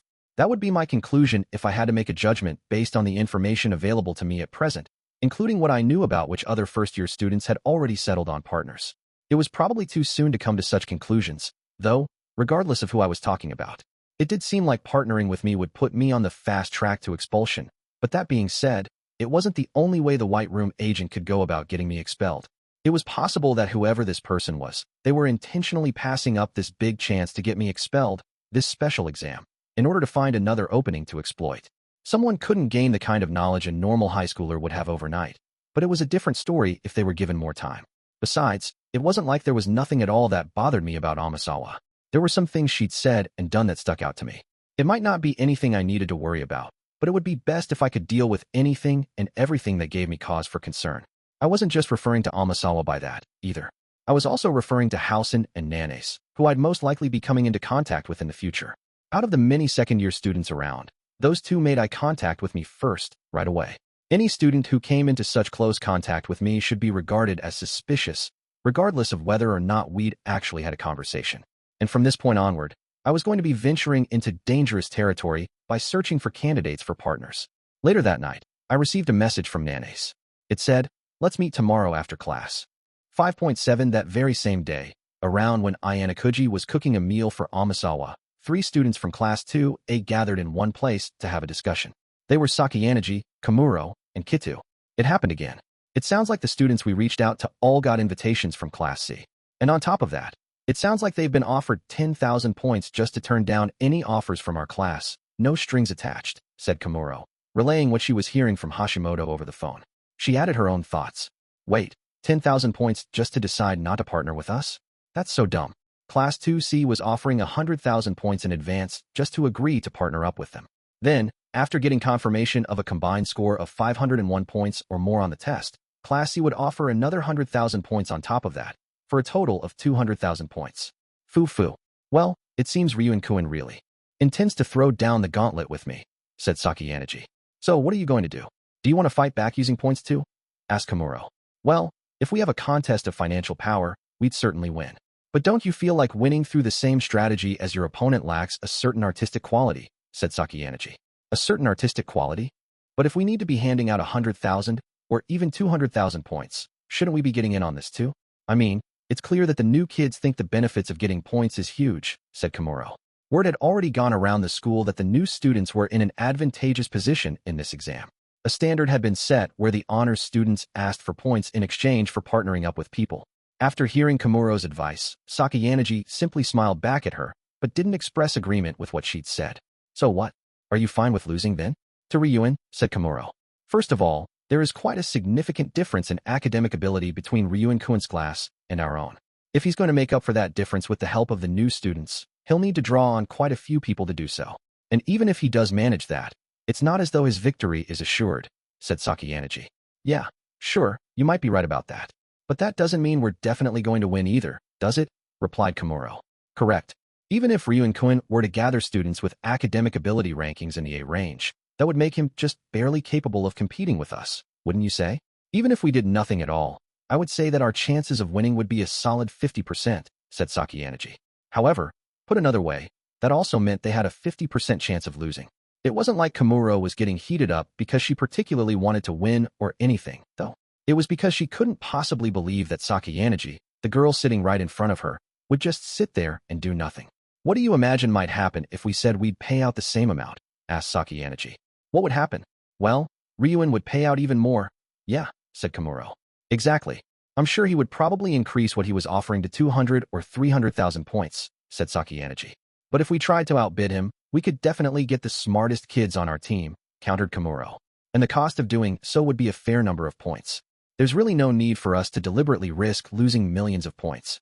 Don't you agree? Said Sakiyanaji. So, what? Are you saying we can snatch up students even if we offer them less?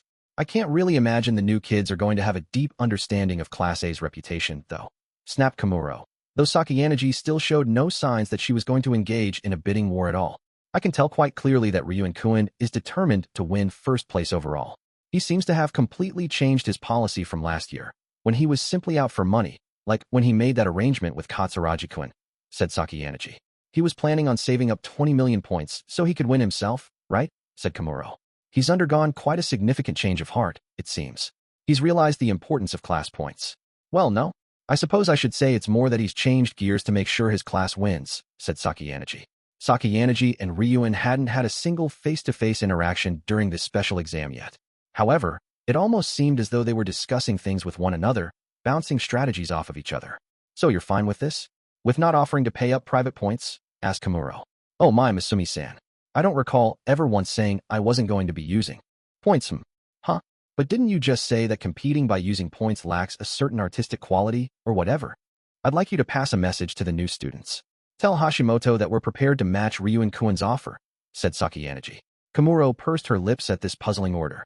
However, even if the first-year students agree to our offer, please don't tell them the deal is sealed, added Sakiyanaji. Huh? Wait, what? I seriously am not understanding what's going on here, replied Komuro. Foo.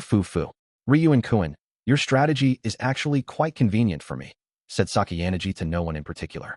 For the love of, I have no clue what's what anymore, sighed Komuro. Oh, come on, what's the harm? If the princess says we gotta, then we just gotta do what we've gotta do, right? Replied Hashimoto over the phone in an amused tone, having been listening in on the conversation the whole time. I mean, I guess it's fine. Whatever, said Komuro.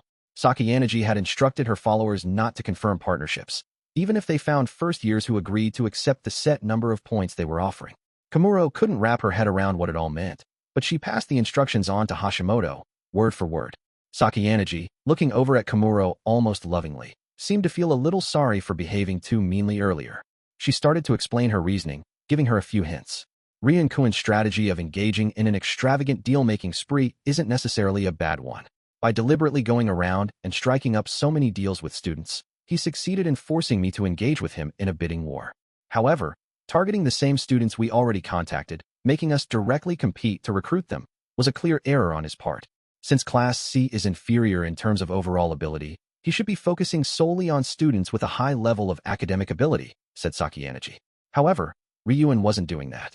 He wasn't just trying to reach out to the high achievers, but also to students that Class A was going to need in the future. Students who had skills in areas other than academics. Does that mean that he's got a ton of private points saved up or something? Asked Komuro. Well, I have to wonder about that.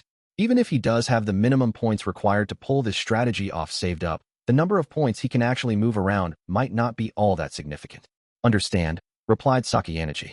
Wait, no, that'd be crazy though. He can only make offer after offer to all these kids because he's got the points, right? But you can make all the offers you like, even if you don't have a single point. He only needs to pretend he has the points on hand. Komuro didn't immediately understand what Ryun stood to gain by doing such a thing.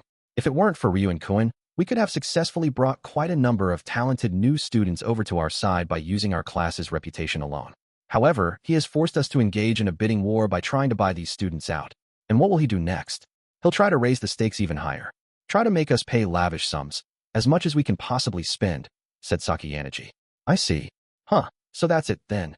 Even if Class A ended up nabbing the most talented students for themselves, the fact that they would be forced into paying 2 or even 300,000 points would work to Class C's benefit when it came to the competition between the second-year classes. But we're at a disadvantage right now, aren't we? I mean, he's been pulling off one success after another, said Komuro. There's no need for us to panic at this stage. Some students have been bought up by Ryun-kun. That's all. We can let him feel like he's winning, feel like he's got a feather in his cap. He's made a few errors in judgment. Namely, he underestimates the power of Class A's reputation. He thinks it can be nullified if we were to stumble. And he's under the misapprehension that he can get any number of collaborators over to his side if he offers them enough money, said Sakayaneji. I don't really get it, but everything will work out as long as we do what you've told us. Yeah, said Komuro. Yes, that'll be enough for now, said Sakayaneji. I don't really like this. I feel like we're being forced to play along with Ryuin's plans. If we keep getting dragged into the messes he creates, I'm not sure what's going to happen. Please do not worry. It won't come to that. We're going to win this game without any problems. Komuro let out a sigh, once again finding herself unable to wrap her head around what Sakayaneji was telling her. There's no point in trying to rack your brain over it at this point in time, so please don't let yourself get riled up by Ryun-kun. This special exam is nothing more than a prelude. We're both trying to sound each other out right now, while also keeping each other in check, said Sakayaneji. I can't wrap my head around any of this. I think I'm about ready to give up, said Komuro.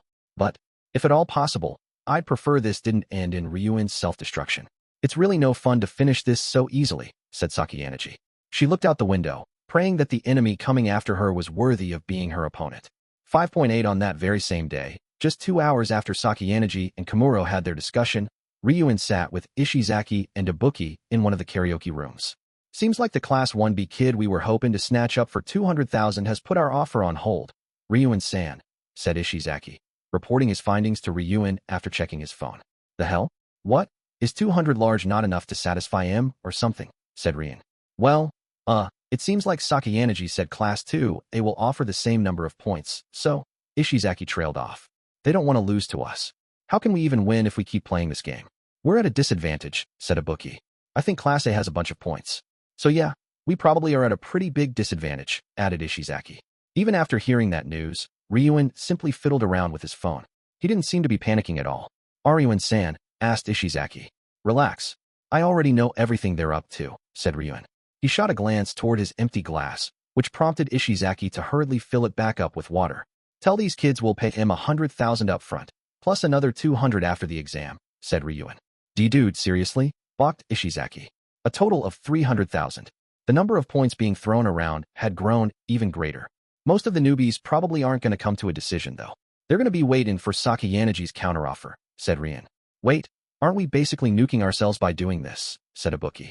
If they became short on funds, then there'd be nothing else they could do. Maybe it's hopeless to compete against Sakayanagi after all. Maybe we ought to try going for second place, added Ishizaki. I think so too. Even if we had the same number of points to throw around, we'd lose in terms of our class's reputation, said Ibuki. After hearing Ishizaki and Ibuki analyze the situation, Ryuin laughed. I'm betting that Sakayanagi chick probably has a smug grin on her face right now, thinking she's won. She's just seen right through what you're doing. Even if you could actually compete with her using private points, there's still the difference in our reputation, said Ibuki. Meh, Class A's reputation is all show right now, nothing more. Considering how much those guys depend on their reputation, the amount of trust they'll lose when that reputation falls apart is going to be unfathomable, said Ryuin. Okay, but even if that's true, what about the points?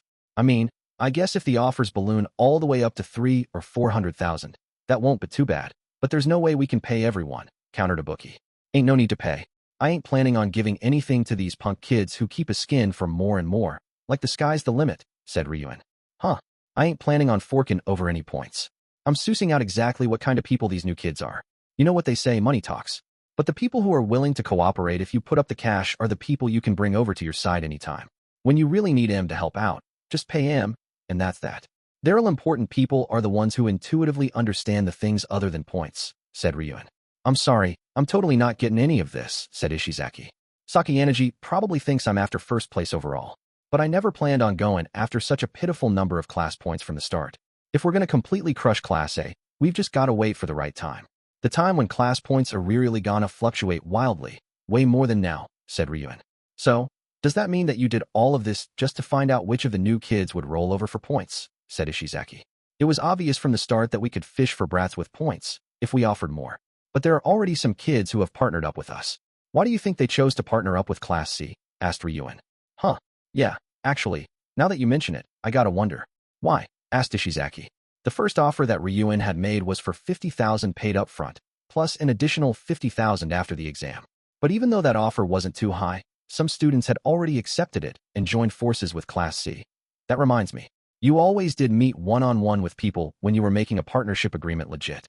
Were you threatening them or something? Asked Ibuki. Well, yeah, a little. You're right on that count, said Ryuin. So, the students, after being lured in by a generous sum of 300,000 or 400,000 points, would fold after being interviewed by Ryuin. In the end, the agreed-upon price was far less expensive than it appeared to be on the surface. I'm screening the new kids to see if they can understand that I'm better than Sakayanagi, said Ryuin. He was selecting people who could instinctively identify the winning class without factoring points or reputation into the mix. Those were the people Ryuin was really looking for in this special exam. He was looking far into the future, well past the next year. His goal was to take Sakayanagi and the rest of Class A down. Chapter 6, Class D and Class D. It was now Thursday, and the weekend was drawing near. After class ended, I went to the library with Horikita in tow. It was where we'd be having our discussion with Class 1D, who Nanace would be bringing with her today. On our way there, we chatted about the special exam. Have you checked out today's update yet? I asked her. 17 more partnerships have been finalized, which brings the total number of partnerships to 73, replied Horikita. While there wasn't anything about the number of partnerships itself that was particularly noteworthy, there was one substantial difference between this last update and the previous two. Namely, the fact that 2 students from Class 1D had decided upon partners. There were now some visible signs of activity in a class which had, for the past 3 days, seemed motionless. I'm a little flustered. I thought House and Cohen was planning to wait and see how things would play out a little longer. I tried talking to some Class 1D students today during lunch, but they just brushed me off, saying they didn't really know anything about the students who decided on partners, said Horikita. It's hard to tell if they really don't know, or if they're just under some kind of gag order. It wouldn't be too surprising if there was some kind of rule in place, forbidding them from partnering with anyone, or even talking about the whole situation unless one of the smart kids in class got offered a lot of points. That's true. At any rate, it's great that we'll be meeting with Nane-san now. I'm sure she might be able to tell us something about this situation, said Horikita. Horikita had only ever met Nanace once, and they'd never actually ever had a proper conversation. Even so, Nanace, the person who'd stood beside Housen, seemed to be someone with whom we could communicate. Personally, I'd gotten a strong impression that she was an honest person when we talked. She had a very firm, upright character, vaguely reminiscent of Ichino's somehow. Horikita and I arrived at the library. When we set foot inside, the first person to greet us wasn't Nanace, but rather Shina Hiyori, from Class 2C. "Oh, hello there. Fancy seeing you here," said Hiyori. Apparently, this bookworm had come to the library right away after class today. "We might be making a little noise today. We're going to talk to some first-year students about the special exam," I told her. "Oh, is that so? In that case, it might be a good idea for you to use the seats in the far back. I don't think you'll bother the other patrons then, and you should be able to talk a little. Also, you'll quickly notice if someone does try to approach you," said Hiyori. I decided to take the advice she had so kindly given me. "Are things coming along okay in Class C?" I asked. "Yes, they are. It seems there's a lot going on right now. Since our classes were competing with one another, we couldn't exactly clue each other in on their inner workings. So with that brief exchange of pleasantries, we said goodbye to Hiyori and decided to go take our seats. While I was still kind of curious about what was going on with Hiyori, I went with Horikita toward the seats at the back of the room.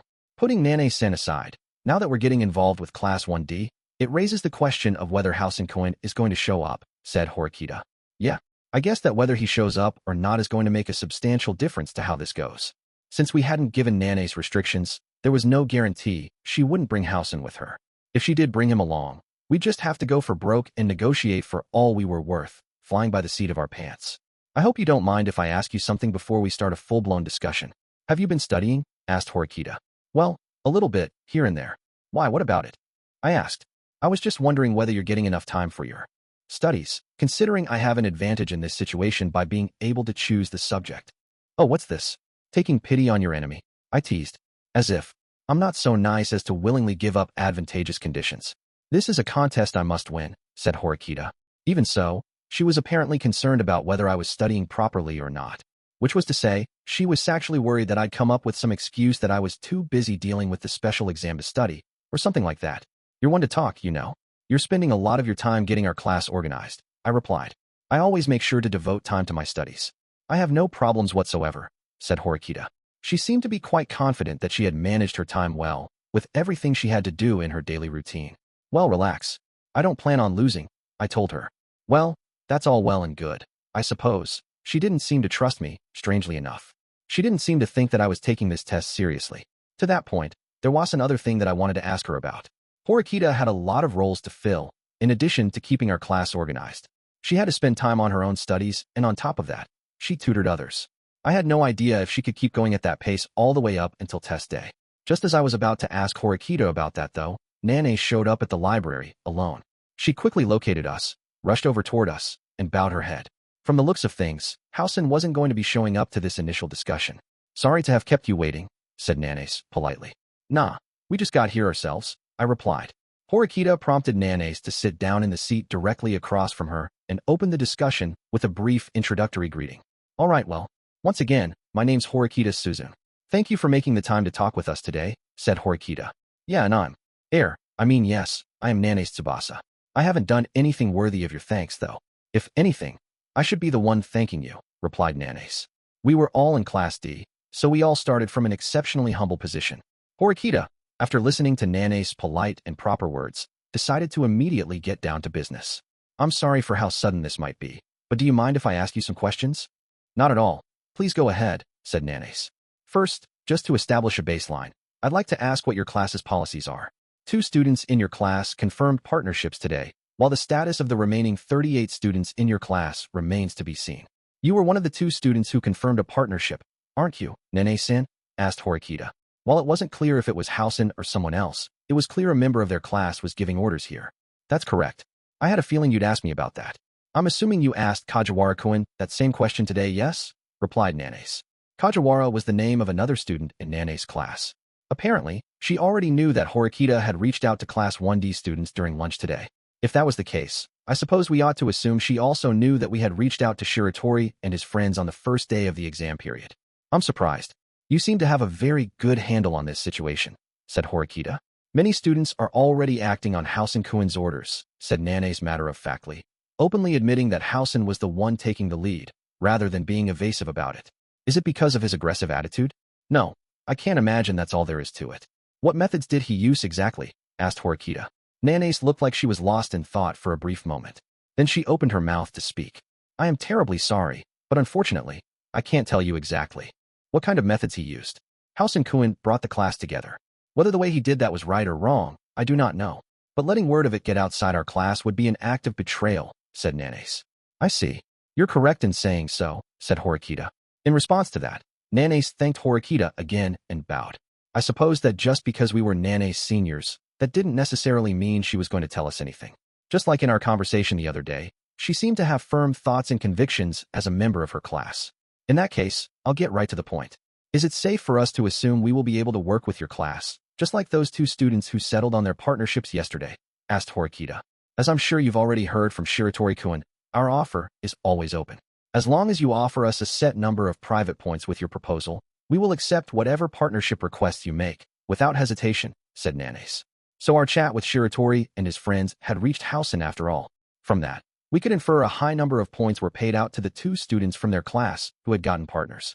But what I'm asking you about today is different from establishing a partnership contract based on points, replied Horikita.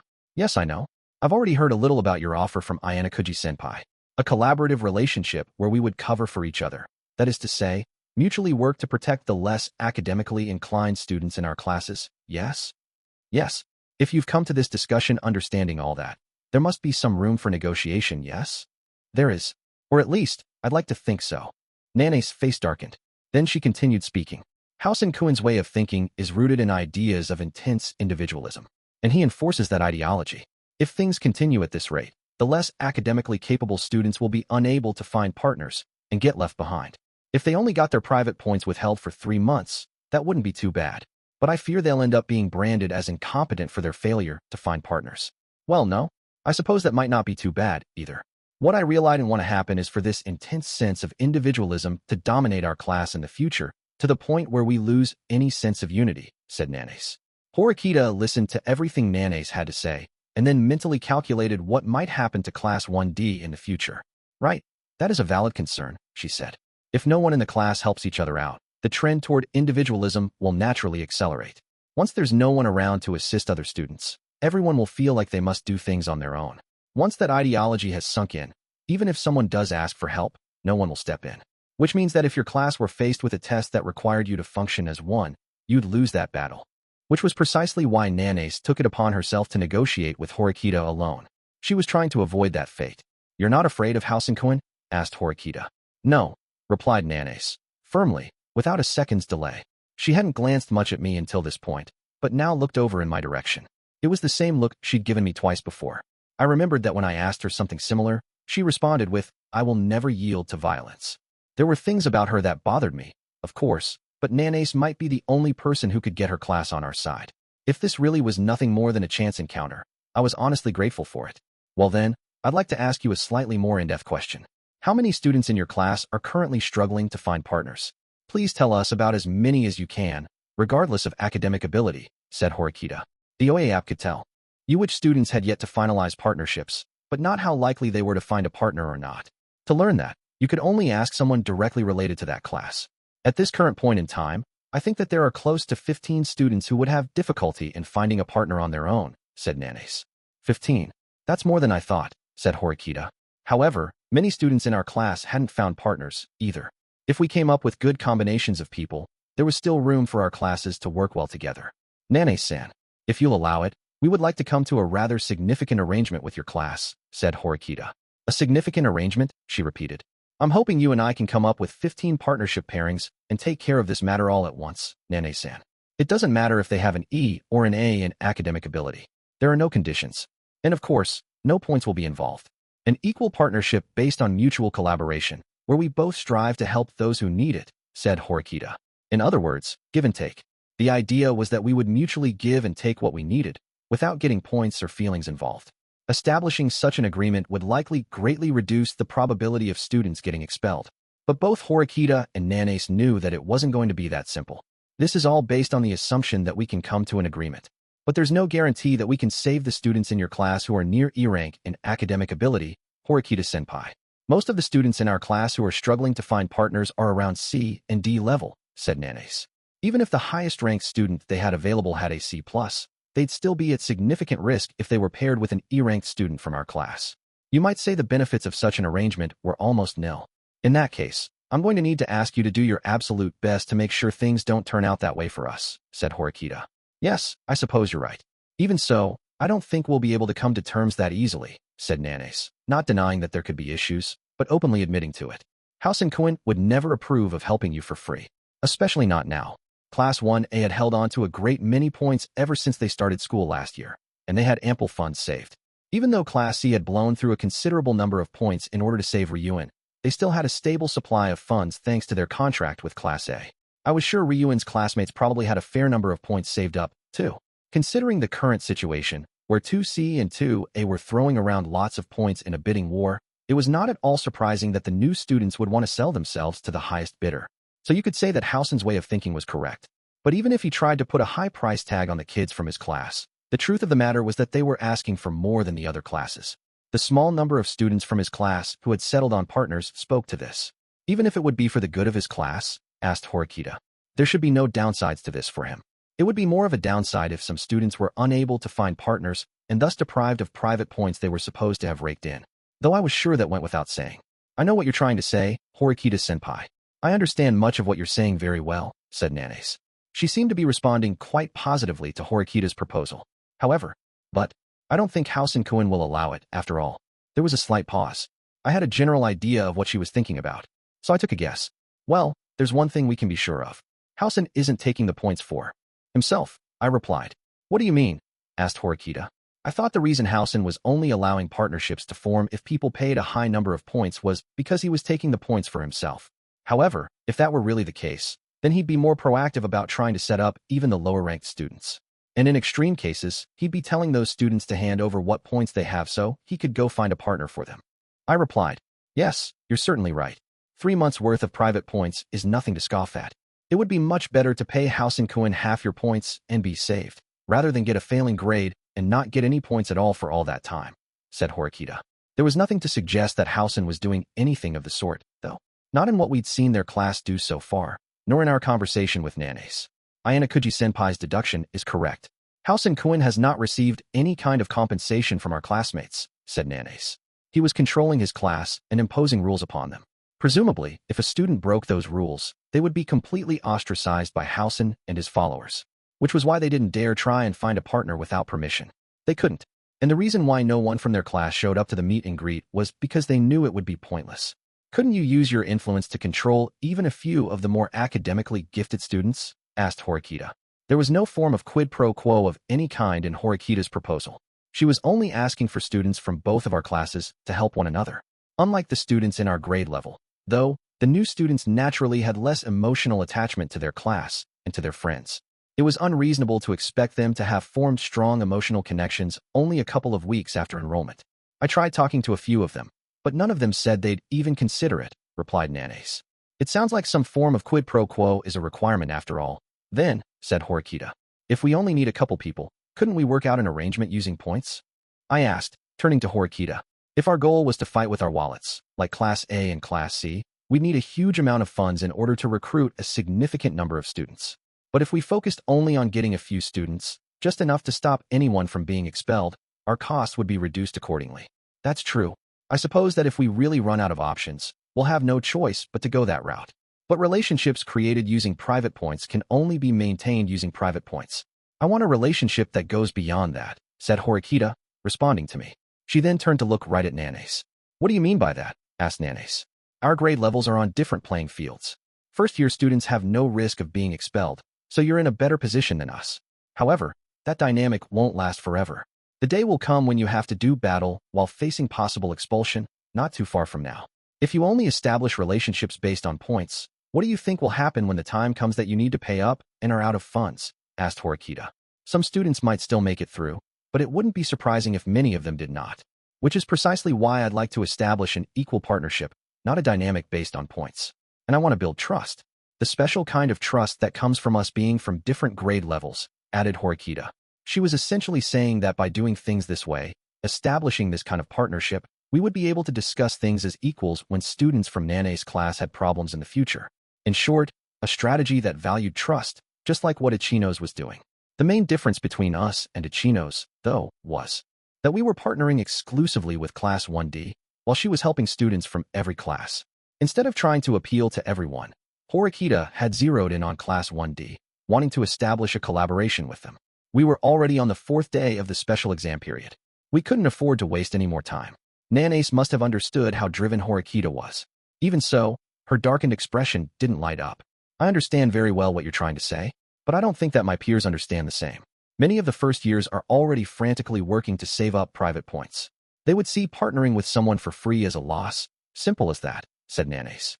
The only way they'd understand would be with time, as they came to know the system this school operated on. Right now, there are 2 major obstacles in the way of us partnering up with your class, based on what you're telling us. We need to convince House-kun, and we need to persuade the honors students who want points. Well, I suppose the latter point could really apply to students from any class, not just yours, but it was certainly true that, at least on the surface, the many obstacles in our path made it seem like it wasn't particularly beneficial to team up with their class. One of those obstacles, in particular, dealing with Housen. But that wasn't actually true. I wondered if Horikita was aware of this fact. Please allow me to discuss things with House-kun, proposed Horikita, having decided that it would be impossible for us to proceed any further without Housen. Yes, I suppose that's reasonable. If we're going to try to establish an equal partnership, there's no avoiding the fact we'll need to talk to him, said Nanace. If it's all right with you, I'm ready to meet with him immediately, said Horikita. I understand. I'll try calling him, replied Nanace. She took out her phone and headed toward the library exit. It seems like House-kun's control extends even further than I had imagined, said Horikita. Seems like it, I replied. My idea about teaming up with Class 1D isn't wrong, is it? Asked Horikita. Looking to the future and trying to build a relationship with them isn't a bad strategy, I told her. If anything, I'd say it's a prerequisite for what we need to do. Sakayanaji and Ryuin are trying to buy the trust of skilled first years by using their class's reputation or using points. Ichino's lacks for points, but she's also working to build trust by saving those in need of help. You're doing something similar to Ichino's, but you're focused on building a relationship with just one specific class, right? It's the same thing, but with different methods and in a different form. You're already becoming a leader who can compete with those 3. Horikita nodded after hearing what I had to say. Now, we just had to see how well she could handle negotiations. As we waited, I saw Nanace beckoning us over towards the exit, bowing to us. I wonder if something happened, said Horikita. Let's go and find out.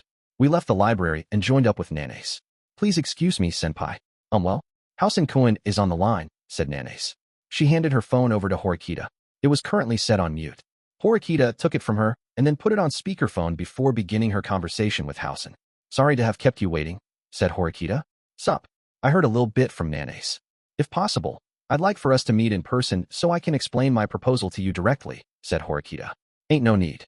Don't gotta bother meeting up, replied Housen with a laugh. So, does that mean that you're not willing to negotiate? Exactly what it means. Wasn't even any point in talking to you on the phone, but Nanace wasn't having any of it. House-kun, I think that it would be a good idea to consider her offer, said Nanace. Shut the hell up. Why do you gotta talk to me like that, huh? I'll kill you. I have no intention of letting you kill me. Please meet with Horikita-senpai at least once, said Nanace. If you can't cough up enough points, then don't bother contacting me again. Nanace tried to continue the conversation, but Housen quickly ended the call. She immediately called him back, but no matter how many times she dialed his number, he didn't answer. I'm so sorry, shouted Nanace, apologizing to Horikita and me while bowing her head as low as she possibly could. It wasn't like she'd done anything wrong, though. Come on, lift your head. My plans and House-kun's are completely different. It was clear things weren't going to work out that easily. I'm incredibly grateful that you went out of your way to assist us so much, said Horikita. It really wasn't much, replied Nanace, bashfully. I think that's all for today. Now, we need to think of a way to get House-kun to talk to us. But I'd like to try and get this over with by the end of this week, said Horikita. If this got drawn out any longer, she'd have to start looking beyond just Class 1D. Nevertheless, I hope that it wouldn't come to that. It would be quite a painstaking task for us to try and snatch up students from the other 3 classes, when they've already been thoroughly picked over. I'm awfully glad to hear that you still haven't given up, Horikita-senpai. But, Nanace trailed off, swallowing the words that were about to come out of her mouth.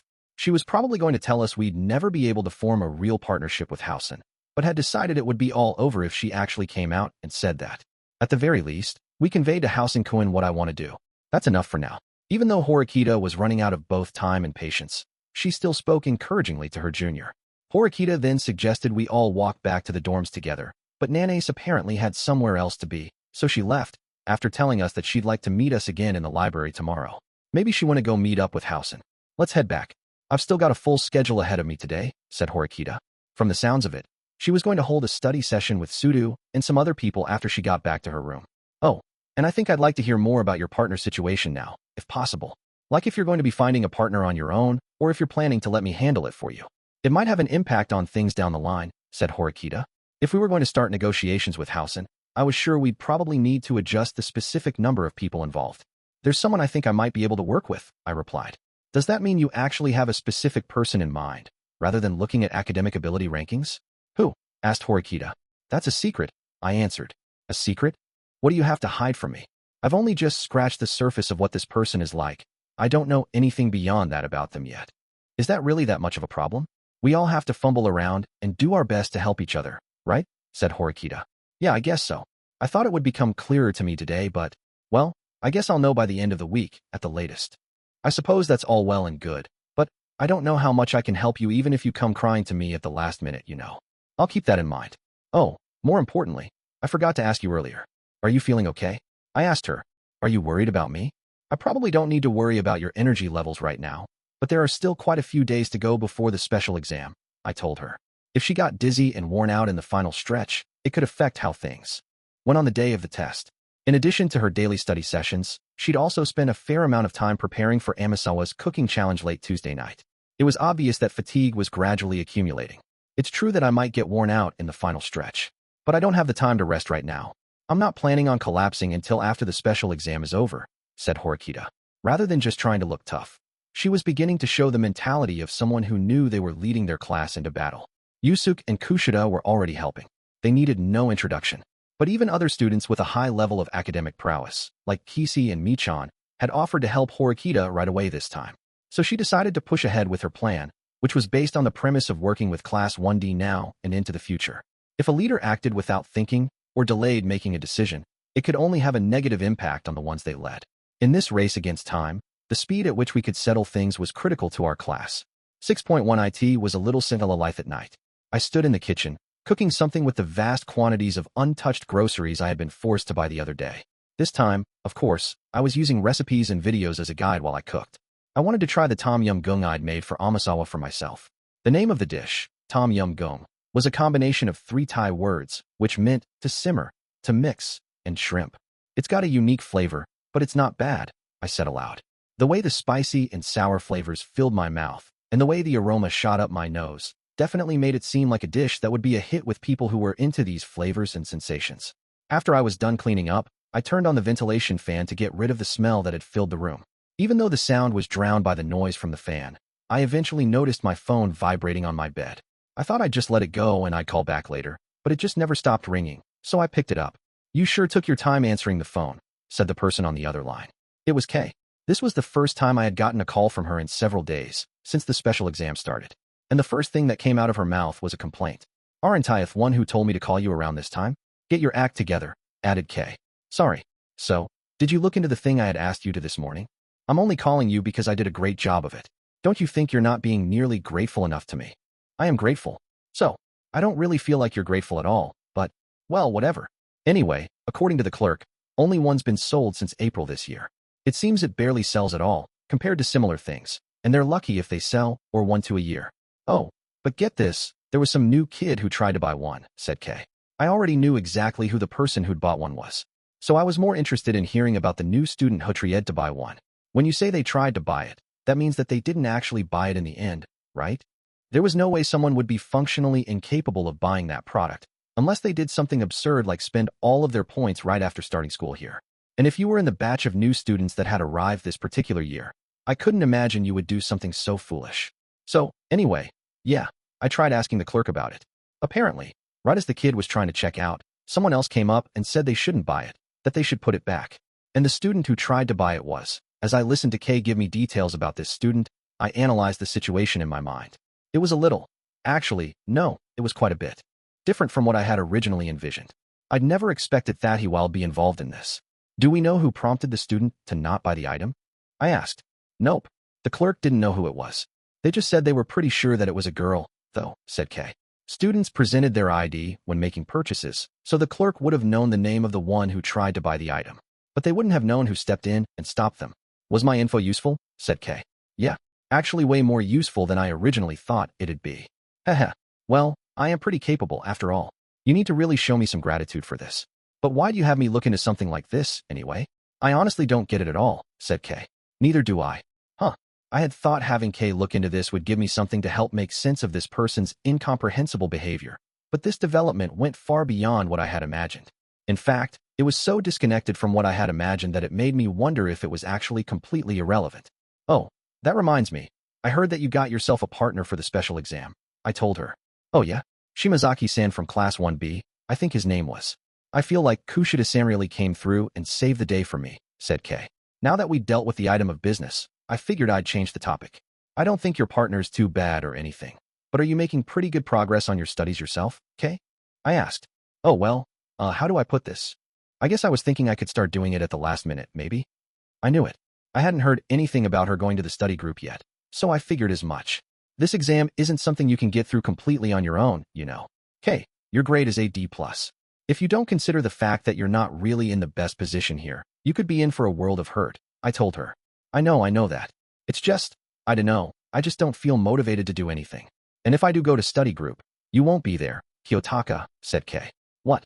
So, you're saying that you'll study hard if I'm there? I asked. Yes, so? I'd work hard in front of my boyfriend, said Kay.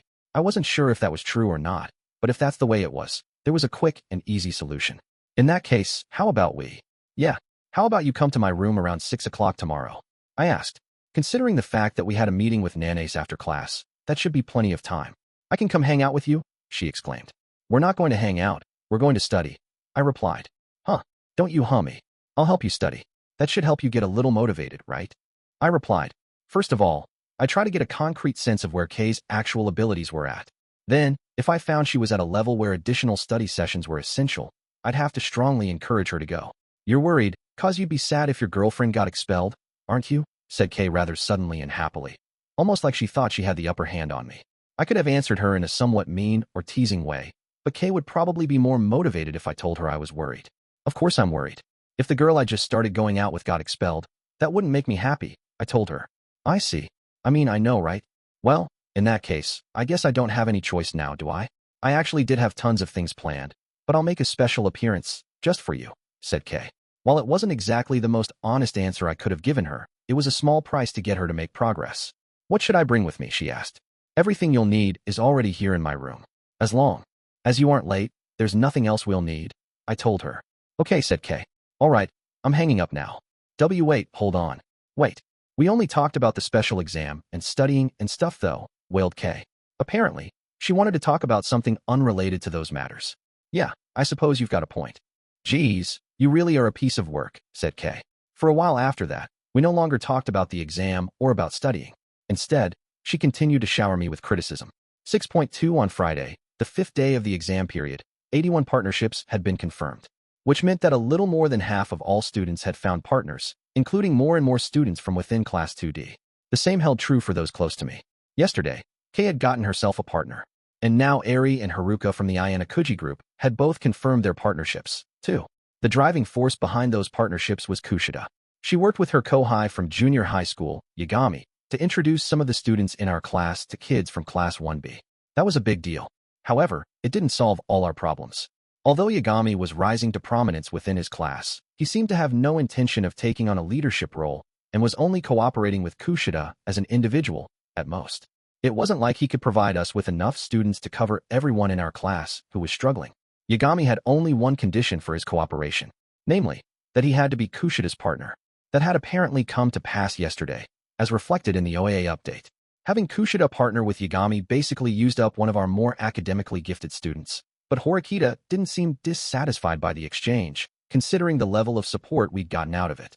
There were still quite a few capable people left in our class, including Horikita herself, Yusuke, Kisi, Michan, Matsushita, and others. In any case, just because a student had chosen a partner didn't mean they could rest easy. You had to study hard. That was completely unavoidable. If anything, it could be said the competition only really got started once you found a partner. Even though I wasn't speaking to anyone all that much, I could sense a feeling of unity in our class, with people working together.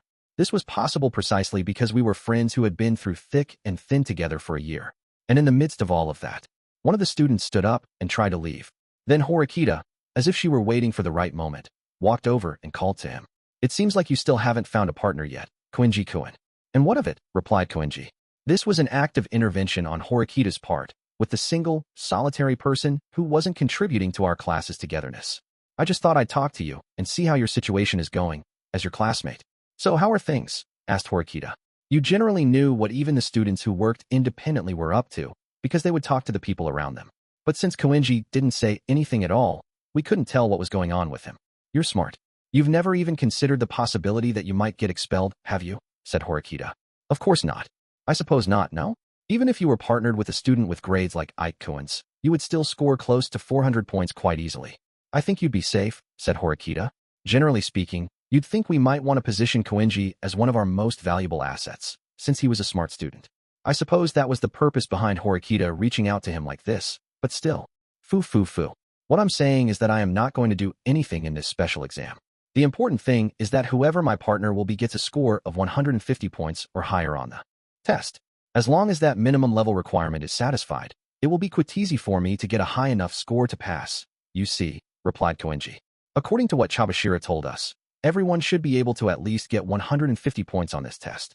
So, unless you teamed up with an assassin from the White Room, it was unlikely you'd have to worry about your partner getting a 0 on the test, like I did. However, you still had to rely on your partner. And no matter how hard you looked, you probably wouldn't find a student who could state with absolute 100% certainty that they would score a certain amount on the test. Students from both grade levels had to work on the assumption that their partners would score at least 150 points. It was a 99.9% certainty at best. In order to make that as close to 100% as possible, the school had implemented a rule stating that students who scored low enough that it appeared to deviate from their expected level of academic ability would be expelled. Because of that fact, Koenji could afford to be confident, which meant there was no need for him to go through the trouble of trying to talk to anyone or to build a relationship. You mean you're fine no matter who you get partnered with? In that case, why don't you allow me to decide your partner for you? I understand you think you'll be safe regardless of who you're with, but I imagine you'd rather not get hit with a 5% penalty, said Horikita. It was a rather simple offer. She was offering to handle everything for him, a proposal which could fundamentally only be beneficial to him. Yes, certainly, it is as you say. However, I must decline your offer, said Koenji. Why? Can I ask you to tell me the reason for that? Said Horikita. Because I am who I am. Simply put, he didn't like the idea of being used for Horikita's convenience. No matter the situation, Koenji was Koenji. If I was ever in a situation where I needed to use Koenji in order to win, I would find myself thinking I should have gone with a different strategy to avoid being put in such a situation in the first place. Satisfied? Asked Koenji. After hearing what Koenji had to say back to her, Horikita couldn't keep pushing. Koenji wasn't the kind of person who would budge at all, even if you try to force him. It was a waste of effort. Yes, for now. But you can't carry on like this forever, you know.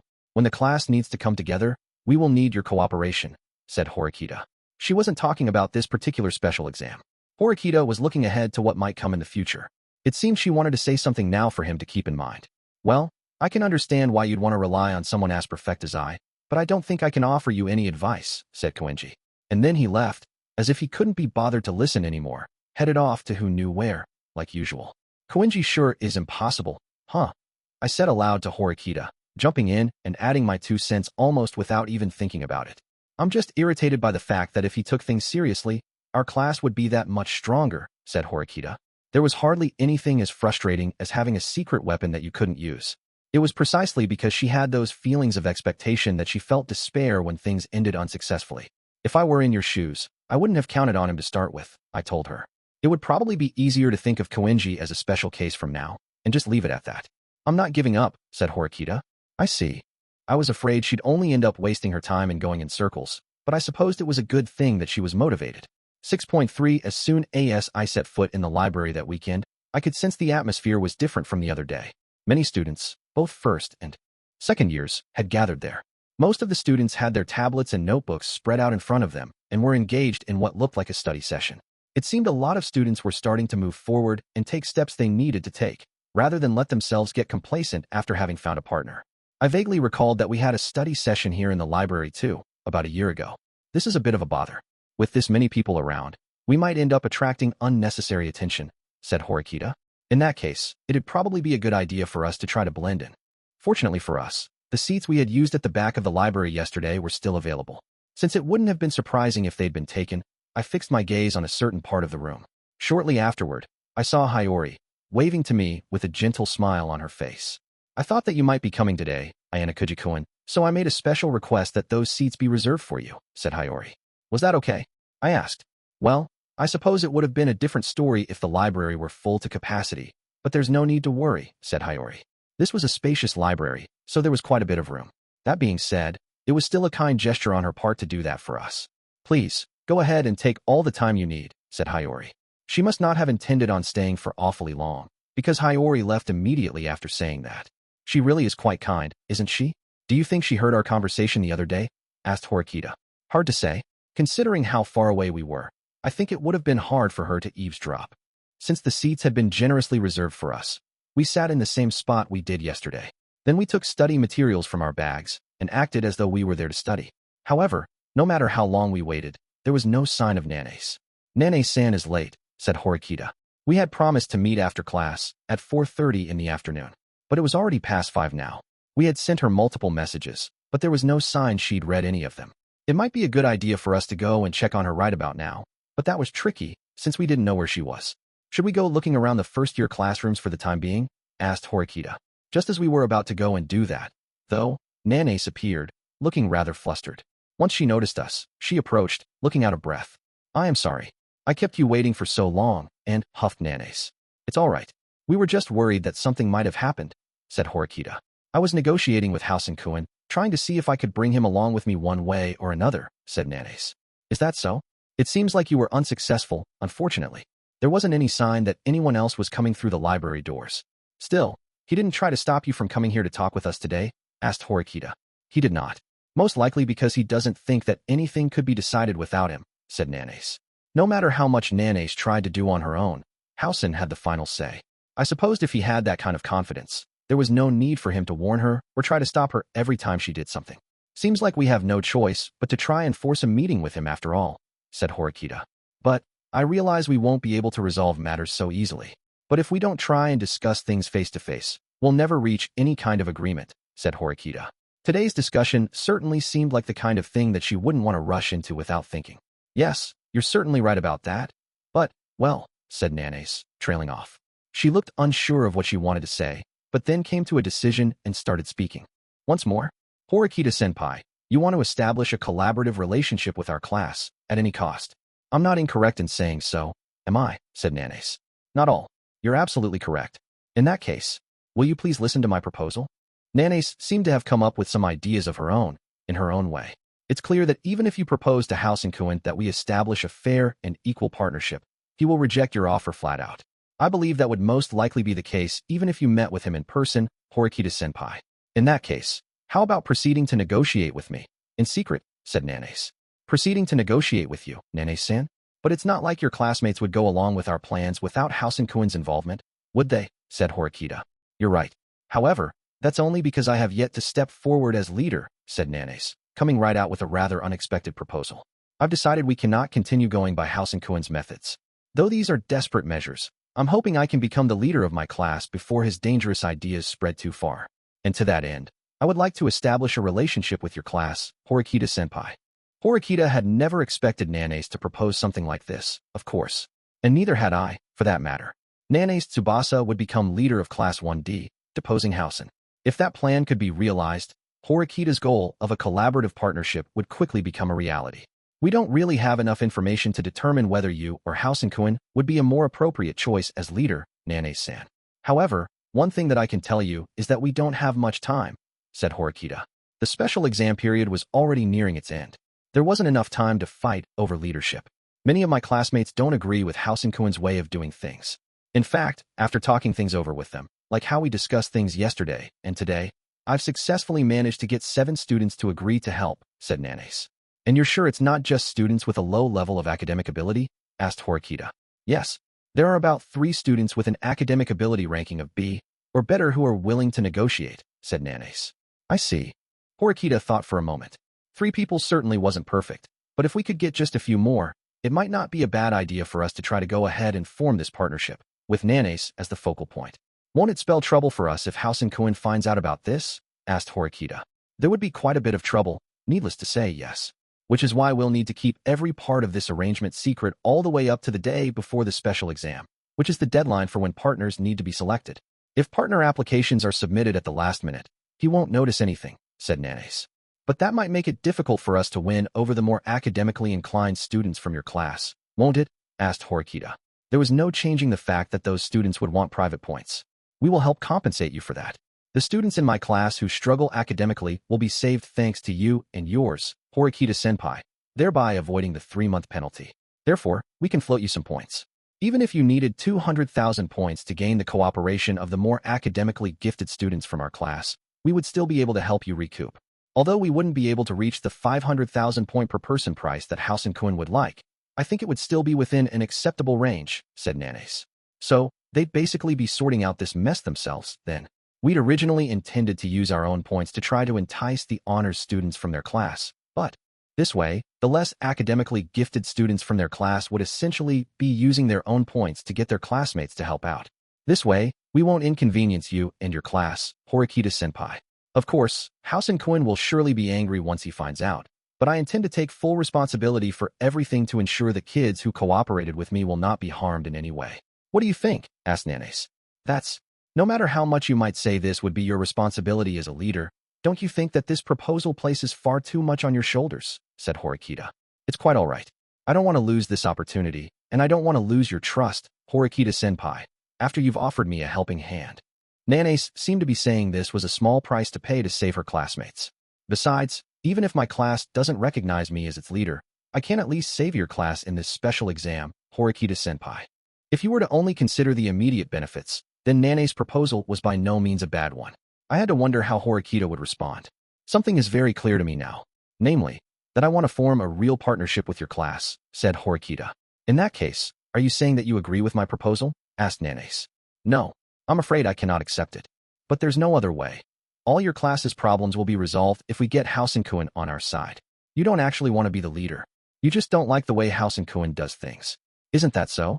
In that case, if House-kun is willing to do this without pay, there should be plenty of other students who'll support him, right? Said Horikita. Well, yes, I suppose. Certainly, said Nanace. Plus, if you and House-kun were to oppose one another, it's possible your class would end up fracturing in two rather than being united as one. We cannot allow that to happen. So how about you allow me to help you change his mind, said Horikita. Apparently, this conversation with Nanace had helped Horikita to realize something as well, that as long as we got House-kun, the rest of our problems would be solved. It's a risky gamble. If it fails, it might not be possible for our classes to collaborate again in the future, said Nanace. I am prepared for that. Well, no, that's not quite right.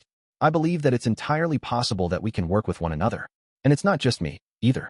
I'm sure House-kun is thinking the same thing, said Horikita. Even though he spoke to you so rudely over the phone before, said Nanace. I'll just take that as him playing hard to get. At least for now. Nanace seemed to understand what Horikita was trying to say. She quickly voiced her agreement. I see that making time to meet with you today was the correct choice, Horikita-senpai, Ayanokouji-senpai. It would seem my hunch wasn't wrong, after all. What do you mean? I rejected your proposal, didn't I? Said Horikita. No, you didn't. Actually, you and I have been of the same mind from the very beginning, Horikita-senpai, said Nanace. Wait, do you mean to say that you've been thinking of trying to persuade him, too? Asked Horikita. Correct, said Nanace. Apparently, the idea Nanace had pitched about her becoming a leader was completely made up. It was a test. If Horikita had chosen to ignore Class 1D's future for the short-term profit of our own class and taken Nanace up on her offer, she probably would have turned around and refused to help us. Just as you said yourself earlier, we do not have time, Horikita-senpai. We cannot move forward unless we bring everyone together to negotiate, even if that means we need to be a little forceful. Would you please allow me to handle setting up this meeting? I will be sure to bring House-kun to you the day after tomorrow, on Sunday, Horikita-senpai, said Nanace. It didn't seem like a test this time, considering she was bowing deeply and asking Horikita for help. If this meeting took place on Sunday, it would mean we'd have even less time remaining. As a result, Horikita turned her gaze towards me, looking for confirmation. Thinking it was all right to take this gamble, I nodded in response. The hesitation in her eyes vanished. I believe you. I look forward to seeing you and House-kun the day after tomorrow, on Sunday, said Horikita. Yes, absolutely. However, we would like to avoid meeting in a public place. It's quite possible that House-kun might act out indiscriminately, depending on how things go, said Nanace. Yes, I suppose you're right. In that case, karaoke might be a good place for us to meet. I don't mind meeting at night either, if House-kun wishes, said Horikita. It was certainly true that meeting late at night on a Sunday would substantially lower the risk of being seen by anyone. Understood. I'll be sure to let him know, said Nanace. Just as the conversation got to a point where our plans were taking shape, Horikita's phone rang. She looked at the message she'd received and let out a sigh. What's up? I asked. It's time for the study group. It seems like they're short on people, with me not there, said Horikita. It had already gotten to be 5:30 before I even realized it. I think that we've wrapped things up here. Can I ask you to handle the rest? Asked Horikita. Sure. Horikita gave Nanace a quick, polite bow, then gathered up her things and headed to the study group with our classmates. Trying to support our entire class required her to run all over the place and do all kinds of things. She is quite busy, isn't she? Horikita-senpai, said Nanace. That's what it's like to keep a class together, I told her. I hope I can become as impressive as her a year from now. Horikita didn't ask for any details, but just wondering, how do you intend to draw Housen out anyway? I asked. Well, I'm happy to answer that question, Ayanokouji-senpai, but I'd like you to tell me something about yourself. Something about me? The sun was starting to set outside, the world glowing a brilliant orange color. Horikita-senpai is the class leader. But you're different, aren't you, Ayanokouji-senpai? Asked Nanace. I see that it seemed Nanace wasn't sure I was the appropriate person to be here right now. If I said I was only here because Horikita forced me to come along with her, it would probably backfire and cause Nanace to clam up. Senpai, what kind of person are you? She asked. When I didn't answer her questions, Nanace propped her arm on the desk in front of her, showing me her side profile. It looked like some kind of defensive strategy on her part to prevent anyone but me from reading her facial expression and mouth movements. Can you please answer me? She asked. Well, Nanace, it sounds like what you want to ask me isn't what kind of relationship I have with Horikita, I replied. She was asking something entirely different. She was asking me what kind of human being I am. That's right. I believe you're an evil, disgusting human being, Ayanokouji-senpai. That's what I think, said Nanace. Those were some incredibly dramatic, intense words that she hurled at me. But despite the content of her statement, Nanace looked straight at me without hesitation and with almost an overabundance of honesty. I honestly had no idea what I'd done to make her look at me like that.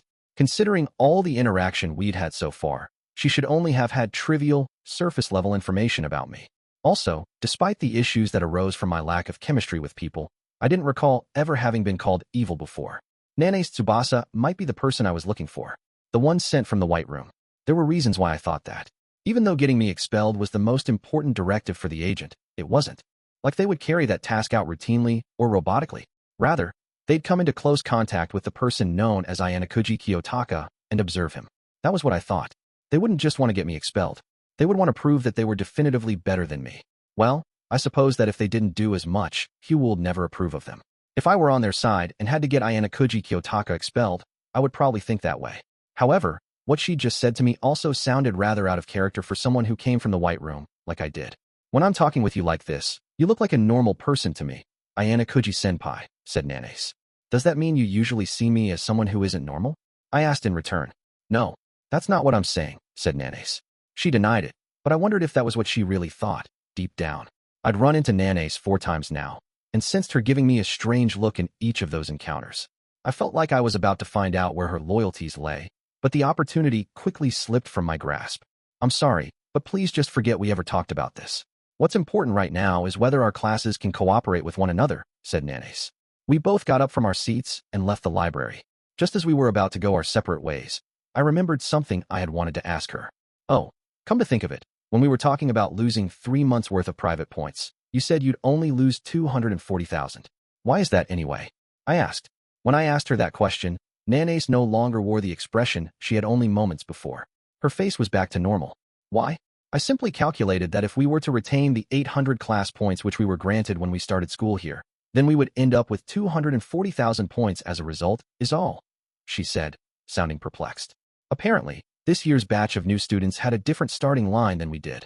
Last year, we were given a total of 1,000 class points at first, I told her. Huh? So, you're saying that we were given 200 points less, then? That's exactly what I'm saying.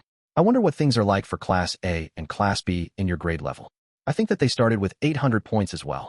That was how Shiba-sensei explained things to us, said Nanace. Why wasn't there any official notification put out for that, though? I imagine that if you knew that you were being given fewer class points than previous years had gotten, you would feel like it was a little unfair. Did the school officials simply decide that it wasn't worth showing that much consideration for the new students, because they felt like 80,000 private points was quite a lot of money as is? No, Even if that were the case, they should have informed everyone right at the start, rather than try to hide it out of laziness and risk having students find out and come back to complain about it later. The students would have been more satisfied if they had put out some statement ahead of time.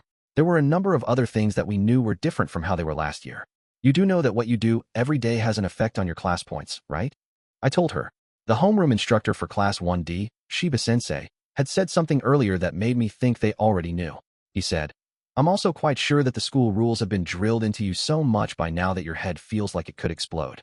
Yes, we were told that tardiness, absences, and chatting during class time will influence your class points, replied Nanes. Was it possible that the school had reduced the number of class points they were awarded after taking into consideration the fact that they'd gone to the trouble of disclosing the rules to the new students right at the beginning? We knew that societal contribution was an important metric in OA, so even if it was hidden, the students probably would have found out anyway.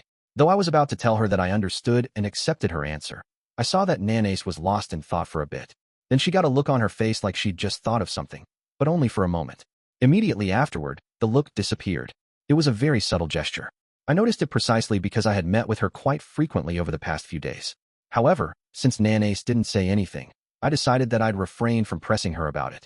We walked out of the library together and made it to the entranceway. Well, then, senpai, if you'll please excuse me, said Nanes. Just as she was about to go, though, I called out to her and stopped her in her tracks. Nanes, this isn't meant as a thank you for telling me about the whole class points thing earlier or anything, but have you heard about something called protection points? I asked. Protection points? No, I haven't heard about those before, she answered. It's a system where students who have those protection points can essentially use them to protect themselves from penalties that would normally end in expulsion. But considering the fact that very few people in our grade level have them, it's understandable that you wouldn't know about them, I replied. I see. Why are you telling me this, though, said Nanes. Because you gave me information. I just thought I should give you a little bit in return. After saying my piece, she and I parted ways. I had decided to test Nane's skills, to see if she could make use of what I just told her. 6.4 Although it had taken some time for everything to come together, it was decided that we were going to have a discussion with Housen, albeit forcefully. Thanks to Nane's dedicated cooperation. The situation was still entirely unpredictable, but it was still a definite step forward. A little before 6 o'clock that evening, my doorbell rang. Kay must have only just gotten back to the dorms from the school building, because she was wearing her uniform, not her regular clothes. You know, there's lots of people coming and going at this time of day, so I had to be pretty careful. Like, I had to use the stairs and stuff, said Kay. There probably weren't many girls who'd be coming to a boys' room, and even fewer who would visit for an extended period of time. That kind of thing didn't happen often unless a guy and a girl were dating. All right, let's get started then, I told her. Huh, come on, aren't we gonna do some other stuff first, wailed Kay. She didn't take out her study materials. It sounded like she had wanted to chat instead, but time was limited. The later it got, the less time there would be to study. If there are no problems with your academics, then we can chat as much as you want, I told her. Humph. First of all, we need to find out what you're good at and what you're not so good at. How are you going to find that out? Asked Kay. With these, I replied. I took out 5 test sheets. Kisi had made them for our group to check what everyone's strengths and weaknesses were. They were extremely useful to have, considering how much time it would have taken to have carefully screened through the number of questions needed to get things started. Horikita and Yusuk had used these sample tests in their own study groups, too. Most of our classmates have already been tested with these, I told her. Oh, there's a 10-minute time limit per sheet. Go ahead and get started. Fine, she huffed. Despite her grumpy response, Kay got started on the tests. After 50 minutes had passed, she collapsed onto the table like a limp noodle. Ugh, I'm so worn out. You did good. So you were able to concentrate on regular tests, after all. Oh, come on. I've been studying all day today. It's tiring. It's not like I can just flip a switch, she huffed. As she grumbled, I quickly finished grading her tests. Okay, I think I have a good understanding of what your abilities are, Kay, I told her. How'd I do? She asked. She didn't seem to know that herself, because she was looking at me with eyes filled with both expectation and anxiousness. You will definitely be going to Yusuk's study group from tomorrow, I told her. What? There's nothing to panic about. But to be honest, if you don't keep up your studies, you'll be in imminent danger of getting expelled. But, hold on, my partner's Shimazaki-san. He's got a B-, right? So, I'll be okay, won't I? Asked Kay. The passing score for this special exam is 501 points. Someone like you, Kay, who doesn't study enough, would probably get about 200 points, give or take. Whereas Shimazaki would probably get around 350. It's hard to imagine that getting an assumed total of only 550 points puts you entirely in the clear. And on top of that, if this Shimazaki dislikes studying like you do, then it's actually quite possible that he could end up scoring less than 300 points, I told her. And if that were to happen, there was a very good chance that she would fall below that 500-point threshold. I'm starting to feel really scared all of a sudden, said Kay quietly. Which is why it's important we get you to a place where you can definitely get a score of 250 points on the test as soon as possible. This test was designed in such a way that even a D+ student should be able to score that well if they studied efficiently. Hey, I kinda have a question though, said Kay. A question? I mean, you're gonna tutor me and all, but don't you have a C in academic ability, Kiyotaka? So, doesn't that mean you're average?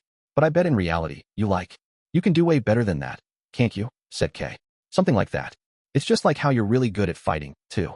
Why do you hide it all so much? Asked Kay. I don't want to stand out. So I don't try to get high scores is all, I replied. Okay, so, how many points do you think you could get if you were serious about it? Asked Kay. No idea. Come on, don't mess with me. Just tell me, said Kay, forcefully but playfully pushing my shoulder and smiling at me as she pleaded. I'll be more than happy to answer your question if you show up and put in the work at the study group from tomorrow onward. I'll go totally. I feel a sense of impending danger from what you just told me, she admitted. Instead of telling you how many points I can get, though, I'll tell you how many points I've decided I'm going to get, I told her. What's that supposed to mean? That's a pretty incredible claim to make, said Kay. There were a total of 5 subjects. I had no intention of slacking off in any individual subject, considering I had to compete against Horikita in one. However, if I actually put everything I had into each subject, then my reputation amongst my peers would change dramatically. 400 points, I told her. Wait, for real? 400 points, that's definitely the equivalent of an A rank. That was a level only a select few bright students in our class, like Horikita and Kisi, could reach. It would have been more accurate for me to have stayed near 400 points, but there was probably no need to amend my statement now. And you're saying that you can get that score if you want to? Asked Kay. Of course. There hasn't been a single problem that I thought I couldn't solve since I enrolled here. I didn't know how many highly difficult questions would be included in this exam, but compared to the kind of studies I'd undergone in the White Room, it seemed fair to assume it was going to be pretty easy. Noticing Kay seemed to have a blank look on her face, unable to understand what I was just telling her, I decided to pull her back down to earth. Now that you can see the big picture, I want you to keep that sense of impending danger in mind and focus, I told her. Okay, I guess I'll study here for a bit and head back to my room then. It was only a little after 7 at night, so there was nothing wrong with her sticking around for another hour or so. It would also be helpful for me, so that I could tell Yusuke more clearly what kind of level K was at tomorrow. Okay, well, then, let's get started right away. Hey, over here, said Kay. I had intended to get started while we sat across from one another, but Kay lightly patted the floor next to her. Tutor me from right here, next to me, said Kay. 6.5 We spent a little over an hour together in my room. During that time, I gave Kay advice while she studied. I got the impression that she fundamentally had a good head on her shoulders, but the fact that she hadn't taken her studies seriously all this time was holding her back. I didn't plan to point that out to her, though. If Kay had just been neglecting her studies from an early stage, I could have admonished her over it. But in her case, it was the abuse she had suffered in junior high that had prevented her from getting a legitimate education. So because she didn't properly learn the basics in junior high, she was struggling in her classes in high school. When I considered all of that, I'd say she was actually doing quite well. Guiding her with compassion and giving her advice was probably the correct decision. If she could come to feel that studying wasn't a painful experience, she might even start growing and maturing in a big way, just like Sudu. What's up? I asked. Kay suddenly started looking down at the floor. Then, after what seemed like a few seconds of continued staring at the floor, she reached out and grabbed something.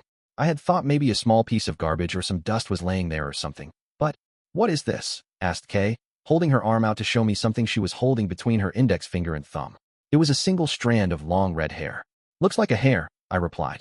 When I came right out and said what I thought, Kay's face gradually transformed more and more into that of a raging demon's. Haired hair. And it's a long one. No matter how you look at it. It's gotta be a girl's hair, she shouted. Well, yeah, she was probably right about that. It was physically impossible for that to be my hair, considering the length. And my hair also had a completely different quality to it, of course. The person the hair belonged to immediately sprang to mind. It had to be Amasawa Ichika, who had made me cook for her the other day. Who did you have over? Asked Kay. She was probably asking me because she had no idea who it could have come from, out of our classmates or others. Wait, is this that thing? Jealousy? I asked. Well, is that a bad thing? I'm your girlfriend, Kiyotaka. I have the right to keep an eye on you when it comes to this stuff. This was the first time I had heard of a right like that.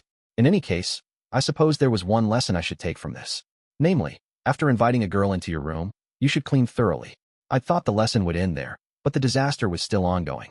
While I was racking my brain over how best to explain myself, my doorbell rang without warning. The sound echoed throughout my room. And then, an image of the lobby was displayed on the monitor. I, the resident of this room, wasn't the only one curious about who had just rung my bell. Kay was, too. We both peeked at the video on the monitor. On the screen, we saw the figure of Amasawa, waving, with a big grin on her face. The first person to react wasn't me, but rather, Kay, still clutching the red hair in her hand. Red hair. A girl I haven't seen before, she muttered. It was almost like she was solving a mystery on a children's detective show. Kay reached out and pressed the call button before I could do it myself. Hello, who is it? Asked Kay, her voice containing rather overt tones of anger. Amasawa was, of course, visibly surprised. Huh?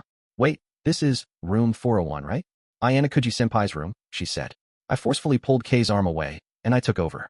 Sorry, it's me. What do you want? I asked. She was an unexpected visitor, but I couldn't just let Kay deal with it. Putting the matter of Amasawa aside, there was also the problem of people coming and going in the lobby being able to hear that Kay and I were together. Oh, is someone there with you? Should I come back later? There was something I wanted to talk to you about, so I thought I'd drop by, said Amasawa. Even though Kay was glaring at me, she gestured for me to let her come on up, rather than turning her away. Apparently, she wanted to be certain the hair belonged to Amasawa. Nah, it's okay. Come on up, I told her. I pushed the unlock button and let Amasawa come in through the lobby. Are you sure this is okay? Other students are going to know you're here, I said to Kay. Oh, apparently, she'd gotten so angry that the blood rushed to her head and she lost track of things.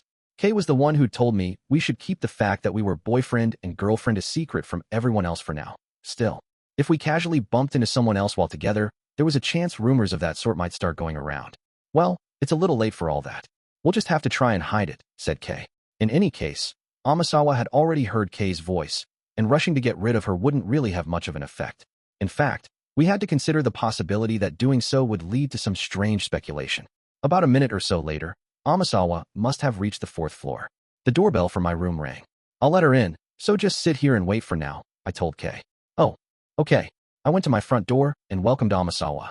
Sorry for dropping by so suddenly, Ayanokouji-senpai, said Amasawa. After examining the look on my face, she took a look at the shoes near the entranceway, in calculating fashion. How to put it? The way she looked around the room. It seemed like what they called a woman's intuition. Girlfriend? Said Amasawa, asking me straight out, with a big grin. What do you want? I asked. You didn't bite.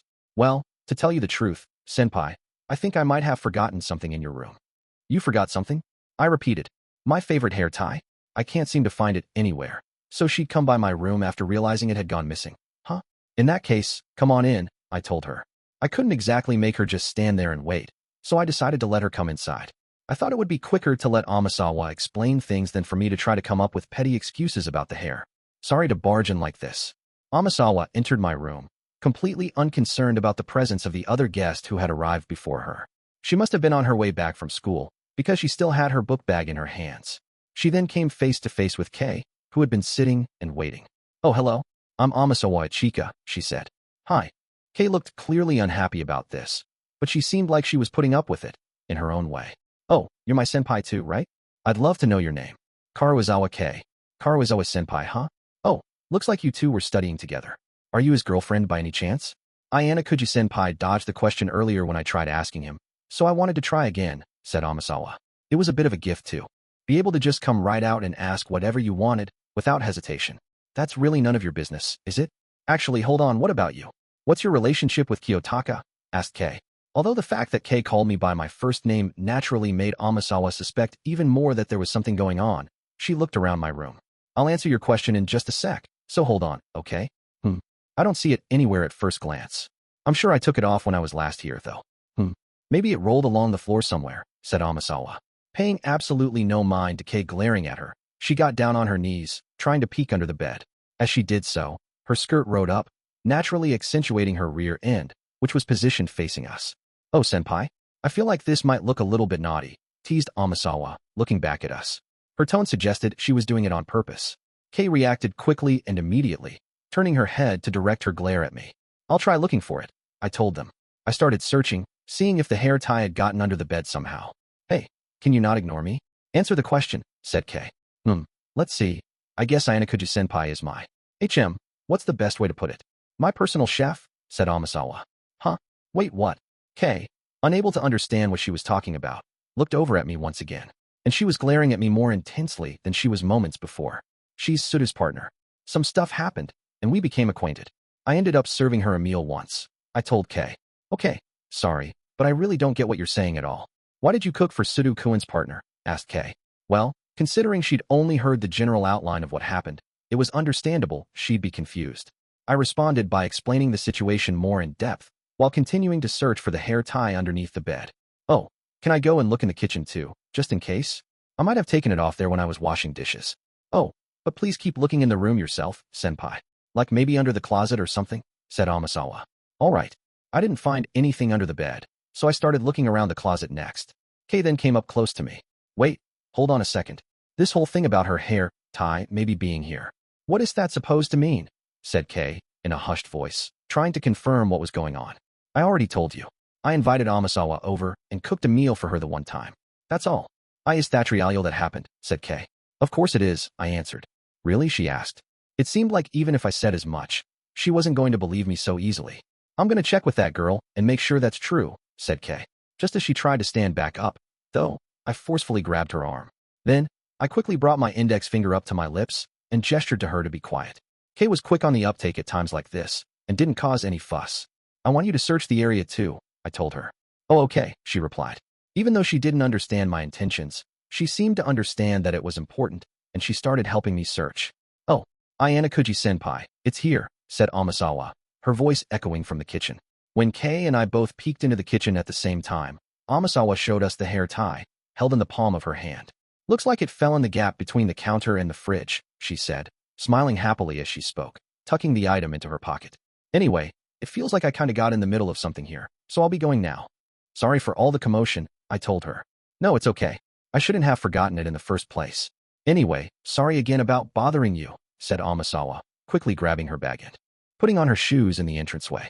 But you know, you really are a smooth operator, senpai, aren't you? I never imagined you'd have yourself such a cute girlfriend. She put a finger up against her cheek, as if pretending to think something over.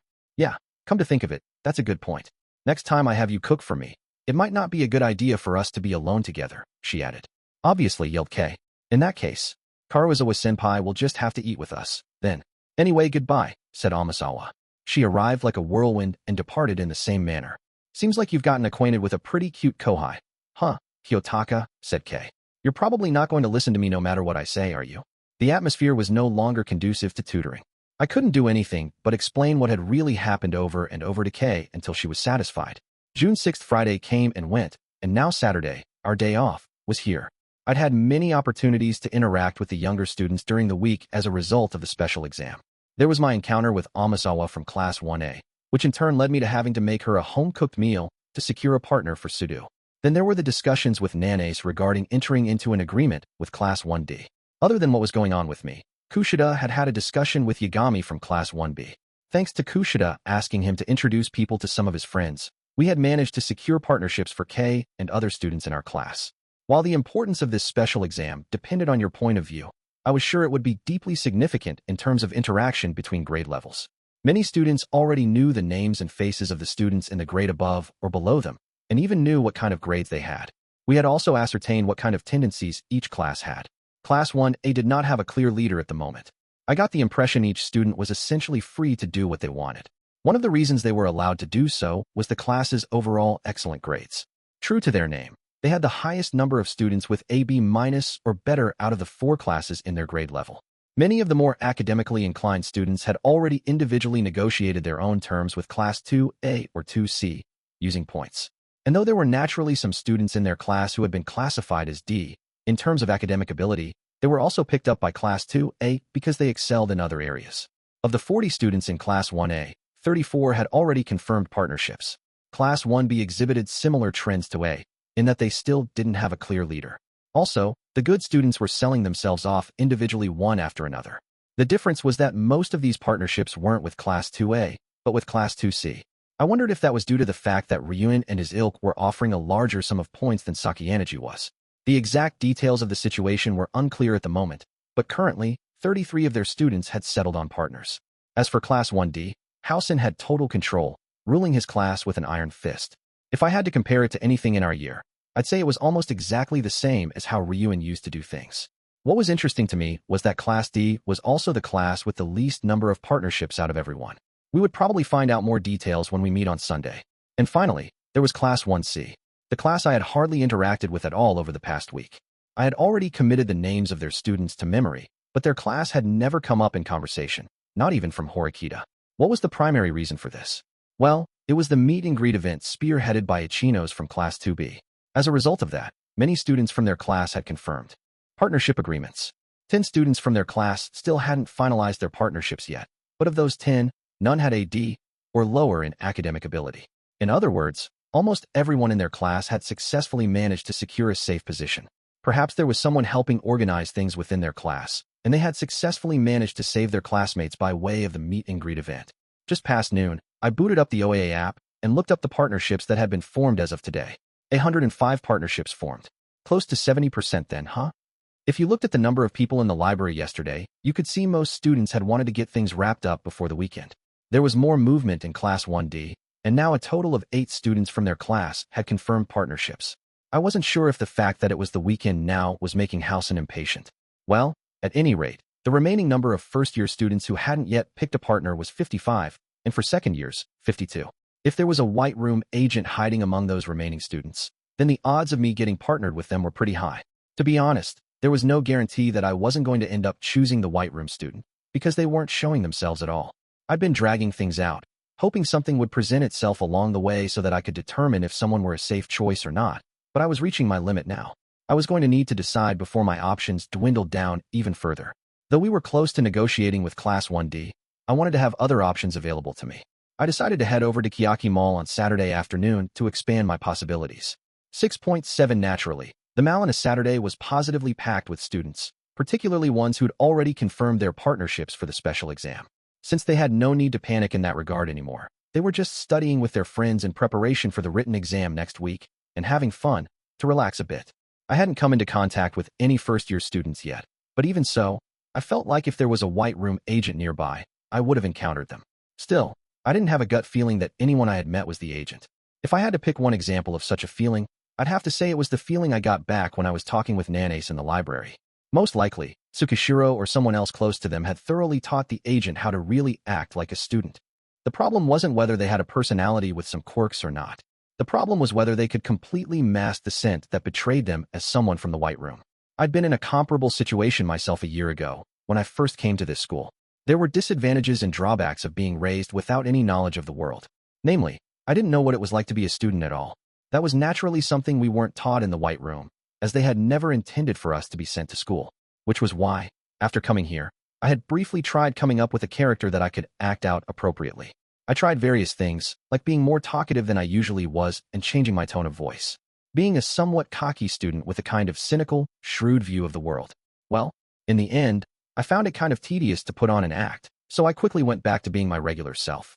Because I had come to realize that I could still be a student here without hiding my original self. But the person the white room had sent in now was different. They were putting up a front, camouflaging themselves as a student to prevent me from finding out their true identity. I had no idea if they were playing the part of a quirky student or if they were playing a blank slate. Either way, I probably wasn't going to see through their act all that easily.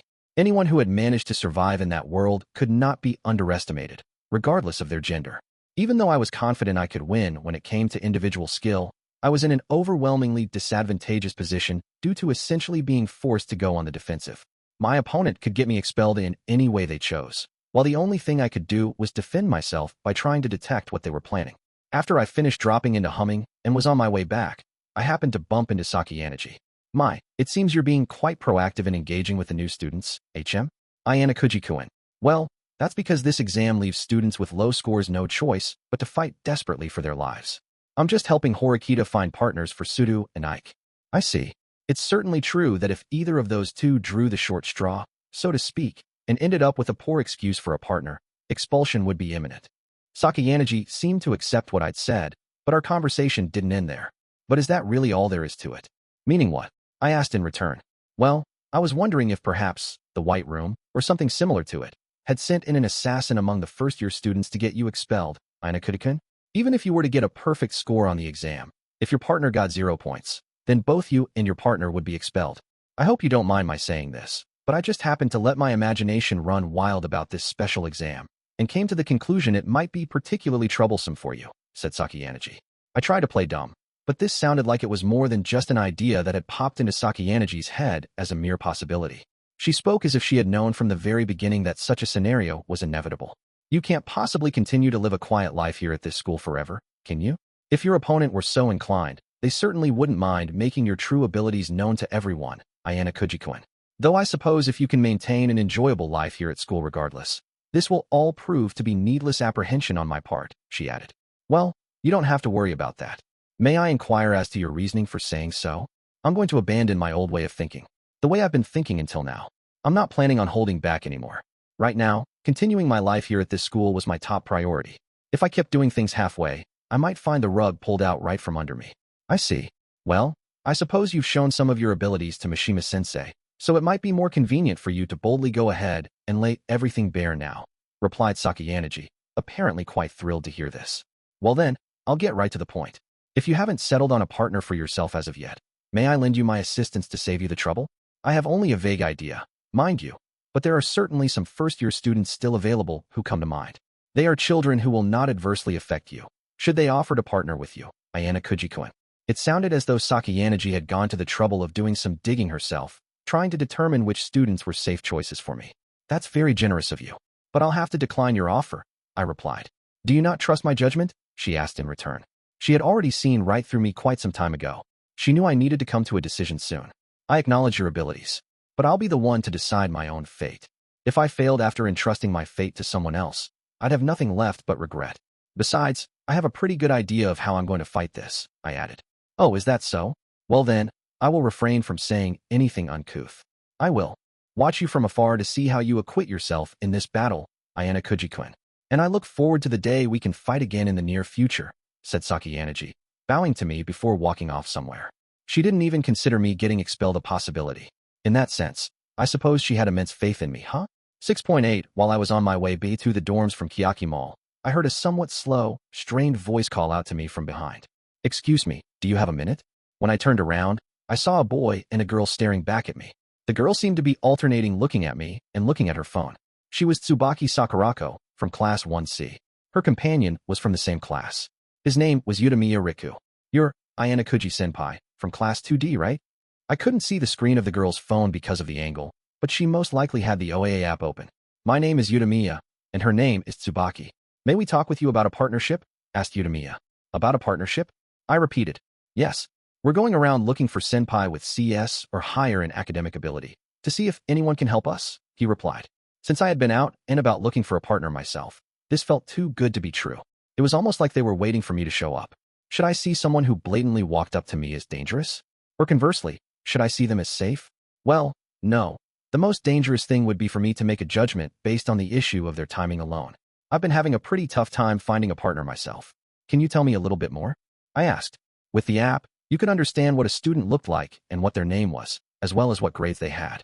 But you couldn't get a sense of their personality, which was precisely why it was necessary to meet face-to-face, so that each party could determine if the other was trustworthy. Incidentally, Utamiya had already found a partner, but Tsubaki had yet to find one for herself. Her academic ability certainly wasn't high, only AC-. I was sure she wanted to be partnered up with someone who had AC or better. It seemed these two were out together looking for someone from my grade level with AC or higher. But were they looking to help Tsubaki find a partner? Or were they looking for someone for another classmate? I'd prefer not to stand around here and chat though. How about we talk at the cafe? Utamiya took the lead in the conversation, speaking to me quite respectfully and suggesting we talk somewhere else. This definitely wasn't something that could be decided upon in a minute or two, so I accepted his proposal to change venues. It was crowded, but we found an empty space in the corner of the cafe and sat down there. I apologize for being hasty, but we'd like to get right into it, if you don't mind, said Utamiya. He then looked over at Tsubaki and motioned for her to speak up. I don't like having to owe anyone anything, and I don't like anyone having to owe me anything. I'm not a fan of debts. So, I want a relationship that won't come back to bite me, said Tsubaki, looking at her nails as she spoke. She sounded both laid back and candid. It was true there was little difference between AC and AC, meaning the person with the higher ranking couldn't really feel superior in such a situation. Can I ask you something that's been bothering me? I asked in return. Yes, go ahead, said Utamiya. The majority of students are around C rank. Why didn't she find a partner sooner then? Sure, you wouldn't get a high score that way, but you could avoid getting expelled. I was sure some second years would have gladly partnered with Tsubaki. The fact that she remained available all this time, through the first half of the exam period, was worrisome. Well, Utamiya started to speak, but then went silent for a moment, the words getting stuck in his throat. Upon noticing him struggling, Tsubaki turned and looked at me, actually making eye contact for the first time during this entire conversation. That's my bad. I never said anything, said Tsubaki. Utamiya used what she said as a starting point and supplemented it with his own explanation. Tsubaki didn't talk to anyone about finding a partner. I'm guessing she got impatient once Friday rolled around, because she came up to me for the first time and asked me what she should do. So, Tsubaki's classmate Utamiya had begun helping her find a partner in a race against the clock. It seemed most of the students in their class had already found partners. Even though there was still a week left in the exam period, it was understandable that they'd be panicking. Considering Tsubaki's academic ability, the 5% penalty could be a problem, said Utamiya. That seemed to be why they had approached me, a student with a C ranking. If this were a normal situation, I might have readily agreed to their request. However, there was a reason I couldn't just make a snap judgment and say yes to them right off the bat. That was because what was happening here was strikingly similar to a scenario I had imagined when the special exam had just begun. Namely, the fact that the students I had the highest probability of getting partnered with were people with the same academic ability ranking as me. And now Tsubaki, a student with a C ranking, had come to me in search of a partner. I had only just met Tsubaki and Utamiya for the first time. So, the first thing I needed to do was get a feel for what they were like. I wanted to ask you something. You said you were going around looking for a partner. How many people did you talk to before you came up to me? I asked. I thought I'd start with finding that one. But the response I got from Utamiya was rather unexpected. I'm sorry. I suppose it might have been a bit underhanded of me to say that. To tell you the truth, you're the first person we've talked to, Ayanokouji-senpai, said Utamiya, apologizing to me directly, as jumping ahead of what I might be speculating. If that means you're not willing to partner with her, Ayanokouji-senpai, we'll just look for someone else. Oh, okay. You're saying that I just happened to be the first person you talked to, is all. It was a coincidence that we approached you. But there is a reason you're the first, Ayanokouji-senpai. We thought if we asked a student from Class 2A or 2C, we might need to strike a deal using private points, said Utamiya. I see that it was certainly true that first-year students were being bought up by second-year students right now. In a situation like this, if they were to request that someone partner with Tsubaki, it wouldn't be surprising if a certain number of points were involved in the transaction. But she wasn't requesting to be partnered with a student with excellent grades or anything. There were still quite a few students remaining, so there was probably a good chance she could easily team up with someone. It was unlikely they hadn't already considered all of that. That being said, it would probably sound a little strange if I responded to them by saying something like, I think it'll be okay, so why don't you try Class 2A or Class C? Objectively speaking, there wasn't a single reason for me to be reluctant to accept the offer to partner with Tsubaki. The options available to me were limited. I don't currently have a partner, but I have found a potential candidate. We've discussed things a few times to see if we can actually work together, I told them. What I said was only half true, but there was no way the two of them could know that for sure. Furthermore, if saying that was enough to make them back off, it was highly likely that Tsubaki was a safe choice as a partner. Oh, so you have? I see, replied Utamiya, sounding somewhat troubled, casting a glance over at Tsubaki. In that case, guess there's nothing we can do, right? It'll probably be faster too. Just start looking for someone else, said Tsubaki, deciding to back off as soon as she heard I already had a candidate in mind. Just for reference, what first-year student are you planning on teaming up with? Asked Utamiya, somewhat insistently, though Tsubaki herself had already disengaged from the conversation. Can't say. The one thing I can say for sure is it's not someone in Class 1C, I answered. Though I didn't go into detail about the reason I couldn't tell them, I was sure they could hazard a guess. Namely that if I were dealing with someone from a rival class, I couldn't exactly give out any information about the student I was working with to a potential enemy of theirs. Let's go, Utamiya-kun. We shouldn't take up any more of Ayanokouji-senpai's time, said Tsubaki. Yes, I suppose so. I was grateful they had approached me, but I couldn't make a snap decision. I just had far too little data on Sakurako. Just in case, here's my contact info, said Utamiya, handing over a piece of paper with his information written on it, which he must have prepared ahead of time. This might be kind of self-serving of me, but if the person I'm talking with turns down my offer for partnership, I might call you. If she's still okay with partnering up with me at that time, I'd be happy to work something out, I told them. I understand. Let's go, Tsubaki, said Utamiya. Tsubaki uncrossed her arms and stood up from her seat. She gave me a gentle bow before leaving with Utamiya, probably in search of other candidates besides me. Tsubaki Sakurako and Utamiya Riku. I'll have to remember them, I told myself. Now that I had thrown away my chance of securing a partnership right here and now, my actions from this point onward would be quite important. It wouldn't be a laughing matter if I ended up getting partnered with a different student who proved to be the wrong choice. 6.92 GIRLs from Class 2D walked together, side by side. Me, Karuizawa K, and my friend Sadamaya-san. Until a few months ago, we used to hang out a lot. But lately, we've been seeing each other less and less frequently. Much less frequently. It wasn't like we'd quarreled or anything, though. It was just that, subconsciously, I'd started to feel guilty as of late, which made it really hard for me to reach out to her. Sorry for calling you out of the blue, Karuizawa-san. Oh no, it's totally fine, don't worry. I was just thinking I wanted to hang out with you too, Sada-san. Besides, it's been a long time since we went out and did anything together, hasn't it? I replied, yeah, definitely it has. I felt like when we first started here, we were hanging out like all the time. I was walking a little bit ahead of Sada-san. I turned to look at her and asked what we were going to do today. So what's up? What do you want to do? I think it's kinda early for lunch right now. It was only a little after 11 in the morning right now. Sada-san had called me and suggested we take a walk together around Kiyotaka Mall. However, just as we approached the mall entrance, she quickly spoke up, sounding kind of flustered. Oh, hey. What's up? Can we, go this way? She asked, pointing to the path that continued on to the school building, in the exact opposite direction from the mall. Wait, towards school? Is there something you need? But we've got the day off today, and I'm pretty sure you can't go in wearing casual clothes, right? I don't have anything I need at school, but I just wanted to go somewhere where there aren't other people around right now, said Sada-san. I furrowed my brow in confusion, not really understanding what it was she was trying to say. Well, no, actually. I had an idea of what this might be about, but I pushed it to the back of my mind, trying to convince myself that that couldn't be it. I kept pretending I didn't notice anything. What's up, Sada-san? This doesn't really sound like you. You feeling okay? I asked. I just wanted to talk a little bit is all, she answered. I had a bad feeling about this, but I couldn't really turn her down right now. So I agreed to her request, and the two of us headed away from the mall and toward the school building. There wasn't really anyone around, as you would expect. No one who might hear our conversation. All right, out with it. We are friends, right? I said, getting straight to the point. What I just said wasn't gentle at all. It was cruel. But even though I was aware of that, I couldn't stop myself from saying it. Because I was Karuizawa K, the leader of the girls in my class. A self-centered person who didn't think about how anyone else felt, just herself. If I didn't act that part, everything I've done would fall apart. I was guessing Sada-san's mental image of me lined up with the way I was talking to her now. That was why she didn't appear dejected or angry. She would draw her own conclusions from my behavior, seeing Karuizawa K as someone who didn't care and wouldn't see what she wanted to talk about as anything worth paying attention to. I hoped that maybe, just maybe, she'd be satisfied with that and this conversation wouldn't keep going.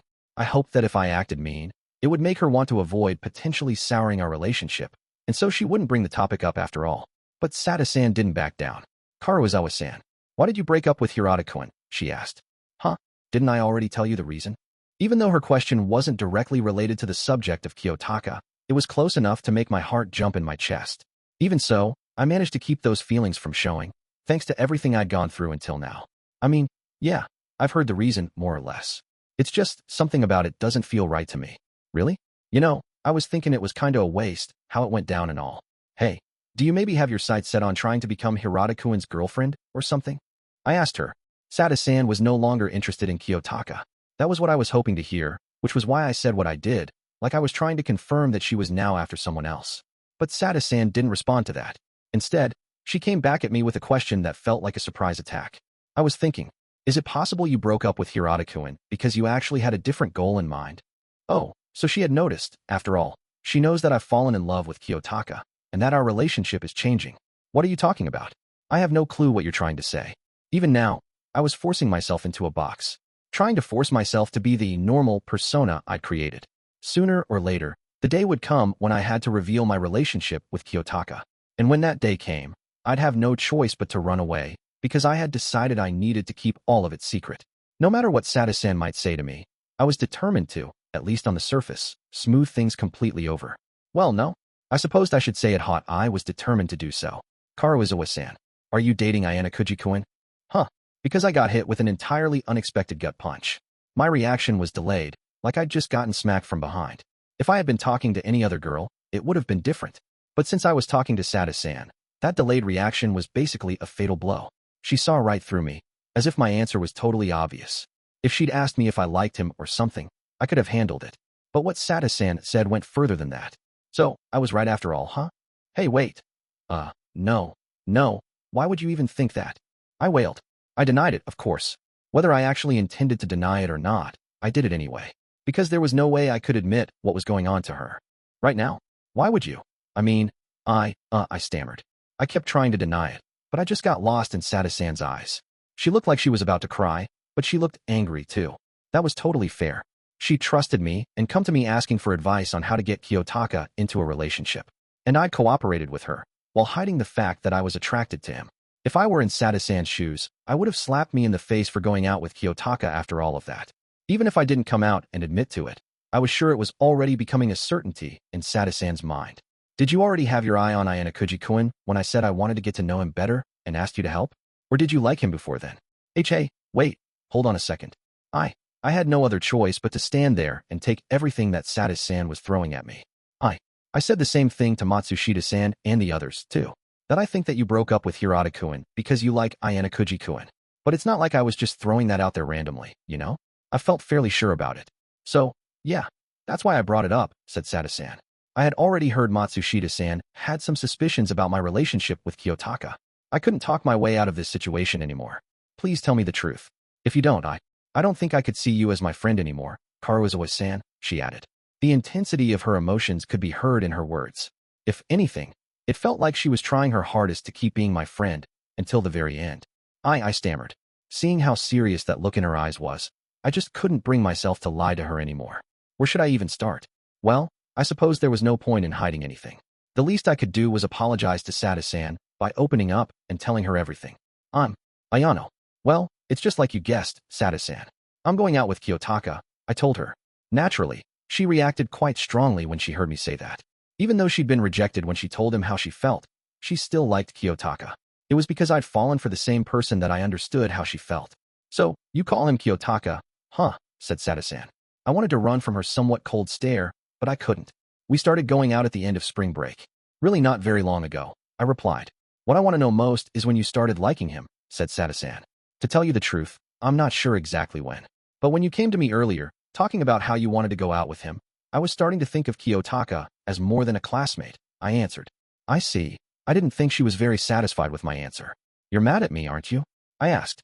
Sada-san had been looking me in the eye until moments ago, but now I couldn't seem to return the favor. Well, I don't exactly feel good about it. You knew how I felt, but you went behind my back and started to get closer to Ayanokouji-kun yourself. There wasn't a single thing I could say back to her about that. But still, Ayanokouji-kun did turn me down after I told him how I felt about him, so I'm not really in a position where I could be mad at you. But it's just, a spring breeze gently blew past us. I was startled by a sudden, dull sound. The next moment, I realized I'd been slapped on the left cheek. Okay, so I guess that means we're square. Can we forget all of this ever happened and go on being friends, Karuizawa-san? Asked Sada-san. Honestly, the fact that she had slapped me was a little unexpected. I guess that was just how hard to forgive my actions were, in her mind. You want to give me one more shot? I replied in a friendly way, offering my right cheek to her. After all, the pain she'd felt was a lot greater than what I was dealing with right now. No, I really don't think I could do that. I'm sorry for hitting you, said Sada-san. No, I'm the one who's sorry. Falling for the same guy as you. Sada-san, and I replied, trailing off. Hey, I don't blame you for that. Ayanokouji-kun is really cool, and he's way hotter than Hirata-kun, she replied, teasing a little. Without even thinking, I spread both my arms wide and hugged Sada-san tight. Whoa, hey Karuizawa-san, what are you doing? I'm so sorry. Oh really, it's okay, you don't. Although I felt so sorry about everything that happened, I was overjoyed too. I hugged her tight, unable to hold back my emotions anymore. Falling for the same person was really tough, but I guess this meant that we both understood his charms. This wasn't a situation where we could talk about who won and who lost. I was sure that from here on out, the number of people who discovered Kiyotaka's charms would only keep increasing, and I had to keep fighting to make sure I didn't lose to any of them. If I didn't take being his girlfriend seriously, I was sure someone would swoop in and snatch him away from me. Sada-san might even end up being that rival for me. Want to go grab a bite? I asked her. Sada-san, still in my arms, nodded in response to my self-serving request. Chapter 7. Expulsion approaches. It was just after 8:30 in the evening on Sunday. The day Nanace had chosen was finally here, and it was highly likely that the discussion we would have tonight would determine whether we could work with Class 1D. Well, no. We needed to make sure we could work together. Most students outside both our classes had already found partners. If we couldn't come to an agreement, We might be forced into making some rather major compromises to avoid being hit with penalties. It was decided that me and Horikita would handle this discussion, with Sudo accompanying Horikita after he strongly requested to join her. I was sure he did just want to be around Horikita, but also that a big part of his reason for doing so was that he was wary of Housen. Depending on how things played out, Housen might very well raise his hand against a woman without batting an eye. So Sudo was there to be Horikita's bodyguard, to protect her. Horikita protested, of course, saying she didn't need him there, but Sudo insisted. This time around, though, Horikita didn't actually give Sudo permission herself, no matter how many times he asked.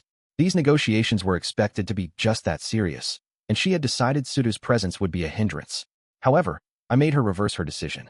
The reason I gave was that Sudo could act on my behalf, in the unlikely event something unforeseen occurred and things got dicey. Sudo's abilities should be more than enough to keep the situation in check. In the end, Horikita gave Sudo permission to accompany her, on the condition that he absolutely not lose his temper during the discussion and not threaten anyone. When I went down to the dormitory lobby to meet up with him, Sudo was already there, sitting down on the sofa, waiting. He smiled cheerfully and happily at me. "Yo," he shouted. Actually, I should make one small correction to what I said before. It seemed like he didn't just want to be with Horikita. He really wanted to be with her. "Are your studies going pretty well? For the test?" I asked. "Course, man. Still won't be great, but I'm thinking I should at least get 250 points this time round," said Sudo. If Sudo, who currently had an academic ability ranking of E, got 250 points or more on this text, that would be a fantastic achievement. I was sure his rating in the OAA app would probably jump up to somewhere around C starting next month. Sudo wasn't just all talk, either. He was putting in enough effort that his claims were backed by confidence. He was arriving at class late far less frequently, and demonstrating a good attitude in class, taking his studies seriously. "Seems like you've changed a lot. It's like you enjoy studying now or something," I told him. "Well, it ain't really like Ichika or anything, but it is pretty fun solving problems. On top of that, when Susan compliments me, I feel like I get so amped up that I could just study and study all the time." The prickly, snappy attitude he had when he first started school here seemed to have calmed down. It did seem like his tendency to quickly lose his temper wasn't going to be so easy to fix, but if Horikita's presence was enough to keep him grounded, that was good enough. Sudo stood up and looked at the screen showing footage from the camera inside the elevator, as if he couldn't contain his excitement. Then he sat back down on the sofa, fiddling with his phone and with his hair. Shortly afterward, he stood back up again.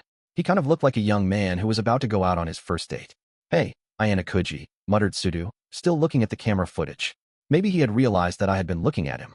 "If I were to tell Susan how I feel about her today, do you think she'd be, well, okay with me?" The expression on his face was visible, even as I looked at his side profile. He looked serious.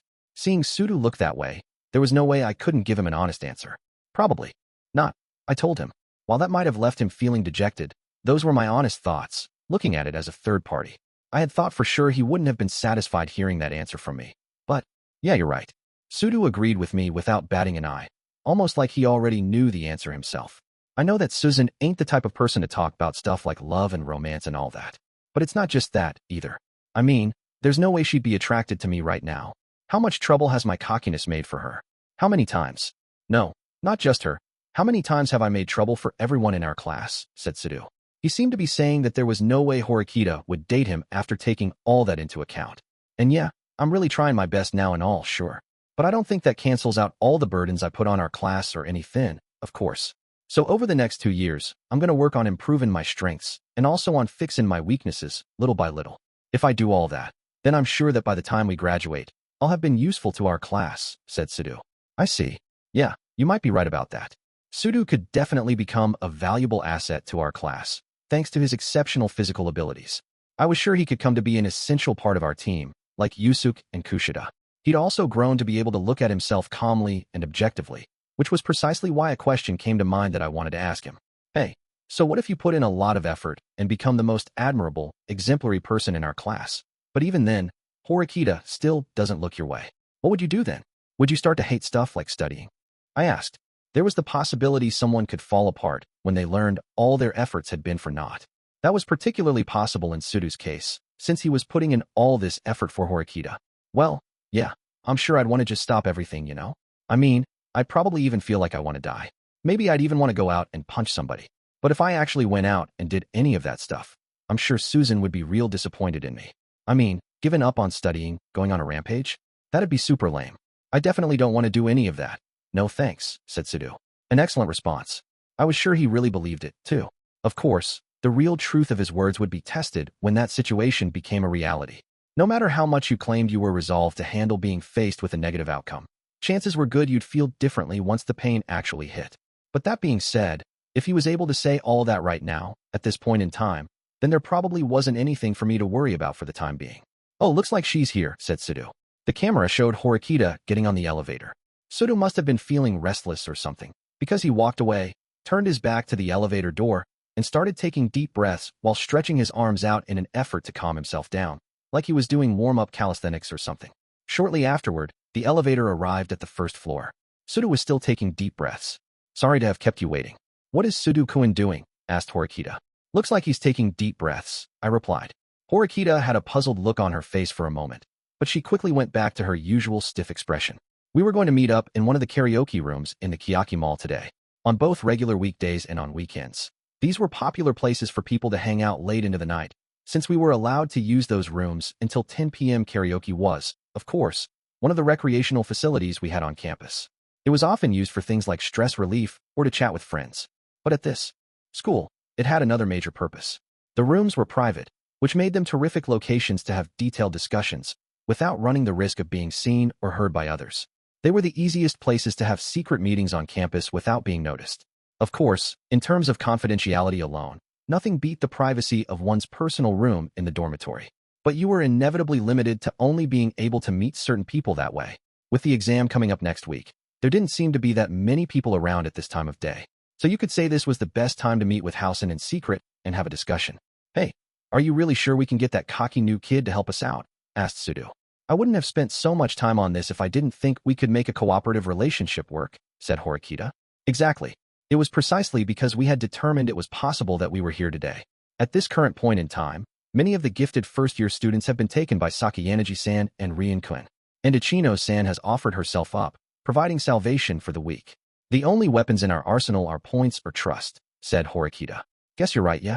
We ain't gonna beat Sakayanagi or Ryuen in points, and we ain't beaten Ichinos when it comes to trust, said Sudo. Precisely, which is exactly why Housen-kun presents both an opportunity and a problem for us.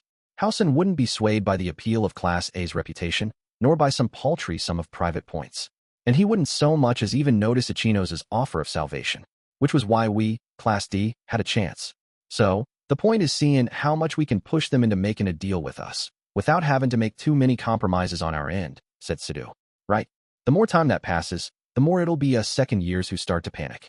With so many students having already found partners, we'll be at an unavoidable disadvantage. If we declined the terms Housen presented us with, he'd show no mercy. He'd simply change plans and let us end up getting paired with people at random. He didn't care whatsoever about his own classmates being penalized. I was interested to see how Horikita intended to challenge him. 7.1. HEY, come to think of it, ain't the meeting at 9? Aren't we kinda early? Said Sudo. It was still well before 9 now. We had about 30 minutes until we were scheduled to meet. It's all right. I just wanted to get there ahead of time, said Horikita. Sudo didn't quite understand Horikita's reasoning on that, but he kept quiet and followed along. I wondered if Horikita wanted to come early to have time to calm herself, or because she was wary there might be some kind of trap. While Sudo seemed to think of our opponent as just a new kid, Horikita showed no signs of dropping her guard. It might seem like she was being cautious to the point of excess, but considering that this was Housen we were dealing with, I supposed you couldn't criticize her for being careful. We got a slip of paper with a room number and reservation information from the employee at the reception desk, then went on inside. Could you please let Nane-san know that we're here? Said Horikita. Got it, I replied. I sent Nane a message, basically telling her that we had already arrived. As expected, she replied saying they would arrive at the time we had planned on. Let's go ahead and order our own drinks then, said Horikita. Shouldn't we wait for him? Said Sudo. It's fine. After each deciding what we wanted to drink, we looked at the food menu next. You can go ahead and order, if you'd like anything. What do you want? Asked Horikita. Well, fries I guess. Is that okay? Said Sudo. Sure. Horikita, using the landline phone installed in the room, ordered the food and drinks that we had wanted. After we placed our orders, Sudo seemed to be a little less tense. He picked up the microphone. So, well, I think we got some time until we're supposed to meet. How about a song or two, he said. I'm not going to sing, said Horikita. Wait, really you're not. We had arrived at the karaoke room early, before the meeting, and had ordered food and drinks. I suppose Sudo had assumed the next step would be to start singing, since that was typically how things went at a place like this. He looked disappointed now, probably because he'd wanted to hear Horikita's singing voice. Sudo-kun, I'm warning you once again. Do not say anything unnecessary, said Horikita. I got it, yeah. But hey, shouldn't you tell that to Ayanokouji too? He doesn't speak more than necessary. Actually, if anything, he's the sort of person who doesn't speak even when he should, said Horikita. Well, that was far from a compliment. She was just airing her grievances about me. Sudo pouted, seemingly not too happy with the answer Horikita had given him. When it was time for our meeting, the first to arrive was Nanase. Sorry to have kept you waiting, said Nanase. Out of the way, Nanase, huffed Housen Kazwomi from behind her, forcing her to walk further inside. Oh, you're right on time. And here I was sure you'd be really late, said Horikita, suggesting she wouldn't have been surprised if he'd arrived late on purpose, just to irritate her. Rather like how Miyamoto Musashi had arrived late to his duel on Ganryujima. Hey, I'm always on time when I decide I'm going to go somewhere. And I don't like folks who give me a hard time just because I'm a little late. Anyway, looks like you got here pretty damn early. What? Did you really hate the thought of waiting for me that much? Come on, don't be so nervous, teased Housen. Can you please not let your imagination get the better of you? Don't misunderstand. We were simply enjoying ourselves, since we came all the way to karaoke. Understand? Said Horikita, telling Housen that he needed to broaden his mind. Upon the table were some partially consumed drinks and half-eaten food. She had staged the scene to look as though we'd been having fun at karaoke right up until the last minute. Looks that way, said Housen, which meant that the negotiating had already begun. Well, whatever. I'll find out whether you're bluffing soon enough, when we get to talking, said Housen. He plopped down hard on the couch, as if he were some kind of big shot, so much so that it was difficult to imagine he was a new student. He spread his legs wide, taking up enough space for 3 people all by himself. Okay, so? Nanase explained everything to me. She said you wanted my class to help you out, said Housen. My class, he said. From the sound of it, Class D was already completely under Housen's control, then. It had only been a couple of weeks since school had started, but I sensed no weakness in his statement. Not exactly. What I'm saying is that our 2 classes will work together. No one will be above or below the other. We'll be on equal footing, said Horikita. That's so? So, you're not bringing up the fact that you're 1 grade level above us then? Huh. Gotta say, not Patronas and us, that's a wise choice. Nanase quietly observed what Housen was saying and doing. She didn't speak up or refute any point in particular. Considering she'd been playing the role of mediator and the fact that she was the sole person he'd brought here with him, we could probably be certain Nanase was someone Housen valued. I wasn't sure if that was because he admired how she had the guts to say she wouldn't give in to Housen's threats of violence, or if there was something else. In any case, there was a way for us to cut right through and force Nanase over to our side. I understand there are still a certain number of students in your grade who don't feel an intense sense of commitment to their peers, and wouldn't think anything of it if their classmates got in trouble. However, you should begin to understand how things are after seeing us. There will most certainly come a time in the future when you will need the help of your classmates, said Horikita. So, you're saying we got it together to get through school without anyone getting kicked out, huh? Said Housen. If you really do have so much authority over your class that you view it as your private property, that's actually rather convenient to this arrangement. With just one command, a substantial number of your classmates will follow, right? Said Horikita. Housen brought his left pinky up, stuck it inside his left ear, and started twisting it around a bit. Then he removed his finger and held it up, pointed it at Horikita, and blew off what was on it in her direction. Sudo's face tensed up, but he remembered Horikita's warning and kept himself in check. His clenched fists were shaking as he held them down on his lap. Horikita simply endured Housen's openly vulgar conduct without turning away. Can you please stop? Okay, so, in the first place, said Housen. It seemed what she'd said just went in one ear and out the other, because he started speaking as though he were talking to himself. It's fair to say that you're the leader of Class 2D, right? Said Housen. He was now rewinding to check for weaknesses in the very premise of this discussion. You could interpret it that way, replied Horikita. I don't think there's anything strange about Horikita-senpai being the leader, considering her abilities, said Nanase, addressing Housen. That was the first time she had opened her mouth during this entire conversation. All right, then, I'll give the leader here a warning. I sure as hell ain't planning on working with you under this so-called equal footing garbage or whatever, said Housen. It seemed he wasn't going to make things that easy, after all. I suppose there was no avoiding the disparity between us. We wanted to protect our classmates no matter what, whereas Housen didn't really care one way or another about tossing his to the wolves. The relative severity of the penalties we faced were also worlds apart, with us facing expulsion and them losing out on 3 months' worth of private points. That sounds about right. You are that kind of person, I suppose, said Horikita. If you know that already, then out with it. Stop being such a penny pincher. I'll hear you out if you've got a good offer for me, said Housen. You'll hear me out? What exactly are you expecting? Do you seriously think we're going to pay you to get you to help us? Even though we were in a disadvantageous position, Horikita didn't budge an inch nor make any compromises. Yeah, you'll pay. You will. Because hell, you can't reel in at pay, can you? Nanase, water, barked Housen, ordering Nanase around while he looked over the karaoke menu. Nanase nodded, picked up the phone, and ordered some water from the reception desk. I realize that I'm repeating myself here, but our proposal is one of equal partnership. In any case, we're absolutely not going to hand over money, goods, or any other form of compensation to you in return for this, said Horikita. In that case, guess that means I'll be heading on back without getting my drink of water then, huh, said Housen. Without any hesitation at all, he slapped his thighs once, indicating to us that he was leaving. Please wait, Housen-kun. I think we really ought to hear what Horikita-senpai has to say. Nanase, who was still standing next to Housen and listening in on the conversation, stopped him. Hear what she has to say? Yeah, ain't no need, said Housen. No, we do need to. At this rate, our class will never be able to come together as one, said Nanase. Horikita examined Housen and Nanase as they had their brief exchange of words, not moving. Yeah, and who cares? Anyone who can't follow orders might as well be tossed out with the trash. I ain't exactly gonna shed a tear if we get rid of the wimps, said Housen. That is not okay, said Nanase. Nanase, you a total moron or something? Replied Housen, letting out a deep sigh. He sounded more exasperated than angry. There just ain't any advantage to us accepting their terms outright. I understand what you're trying to say, Housen-kun. It is certainly true that Horikita-senpai and her friends are desperate to protect their classmates, and I'm sure they have good reasons for doing so. If we don't offer them a helping hand, students will be in danger of being expelled. Even if they're putting up a strong front right now, eventually, they'll have to make some concessions. That's what you're waiting for, isn't it? Said Nanase. It didn't sound at all like Nanase had interrupted the conversation because she didn't know what Housen was doing. She knew. Then, she continued speaking. I don't think your strategy is a bad one, Housen-kun.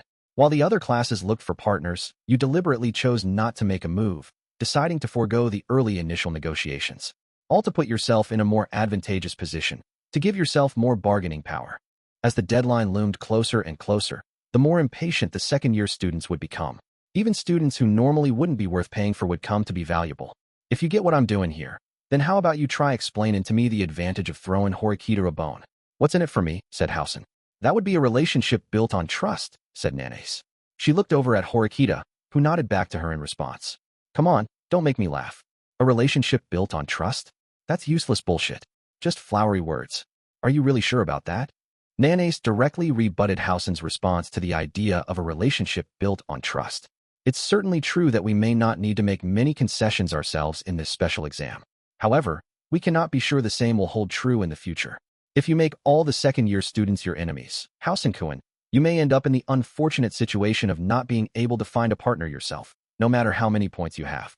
And while you might be fine if the only penalty was points, what do you think would happen if the person you were partnered up with intentionally scored poorly? Expulsion would be unavoidable. Huh? You seriously think there's somebody out there who'd go that far to take me out? Said Housen. You know, I've heard this school apparently has something called protection points, said Nanase. She looked away from Horikita and shifted her gaze towards Housen for the first time that evening. She'd brought up the very thing that I had mentioned to her back in the library during our conversation on Friday. Although Horikita was a little surprised, she quickly grasped what was going on and nodded. Yes, that's right. They're a unique kind of point that can cancel out an expulsion just one time, she said. Judging from the look on Housen's face, there was no doubt this was the first time he'd heard of it. It's no wonder you don't know about them, since you only just enrolled, which is why you should really make a point of remembering them. When a test similar to this comes up in the future, if the person you're partnered with happens to have a protection point, then, well, depending on how things play out, you could most definitely, unavoidably, be expelled, said Horikita. The more enemies you made, the more likely that scenario would become, and the more someone hated Housen, the more forceful they would become in their attempts to get Housen expelled. Which is precisely why I think we need to work on building a relationship based on trust, starting now, said Nanase. I see. Looks like you came prepared to try and boss me around with this. Stupid bullshit, huh, said Housen. I am a first-year student. So naturally, my top priority is Class 1D. And because I recognize that you are a necessary component of our class, Housen-kun, I don't want to see you make the error of looking only at the short term, said Nanase. Horikita had made sure she had the measure of Housen before she set her sights on Nanase.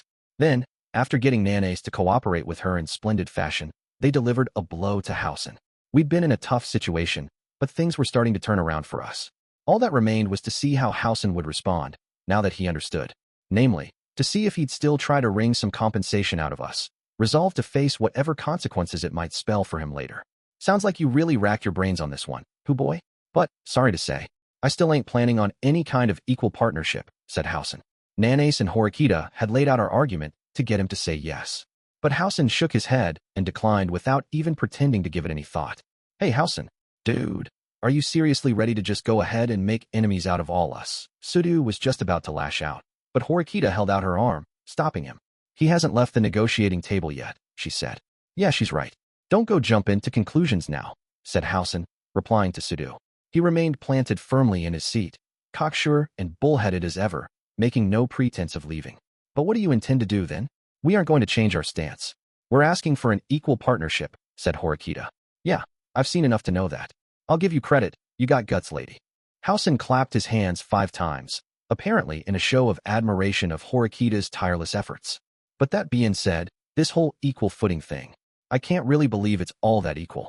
So if we can offer you proof that you'll work with us, said Horikita. Well, something like that, maybe, said Housen. I'm afraid that doesn't quite add up. We would both be operating under the same conditions. What reason do you have to feel that it wouldn't be equal? Said Horikita.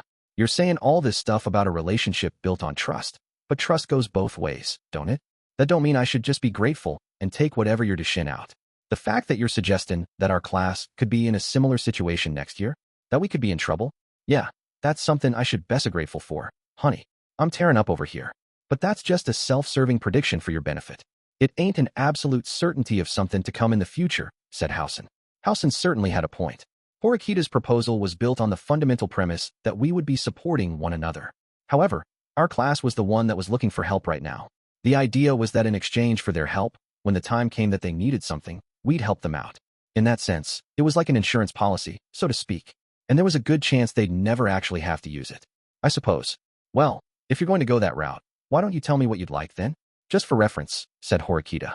Hand over 1,000,000 private points to me as collateral. Then, if we ever are in trouble and come to you guys for help, I'll gladly pay you back in full, said Housen. That was actually a fairly reasonable sum, considering the number of points we'd spend dealing with other classes. However, if his class never actually used the insurance policy, that meant we'd basically be handing over 1,000,000 points for nothing. In short, that meant all those points would end up in Housen's pocket. I mean, if this whole relationship built on trust or whatever is going to be so important in the future, like you say it is, then that ain't too steep a price, no, said Housen. But if his class really comes seeking our help sometime, we'd get the 1,000,000 points back. If you need, I can put it in writing. How about it, said Housen. If we put the agreement in writing, the legitimacy of the deal would be recognized by the school, who could enforce it. But this was all built on the premise that Housen would come looking for our help eventually. It was possible Housen might invoke the agreement if he were in danger of being expelled himself, but I doubted he'd give up those points to help out his classmates, which made this more dangerous than handing over points and signing contracts on an individual basis. Housen had hit us with a good counter. Apparently, simply being good in a fight wasn't the only thing he could boast about. He was a skilled negotiator, a formidable foe who could be quite conniving, just like Ryuen. It's true that what you're saying isn't entirely unreasonable. However, I cannot accept your terms, said Horikita. I see. Well, that's too bad. Here I gave you a nice, easy way for us to resolve all these issues, and you go back to playing hardball, said Housen. It seems that way. Apparently, Horikita had no intention of giving in and agreeing to a cooperative relationship if that meant letting Housen reap all the rewards himself. But that meant that we'd end up having partners decided at random, which, in turn, meant we'd have to do our best to mitigate risk by getting our poorer students partnered with the other classes, even if that meant throwing money at the problem. Housen let out a short laugh. Huh. He leaned forward on the sofa, moving from his seated position for the first time since he sat down. Then, he reached his large arm out and grabbed Horikita by the collar of her shirt. The first to react to this was Sudu, who had been standing watch right beside Horikita. He grabbed Housen's thick arm forcefully and gave him an intense glare. Hey, don't you think about laying a hand on a girl, snarled Sudu. Oh ho. What? Now it's the idiot's turn, huh? Said Housen. Calm down, Sudu-kun, said Horikita. But, it's all right. The negotiations aren't over yet. It might have appeared like negotiations had broken down, but it was also true that the words, I'm done negotiating, hadn't actually passed Housen's lips yet. Man, you got a confident look in your eye. Do you seriously think I won't raise a hand against a chick? Or do you think that you can beat me by using your social stand-in as a woman or something? Said Housen. To think that someone would actually talk that way in this day and age, my goodness. Why don't you try to rein in that misogyny a little? Said Horikita. Well then, how's about I give you a better option?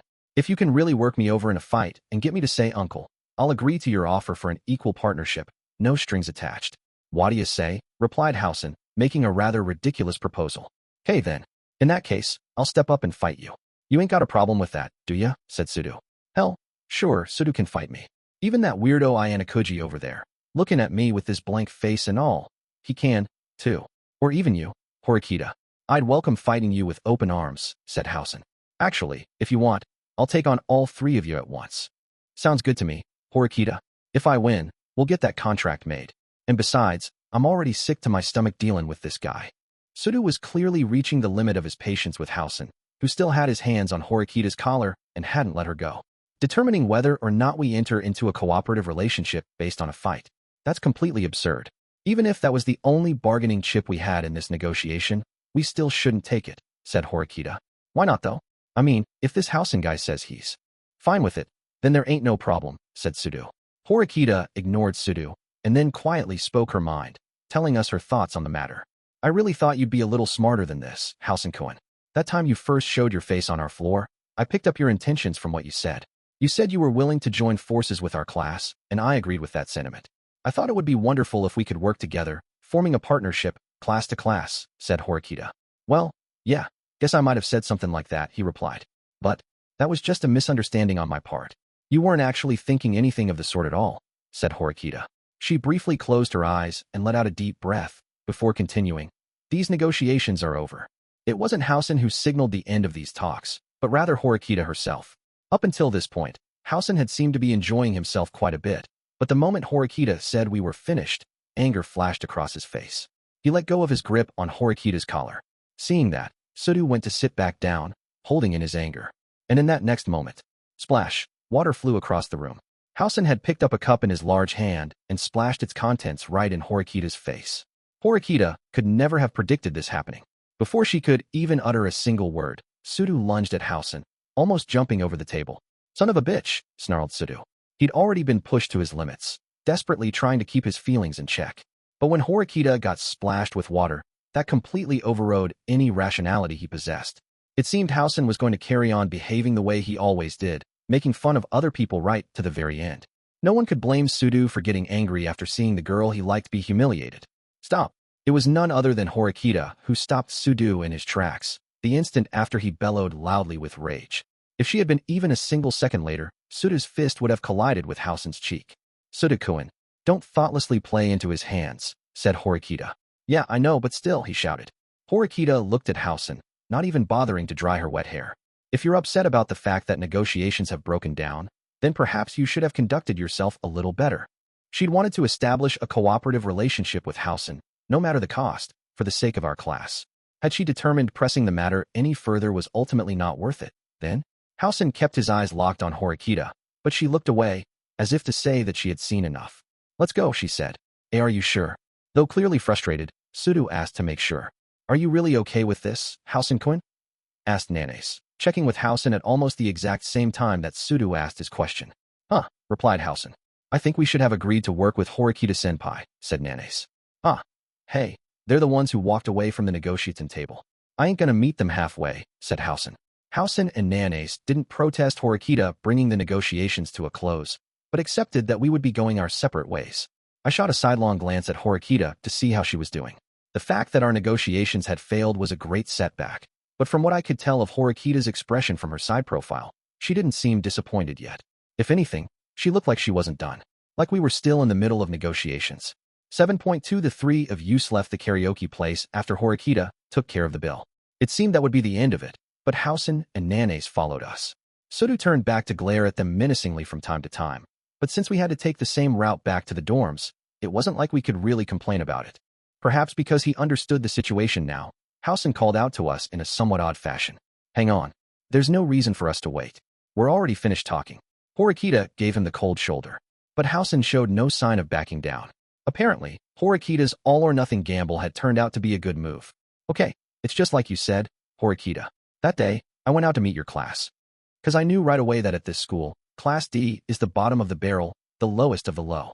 And rather than let the other classes treat us like a joke, the quickest way to deal with them would be for us to work together, Class D to Class D, said Housen.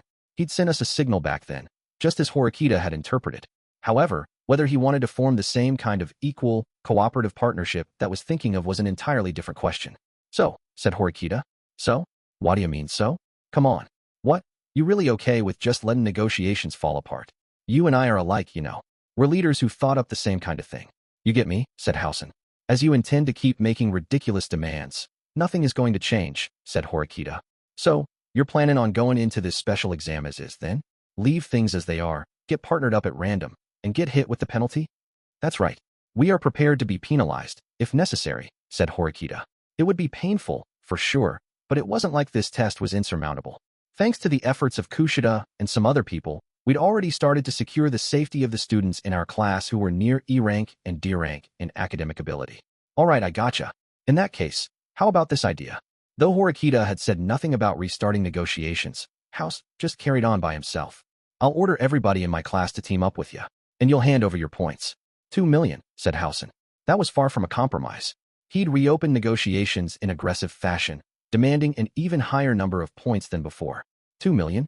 Well, I suppose you've shown your true colors now, said Horikita. Yeah, you can say whatever you want. But it's the only way you guys can be sure to avoid getting expelled. Most of the people in other classes have already settled on their partners and all. Come on, there ain't nothing for you to gain by being a tightwad who won't pay up. Or maybe you want to be crushed by yours truly, said Housen. At this point, we had arrived at the junction where the path branched off in two separate directions for the first year and second year dormitories. Horikita stopped and turned around to respond to Housen's question. Crushed? And how exactly do you plan to do that? You can't intentionally score poorly on the test because of the rules, so you can't get us expelled that way. Rules that you must follow, by the way. You don't exactly have the courage to break those rules, do you? In that case, all we have to do is make sure teams get at least 501 points, no matter the combination of students, said Horikita. Yeah, I ain't gonna do it in such a roundabout way. I'll crush you with this, said Housen, brandishing his fist with a menacing smile. Control through violence. I suppose there really are people everywhere who think like you do, said Horikita. I don't care if you don't like it. This is how I do things, said Housen. I suppose so. In that case, it seems we may never be able to understand each other. Horikita started walking once more. Even at the very end, at the last possible minute, she wasn't giving in. Or rather, I supposed I should say, Housen was the kind of opponent she couldn't give in to. Because if she did, we'd never get the partnership she wanted. Hold it. What is it now? Asked Horikita. I got it.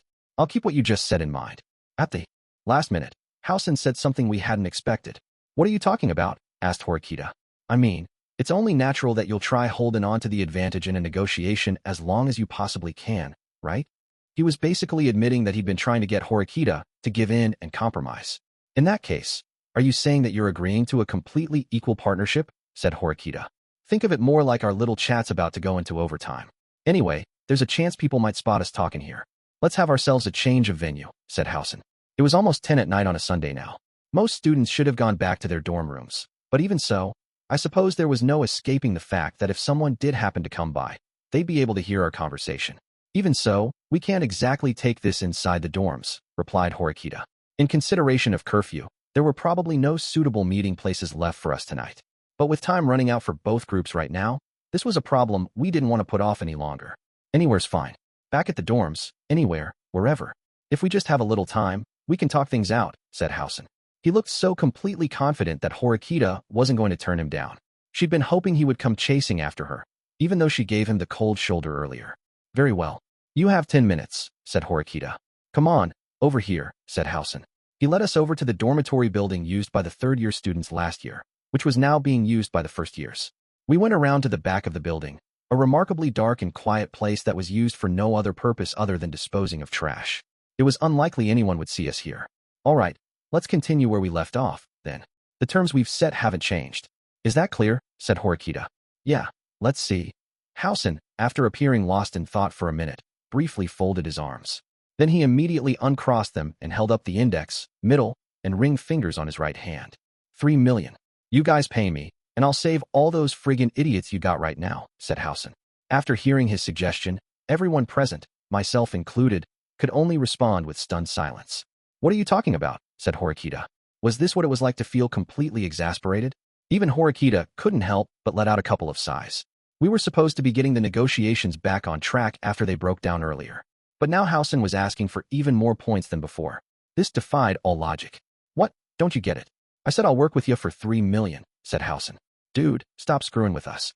We already told you before that we ain't handing over a single point, shouted Sudu. I ain't screwing with anybody. I mean, I gave you another opportunity to negotiate with me, didn't I? He spoke as though he were the one who'd set up everything about these negotiations. It would appear I made an error in judgment in deciding to listen to you, said Horikita. The chance that Housen would make a reasonable decision had been a faint ray of hope for Horikita. But in the end, her wish wasn't granted. Wait, you really think you can just leave? Snarled Housen. He smacked his fist lightly against the wall, putting on a threatening display. What? You think that because we're in a secluded location, you can solve things with violence? Your usual go-to, said Horikita. At the very least, I can beat you half to death. How about that? Said Housen. Go ahead, do whatever you please, said Horikita. She shook her head and moved to leave, probably because she didn't think Housen would actually resort to getting physical. But Nanace, who had been standing next to him, turned her face away slightly, almost as if she anticipated what was about to happen next. Housen moved. Suzun, shouted Sudu frantically, rushing over to Horikita and pulling her out of the way.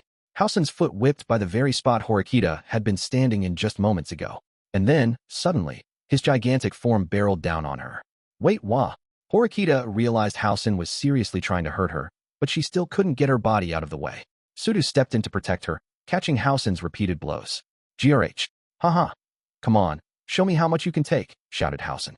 Fine by me. Bring it, chump. Any jerk who raises a hand against Suzun will get no mercy from me, shouted Sudu.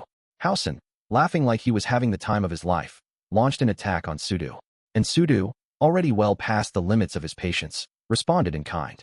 What are you thinking? Shouted Horikita. It wasn't surprising she was so upset about the fight that had just suddenly broken out in earnest. No matter how unmonitored this place might be, it would definitely be a problem if we were found. Forget suspension, we could very well be expelled. Horikita-senpai, perhaps the circumstances at this school have changed a little from how they were before, said Nanace, watching this incomprehensible turn of events with a cold look on her face.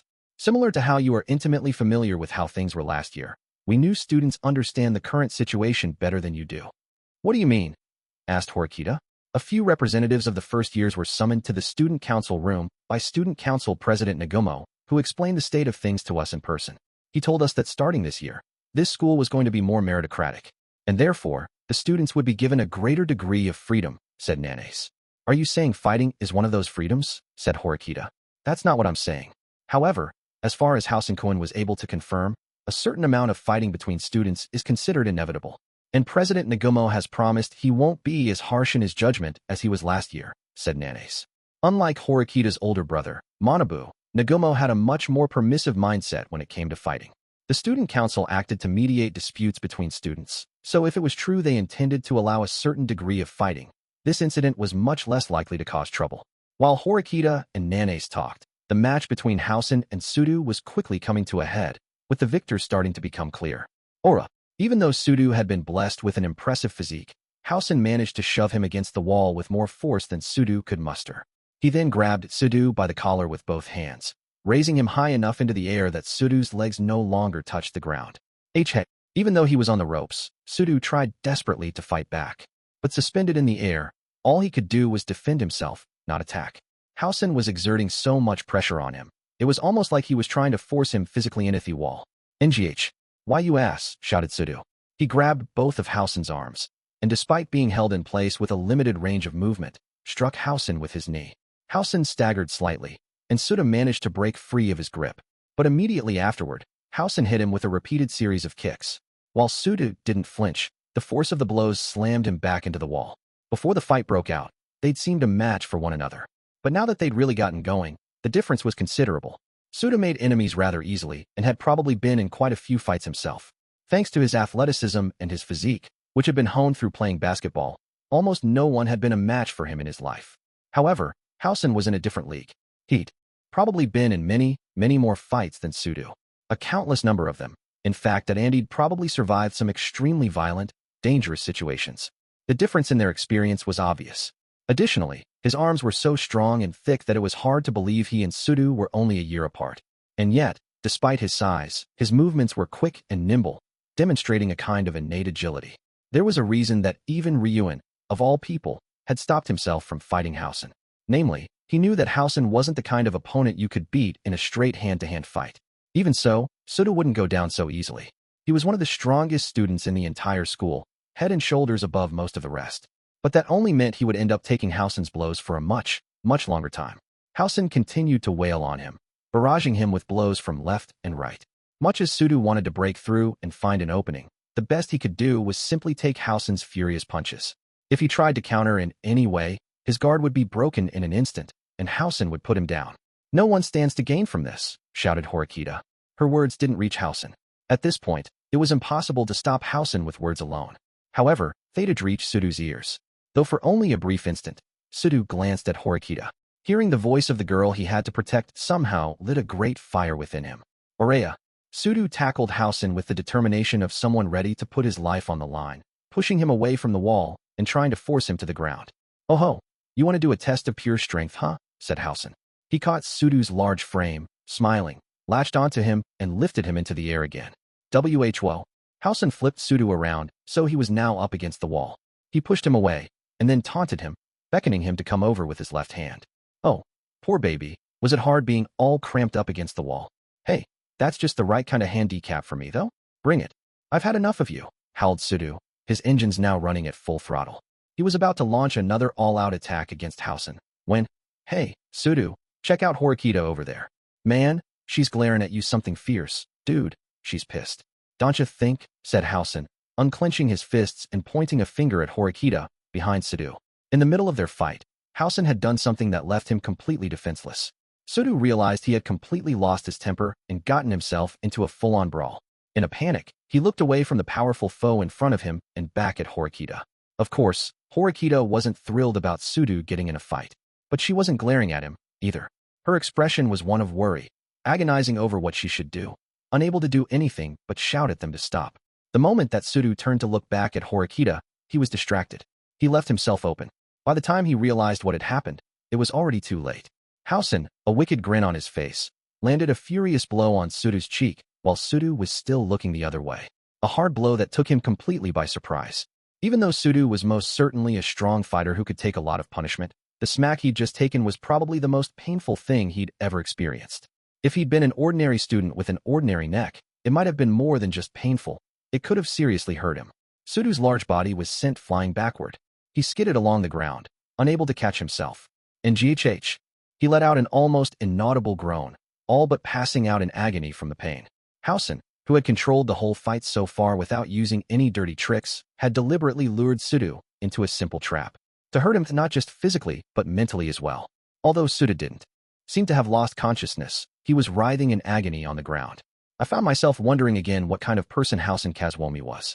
I wondered what Housen was thinking about, what was going through his mind, what had brought him to the negotiating table today. It was true, just as Horikita had said before, that it had sounded like he wanted something from our class back when we first met. And as Housen himself had admitted earlier, he thought it would be useful to team up with another Class D. Until this point, he had just been using his superior position as a bargaining chip in our talks, and there wasn't anything particularly wrong with that. However, once he saw how hard a line Horikita was taking, he realized that trying to keep pressuring us was going to be difficult. He realized that if he continued to be this pushy in our negotiations, Horikita would just give up on the idea of working together. But even so, instead of trying to compromise and meet us halfway, he just grew even more aggressive, violent, and belligerent. He threw water in a woman's face and was still seriously attacking Sudo right now. How could he be so violent and aggressive when he risked being suspended or expelled? That was what I'd been thinking about all this time. Did Housen really think he could turn the tides in his favor by sheer force? No, I couldn't imagine someone like him would be that foolish. In that case, what was he looking for? What exactly was Housen hoping to gain from this fight? Well, all right. Your faithful bodyguard is eating dirt. Who's next? Said Housen. He drew closer, taking turns looking at Horikita and me. Even though he had just finished fighting with Sudo, he didn't even seem out of breath. Do you think we will submit to your acts of violence? Asked Horikita. I'll just keep pounding you into the ground.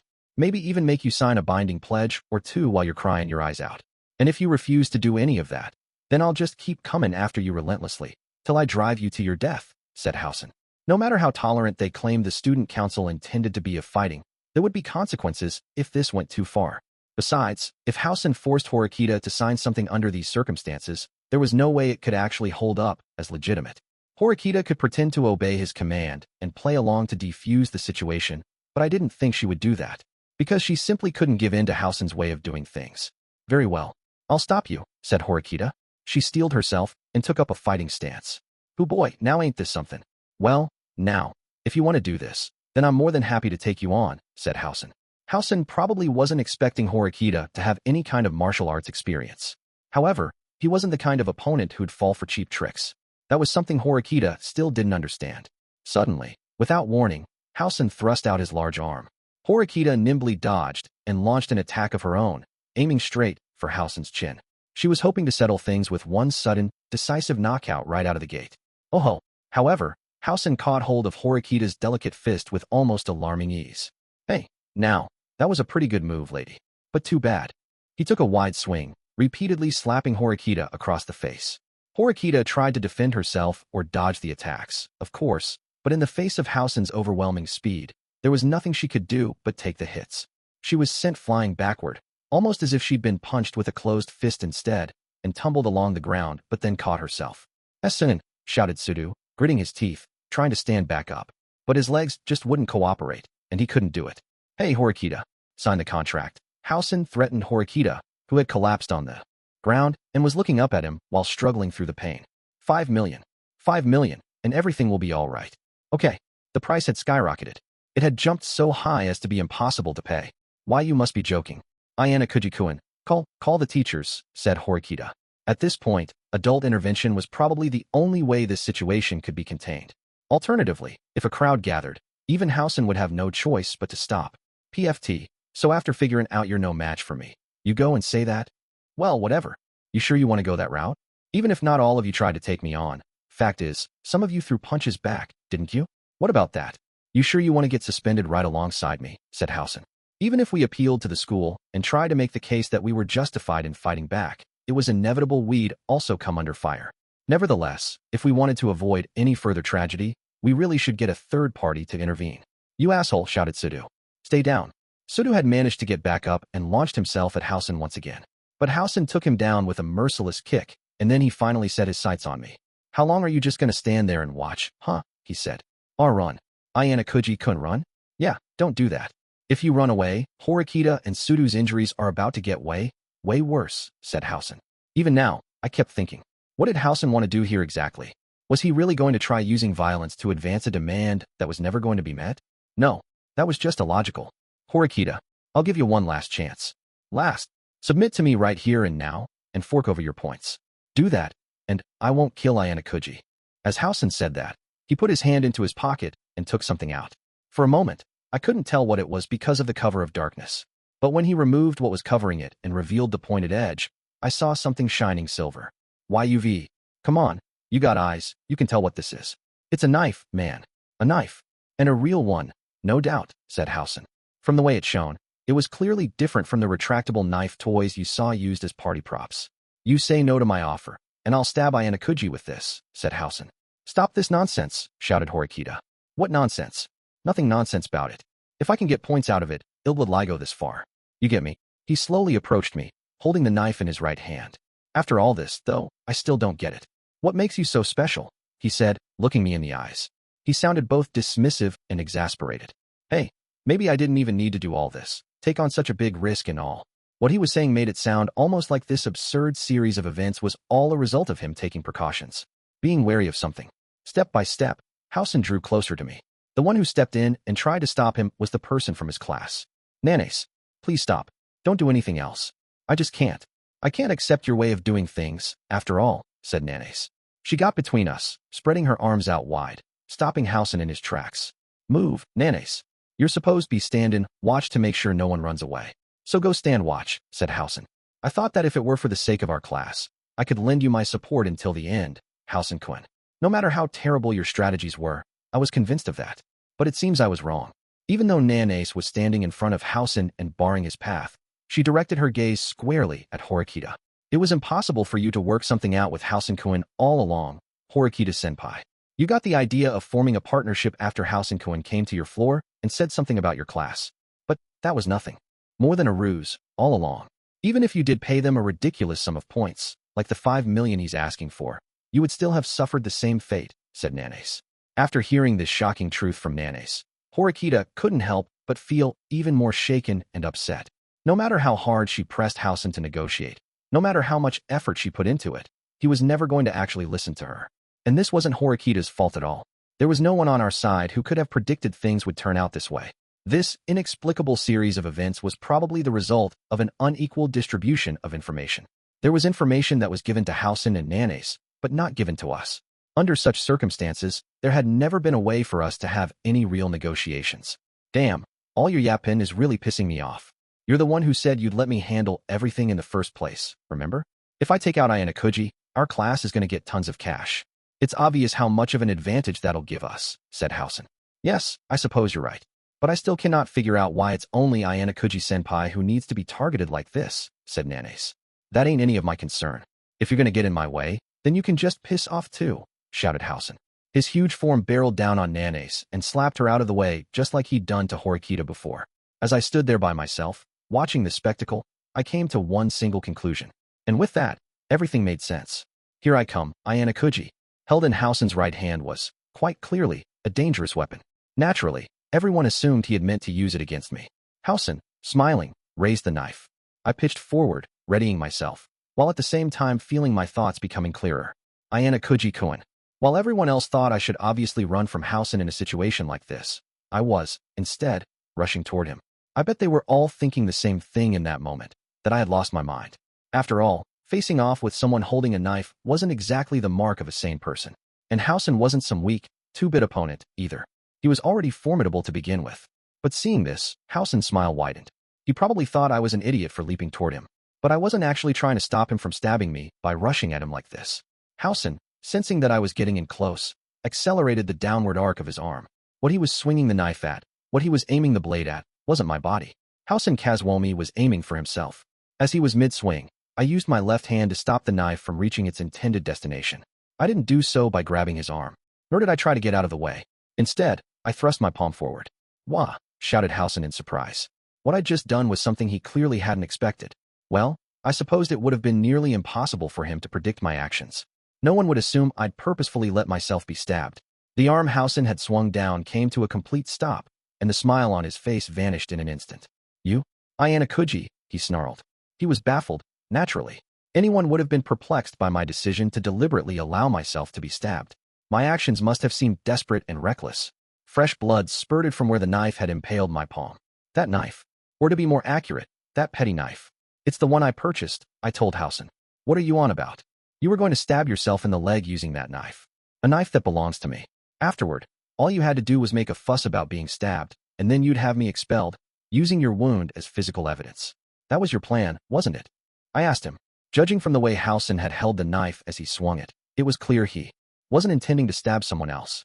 He was keeping the blade at a height that made it look like someone else was stabbing him, and it was obvious he swung the knife while holding the handle in reverse, so he could thrust it into his leg with more force. Huh. So, you figured all that out, but still let yourself get stabbed, huh? You out of your mind? Replied Housen with a dry chuckle, though he was certainly a little shaken. Because this was the best way to stop you completely. Besides, you had a similar plan in mind, anyway. You came here prepared to receive a severe injury. Even if you understood it to be a valid strategy, most people couldn't bring themselves to commit such a dangerous act of self-harm, which was exactly why he would have been able to stab himself and claim I'd been the one to do it. It seems there's some other kind of special exam going on, one that was given to a limited number of you first years. And judging from your conversation with Nanes, the nature of that exam is about getting me expelled.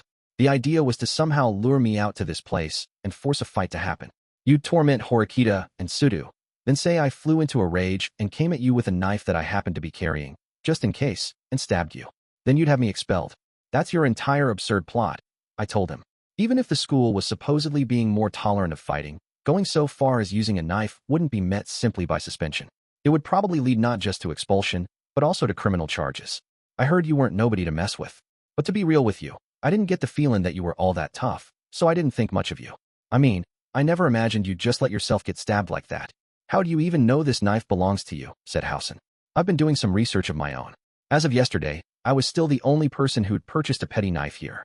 And yet, you have one. Which means the answer is pretty obvious. It would have been simple enough for me to slip under Housen's swing and grab his arm. However, that wouldn't fundamentally solve the problem at hand. All he had to do was get his distance from me and try to stab himself all over again. The only way to stop him for certain was to make sure he couldn't pull off his strategy at all. Housen tried to pull the knife out of my hand, but I kept his fist locked in place with the sheer strength of my grip. "What the hell are you?" huffed Housen. Having understood the extent of my strength, he completely lost the composure he had just moments ago. "Well, then, what are you going to do now?" I asked him. "Even though I'm the owner of this knife, you're the one who stabbed me. And on top of that, I know you tried to buy one yourself ahead of time. If you can't talk your way out of this, you're going to be expelled, Housen." My fingerprints were on the handle, but so were Housen's. And the fact that the knife was sticking through my palm right now couldn't easily be explained away. The very strategy Housen had devised had come back to bite him. "Wait, you saw this far ahead." After Housen had finished glaring at me, he let go of the knife and put some distance between us. The knife remained embedded in my palm. And now, the tables had completely turned. In the meantime, Horikita and Sudu slowly stood back up, beginning to recover their strength. "Are you all right?" "Ayanokouji-kun?" asked Horikita. "Ayanokouji," said Sudu, amazed. "Don't worry." It was understandable that my two classmates were perplexed by everything that was happening, but that would have to wait. It was essential for me to completely shut Housen down right now. "Damn, how much do you even know?" "Wait, Nanes, don't tell me you went and blabbed to him." "Did you?" said Housen. "I didn't say anything," replied Nanes. "I first felt like there was something odd back when I was shopping with Amasawa at Kiyaki Mall," I replied. "Amasawa-san, are you saying she's involved in this?" asked Horikita. "Yeah." When Housen was about to buy a knife, she stopped him. "The store clerk saw it happen. You're the one who came up with this absurd plan, Housen, but Amasawa was the one who perfected it.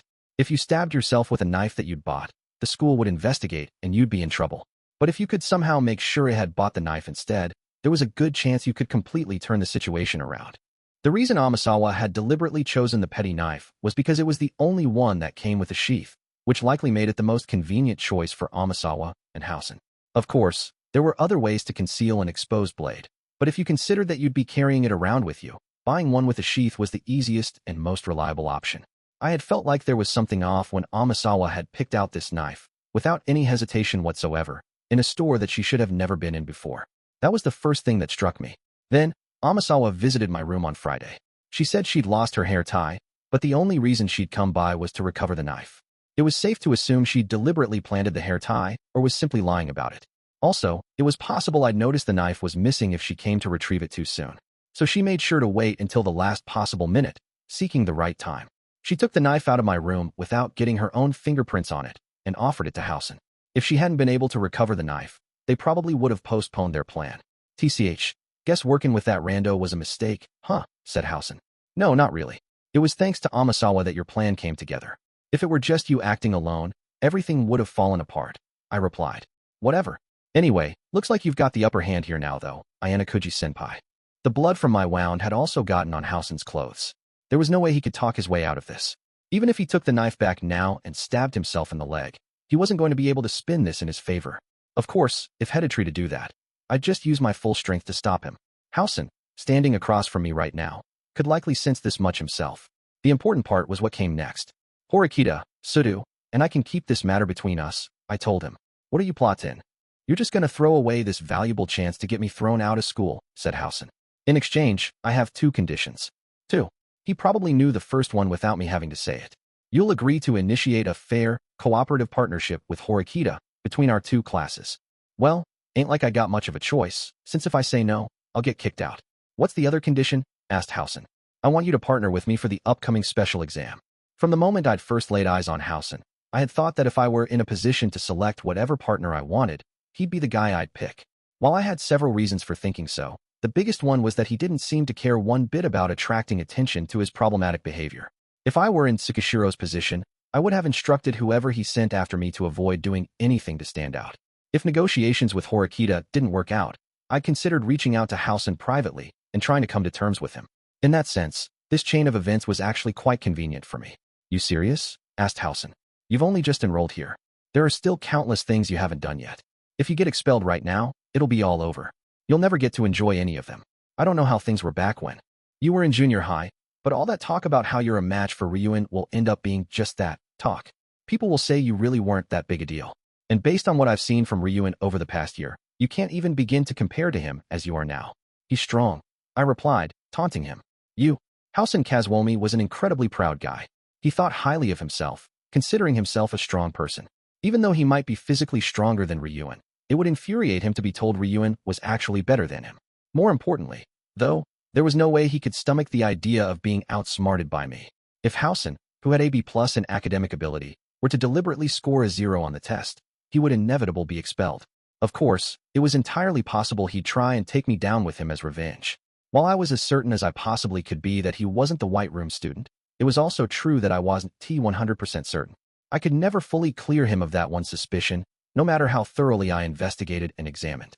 However, that had changed now. Even if Housen did deliberately cut corners on the test, the fact that I'd been stabbed remained. If it was clear there'd been something bizarre happening behind the scenes, not even Tsukishiro would be able to force my expulsion right away. The school would certainly want to investigate the matter to figure out exactly what had happened and why Housen got a 0 on the exam. Whatever tricks Tsukishiro tried to pull, I'd hold my ground until expulsion was no longer a possibility. Hey, all right, pretty good there, Ayanokouji-senpai. Never had an opponent that got my blood pumping like you before. You should know, I ain't gonna be trying to just make you surrender with brute strength anymore. I'm gonna really beat you to death, so I hope you're looking forward to it, said Housen. That slight hint of him wavering was now a thing of the past. Housen had already changed gears and was focusing on the next battle. I'll stay here. There are still some things I should explain to Ayanokouji-senpai, said Nanase. Huh? What are you plotting, Nanase? I've decided it would be in the best interests of Class 1D for me to tell him some things. Ayanokouji-senpai and Horikita-senpai are intensely wary of us right now. If that's the case, don't you think it would be a good idea for us to make sure they're cautious of all of the other classes, too? She answered. While I didn't understand exactly what Nanase was getting at, Housen seemed to accept her proposal. Whatever, go ahead, he replied. And with that, he was the first to leave, heading for the dormitory. 7.3 IT was no just Horikita, Sudu, the first-year student Nanase, and me. While I was sure there were a few things for us to discuss, there was something else we needed to attend to first, namely calming down Horikita, who had lost her cool after seeing the knife piercing my left hand. What should we do? The knife? I mean, should we take it out? She stammered. The normally cool and collected Horikita had probably never been in a situation like this before. No, I know it's probably not great to look at, but we should leave it alone for the time being. If we just carelessly pulled it out, it might result in me losing a lot more blood. More importantly, what about you two? Are you okay? Looking at your injury, I'd say I'm practically unscathed, said Horikita. Yeah, I'm definitely okay too, said Sudu. He came closer, until he was standing right beside me. His face contorted in disgust when he saw the miserable state of my left hand. Dude, how can you be so calm with your hand like that? Dunno. I wonder. I just did what I normally did. Nothing special. But dude, like, you were recklessly good in a fight. Wow, added Sudu. I just forced myself to stop the knife is all, I replied. That ain't how it looked to me though, man, said Sudu, speaking his mind about what he'd thought when he saw me charge at Housen just a little while ago. Sudu had been in a number of violent situations in his lifetime. I didn't think I could fake him out, and I probably couldn't deceive Horikita, either. I took out my phone with my right hand and dialed the number that would connect me with Chabashira. I'm going to need a little help. I'm behind the first-year dormitory building right now. Can you hurry on over? Discreetly, of course. Oh, and also, please bring a bath towel, I told her. Although Chabashira seemed a little baffled by my sudden call, she sensed the urgency of the situation and promised to head over right away. In the meantime, it would probably be best not to move from this spot. It would be awkward if we tried moving locations and another student happened to see my hand. Even so, Nanase showed no signs whatsoever of being upset. She was completely unfazed, remaining calm and collected even after seeing the knife impaling my hand and the spurting blood. She didn't seem bothered one bit by the graphic, visually arresting spectacle. So, Nanase, can you tell us what's going on? I asked. If I don't, it seems it would only put my class at more of a disadvantage, she answered. You were aware things were going to turn out this way. Is that correct? Said Horikita. That's correct. The idea was that Housen-kun would stab himself in the leg and have Ayanokouji-senpai expelled, said Nanase. She didn't seem to feel guilty or ashamed at all. She explained what they had planned in the same polite tone she usually used. Are you saying that the friendliness that you showed us, it was all just part of the act? Asked Horikita. No, that's not true. I really do want to join forces with you, Horikita-senpai, and for our classes to support one another. It's just, the plan to target Ayanokouji-senpai was our top priority, said Nanase. Which meant that the reason why Housen and Nanase were so obsessed with our class was because I was in it. Why would you do all of that? Also, unlike Ayanokouji-kun, I don't recall ever forgiving you for what happened tonight. Depending on how things play out, I might consider reporting you to the school right away. Horikita, unable to understand why I'd been targeted, pressed Nanase to answer. I think there were problems with how we did things, yes, But trying to get Ayanokouji-senpai expelled from school itself is not counter to the school's wishes. Very few first-year students know about this, but it's possible to earn a considerable number of points by having Ayanokouji-senpai expelled, said Nanace. Now, the reason why I'd been targeted by Housen finally became clear. We were given a special exam. For this exam, we were told that anyone who managed to get Ayanokouji Kiyotaka from Class 2D expelled would be paid 20 million private points, explained Nanace. What are you talking about? This makes no sense. Who in the world came up with such an incredibly stupid, outrageous special exam? Asked Horikita. Nanace didn't answer that question. I've told you what I needed to say for now. I'm sure this will make you far more wary of every class in my grade level, not just us now. Won't it, Ayanokouji-senpai? She said instead, turning to me. Nanace hadn't said much. Really, she'd only told us the bare minimum she needed to. She and Housen obviously knew what was going on, and needless to say, Amasawa was aware of the second special exam, too. Given everything I'd heard, it was reasonable to assume that some students in Class 1B and Class 1C probably knew about it, too. How do you think we could possibly be satisfied with an answer like that? The truth of the matter is, Ayanokouji-kun was seriously injured, and I'm fine. Just getting an understanding of the situation is enough. Thanks for your help, Nanace, I told her. I chose to cooperate with Housen-kun for the good of the case, despite knowing how unjust this is. Because the fact remains that if the 20 million points were to fall into the hands of another class, it would create a significant gap between us, said Nanace. 20 million points was essentially a single ticket to Class A. But when you considered things like this current special exam, the more financial power you had, the more advantages you'd gain. However, that is not the only reason why I lent Housen-kun a helping hand, said Nanace. She spoke softly and calmly, but there was something about the way she looked at me, like she was staring daggers at me. 'Cause I really didn't.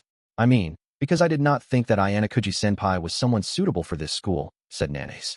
For the first time, she openly stated her intense hatred for me, but I couldn't really figure out why. Not too long afterward, Nanace bowed to us and left. Chapter 8. A Deepening Mystery. The following day, Monday, Nanace and Horikita held a discussion that resulted in them successfully forming an equal, cooperative partnership between our two classes. By Tuesday, a total of 157 pairs had been made, and everyone moved on from there to concentrate on the written exam. Koenji didn't exactly appear willing to cooperate, but when Nanace went to him in person and asked him to be her partner, he agreed to her request surprisingly easily. That surprised both Horikita and me. My left hand was seriously injured, but I supposed I could say it was worth it. Many students were quite surprised to see my hand wrapped up in bandages, but with the help of both Chabashira and Mishima-sensei, everything was kept secret. And, thanks to that, I was able to tackle the special exam without increasing the number of people who knew the truth. Even though I'd had many opportunities to interact with the first-year students over the past 2 weeks, in the end, I still didn't know who the White Room student was. Considering their apparent lack of activity even after the special exam ended, I was honestly starting to doubt whether this person really existed at all. Regardless, all the people I'd come into close contact with were possible suspects I needed to watch out for. Normally, one would think I could exclude Housen from that list, since his exploits from junior high had become public knowledge. However, neither Ryun nor Akito were directly acquainted with Housen. In other words, it was possible this person was an imposter who'd contacted the real Housen and gotten all kinds of information about his past. Nanace hadn't seemed like she bore me any ill will at first glance, but the way she'd closed the distance between herself and me, the way she acted in the karaoke room and afterward, and the fact that her contact with me from the beginning had been calculated were all factors that couldn't be overlooked. Amasawa was someone I needed to be wary of, considering she tried to get me expelled by working with Housen. But when I considered that everything that they'd done was for the purpose of securing 20 million private points, it made sense. In any case, I didn't have a single shred of evidence linking any of them to the White Room. It also seemed like if I presented even the slightest weakness for someone to exploit, I'd be eaten alive. And it seemed that was going to be the case for a while. And then, we arrived at this day, the 1st of May, the day we'd find out the results of the special exam, which would be announced during 6th period, the final class period of the day. I will now announce the results of the special exam. The results will be shown up on the blackboard, but they can also be viewed on your tablet devices, so you can look over them in detail, said Chabashira. Our tablets let us zoom in and magnify any part that we wanted to, without having to stare at the blackboard. I could tell Horikita's eyes were on me. There was no doubt that this special exam was the most difficult we'd had, in terms of how hard it was to get a high score. It was unlikely our contest would end in a tie. On the day of the written test, the subject Horikita chose to compete with me in was mathematics. I opened up the app and went to the results page, bringing up the test results on my tablet. Most of the students in our class didn't really pay attention to the other numbers, but went to check their own scores first. I, on the other hand, didn't bother looking at my score. Instead, I scanned the overall state of things with our class. As for who was getting expelled, well, it seemed we'd successfully managed to avoid having anyone get expelled this time. When I brought up the list of scores in order, I saw the lowest combined score was 579 points. It seemed everyone had managed to make it through without a hitch. The students had worked hard, of course, but this also proved the school hadn't been planning to hit us with a tremendously difficult exam right away in April, at the start of the new school year. The actual test questions were the sort that Ike, Sadhu, and other students could easily score 250 points or more on. In other words, the predicted scores chart that we were shown at the start of the test period had featured intentionally low scores. Sighs of relief and shouts of joy could be heard one after another from the students around me. Now, then, let's go ahead and check Horikita's score, just in case.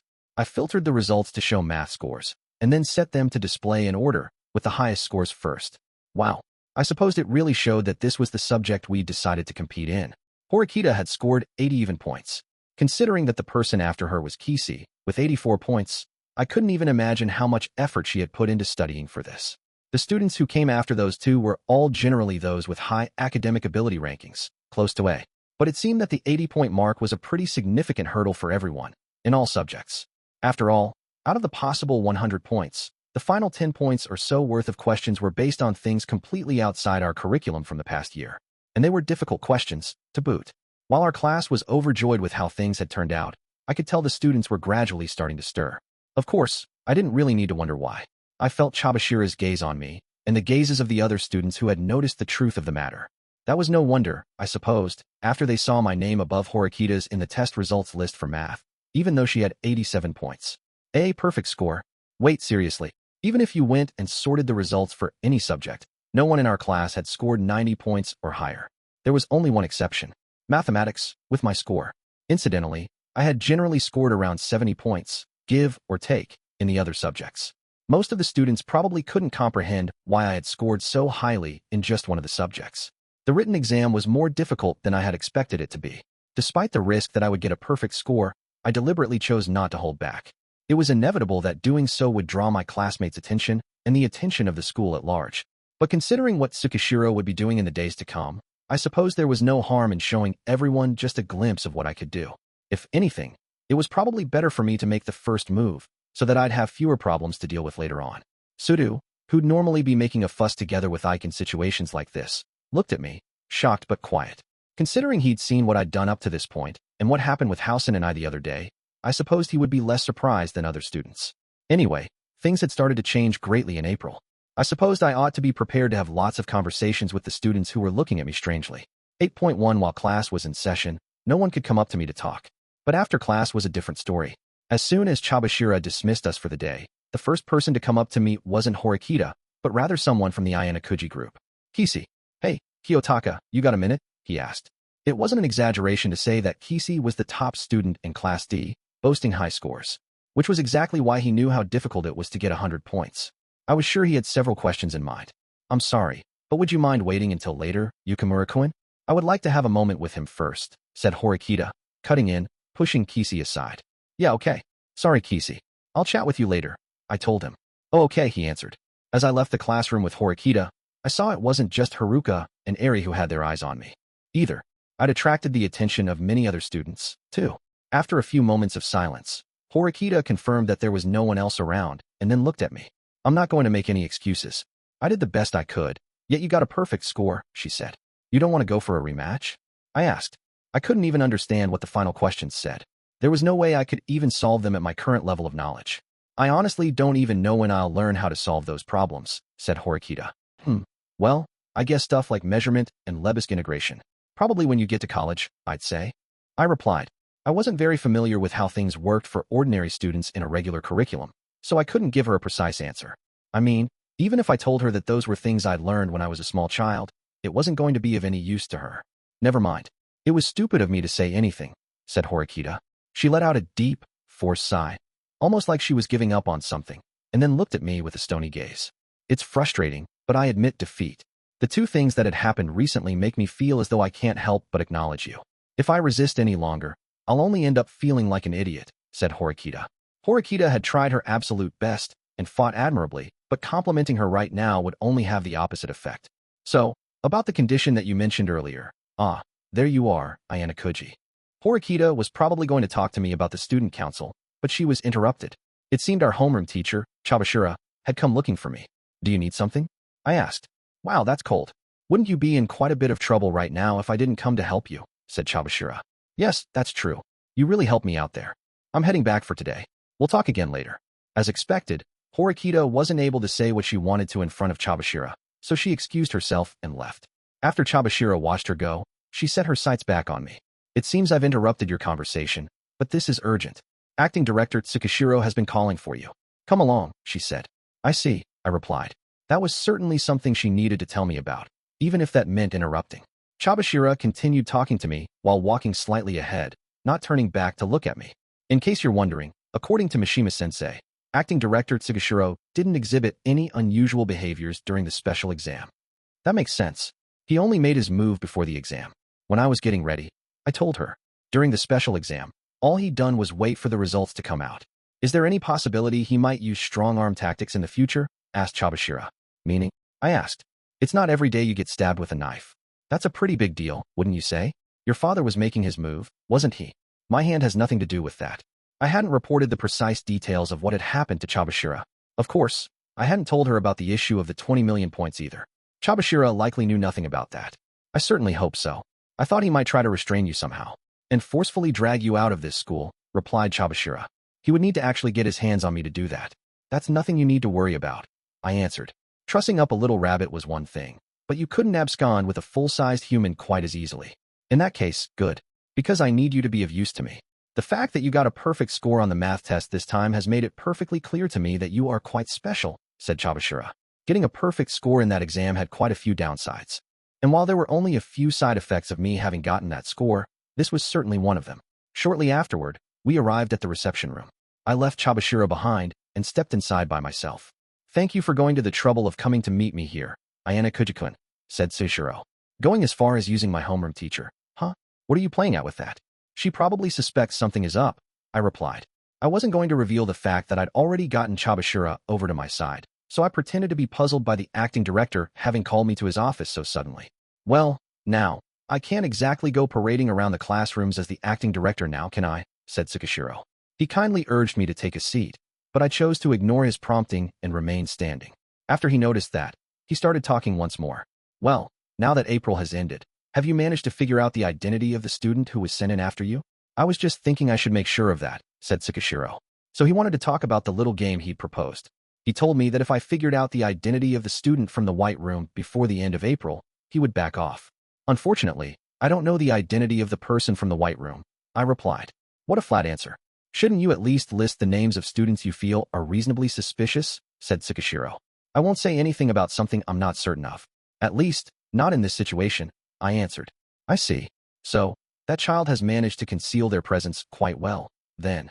Tsukishiro nodded, apparently impressed by that, a look of satisfaction on his face. I haven't been able to detect even the slightest telltale signs of the White Room agent. They've managed to cover their tracks quite beautifully, I remarked. Well, I suppose that's because for the past few months, they've engaged in a specialized curriculum to learn how to act like a high school student, said Tsukishiro, which meant they'd been planning all this well in advance. Well, if they hadn't been doing that, we wouldn't be having this conversation at all. You, on the other hand, seemed to struggle quite a bit when you first arrived at this institution. From the way you talked to the way you behaved, the way you thought, even the way you spent your time. You came off as rather unnatural, in many respects, said Tsukishiro. He sounded like he was merely teasing me, indicating that he had control over everything. That's because the reality of being a regular high school student had only ever been a fantasy to me, I answered. At any rate, you haven't found out their identity for now, Ayanokouji-kun. Now that I've confirmed that much, this meeting is finished. You may leave, said Tsukishiro, indicating that this talk was over and urging me to leave the room. There was no sign he intended to comment on the bandages on my left hand.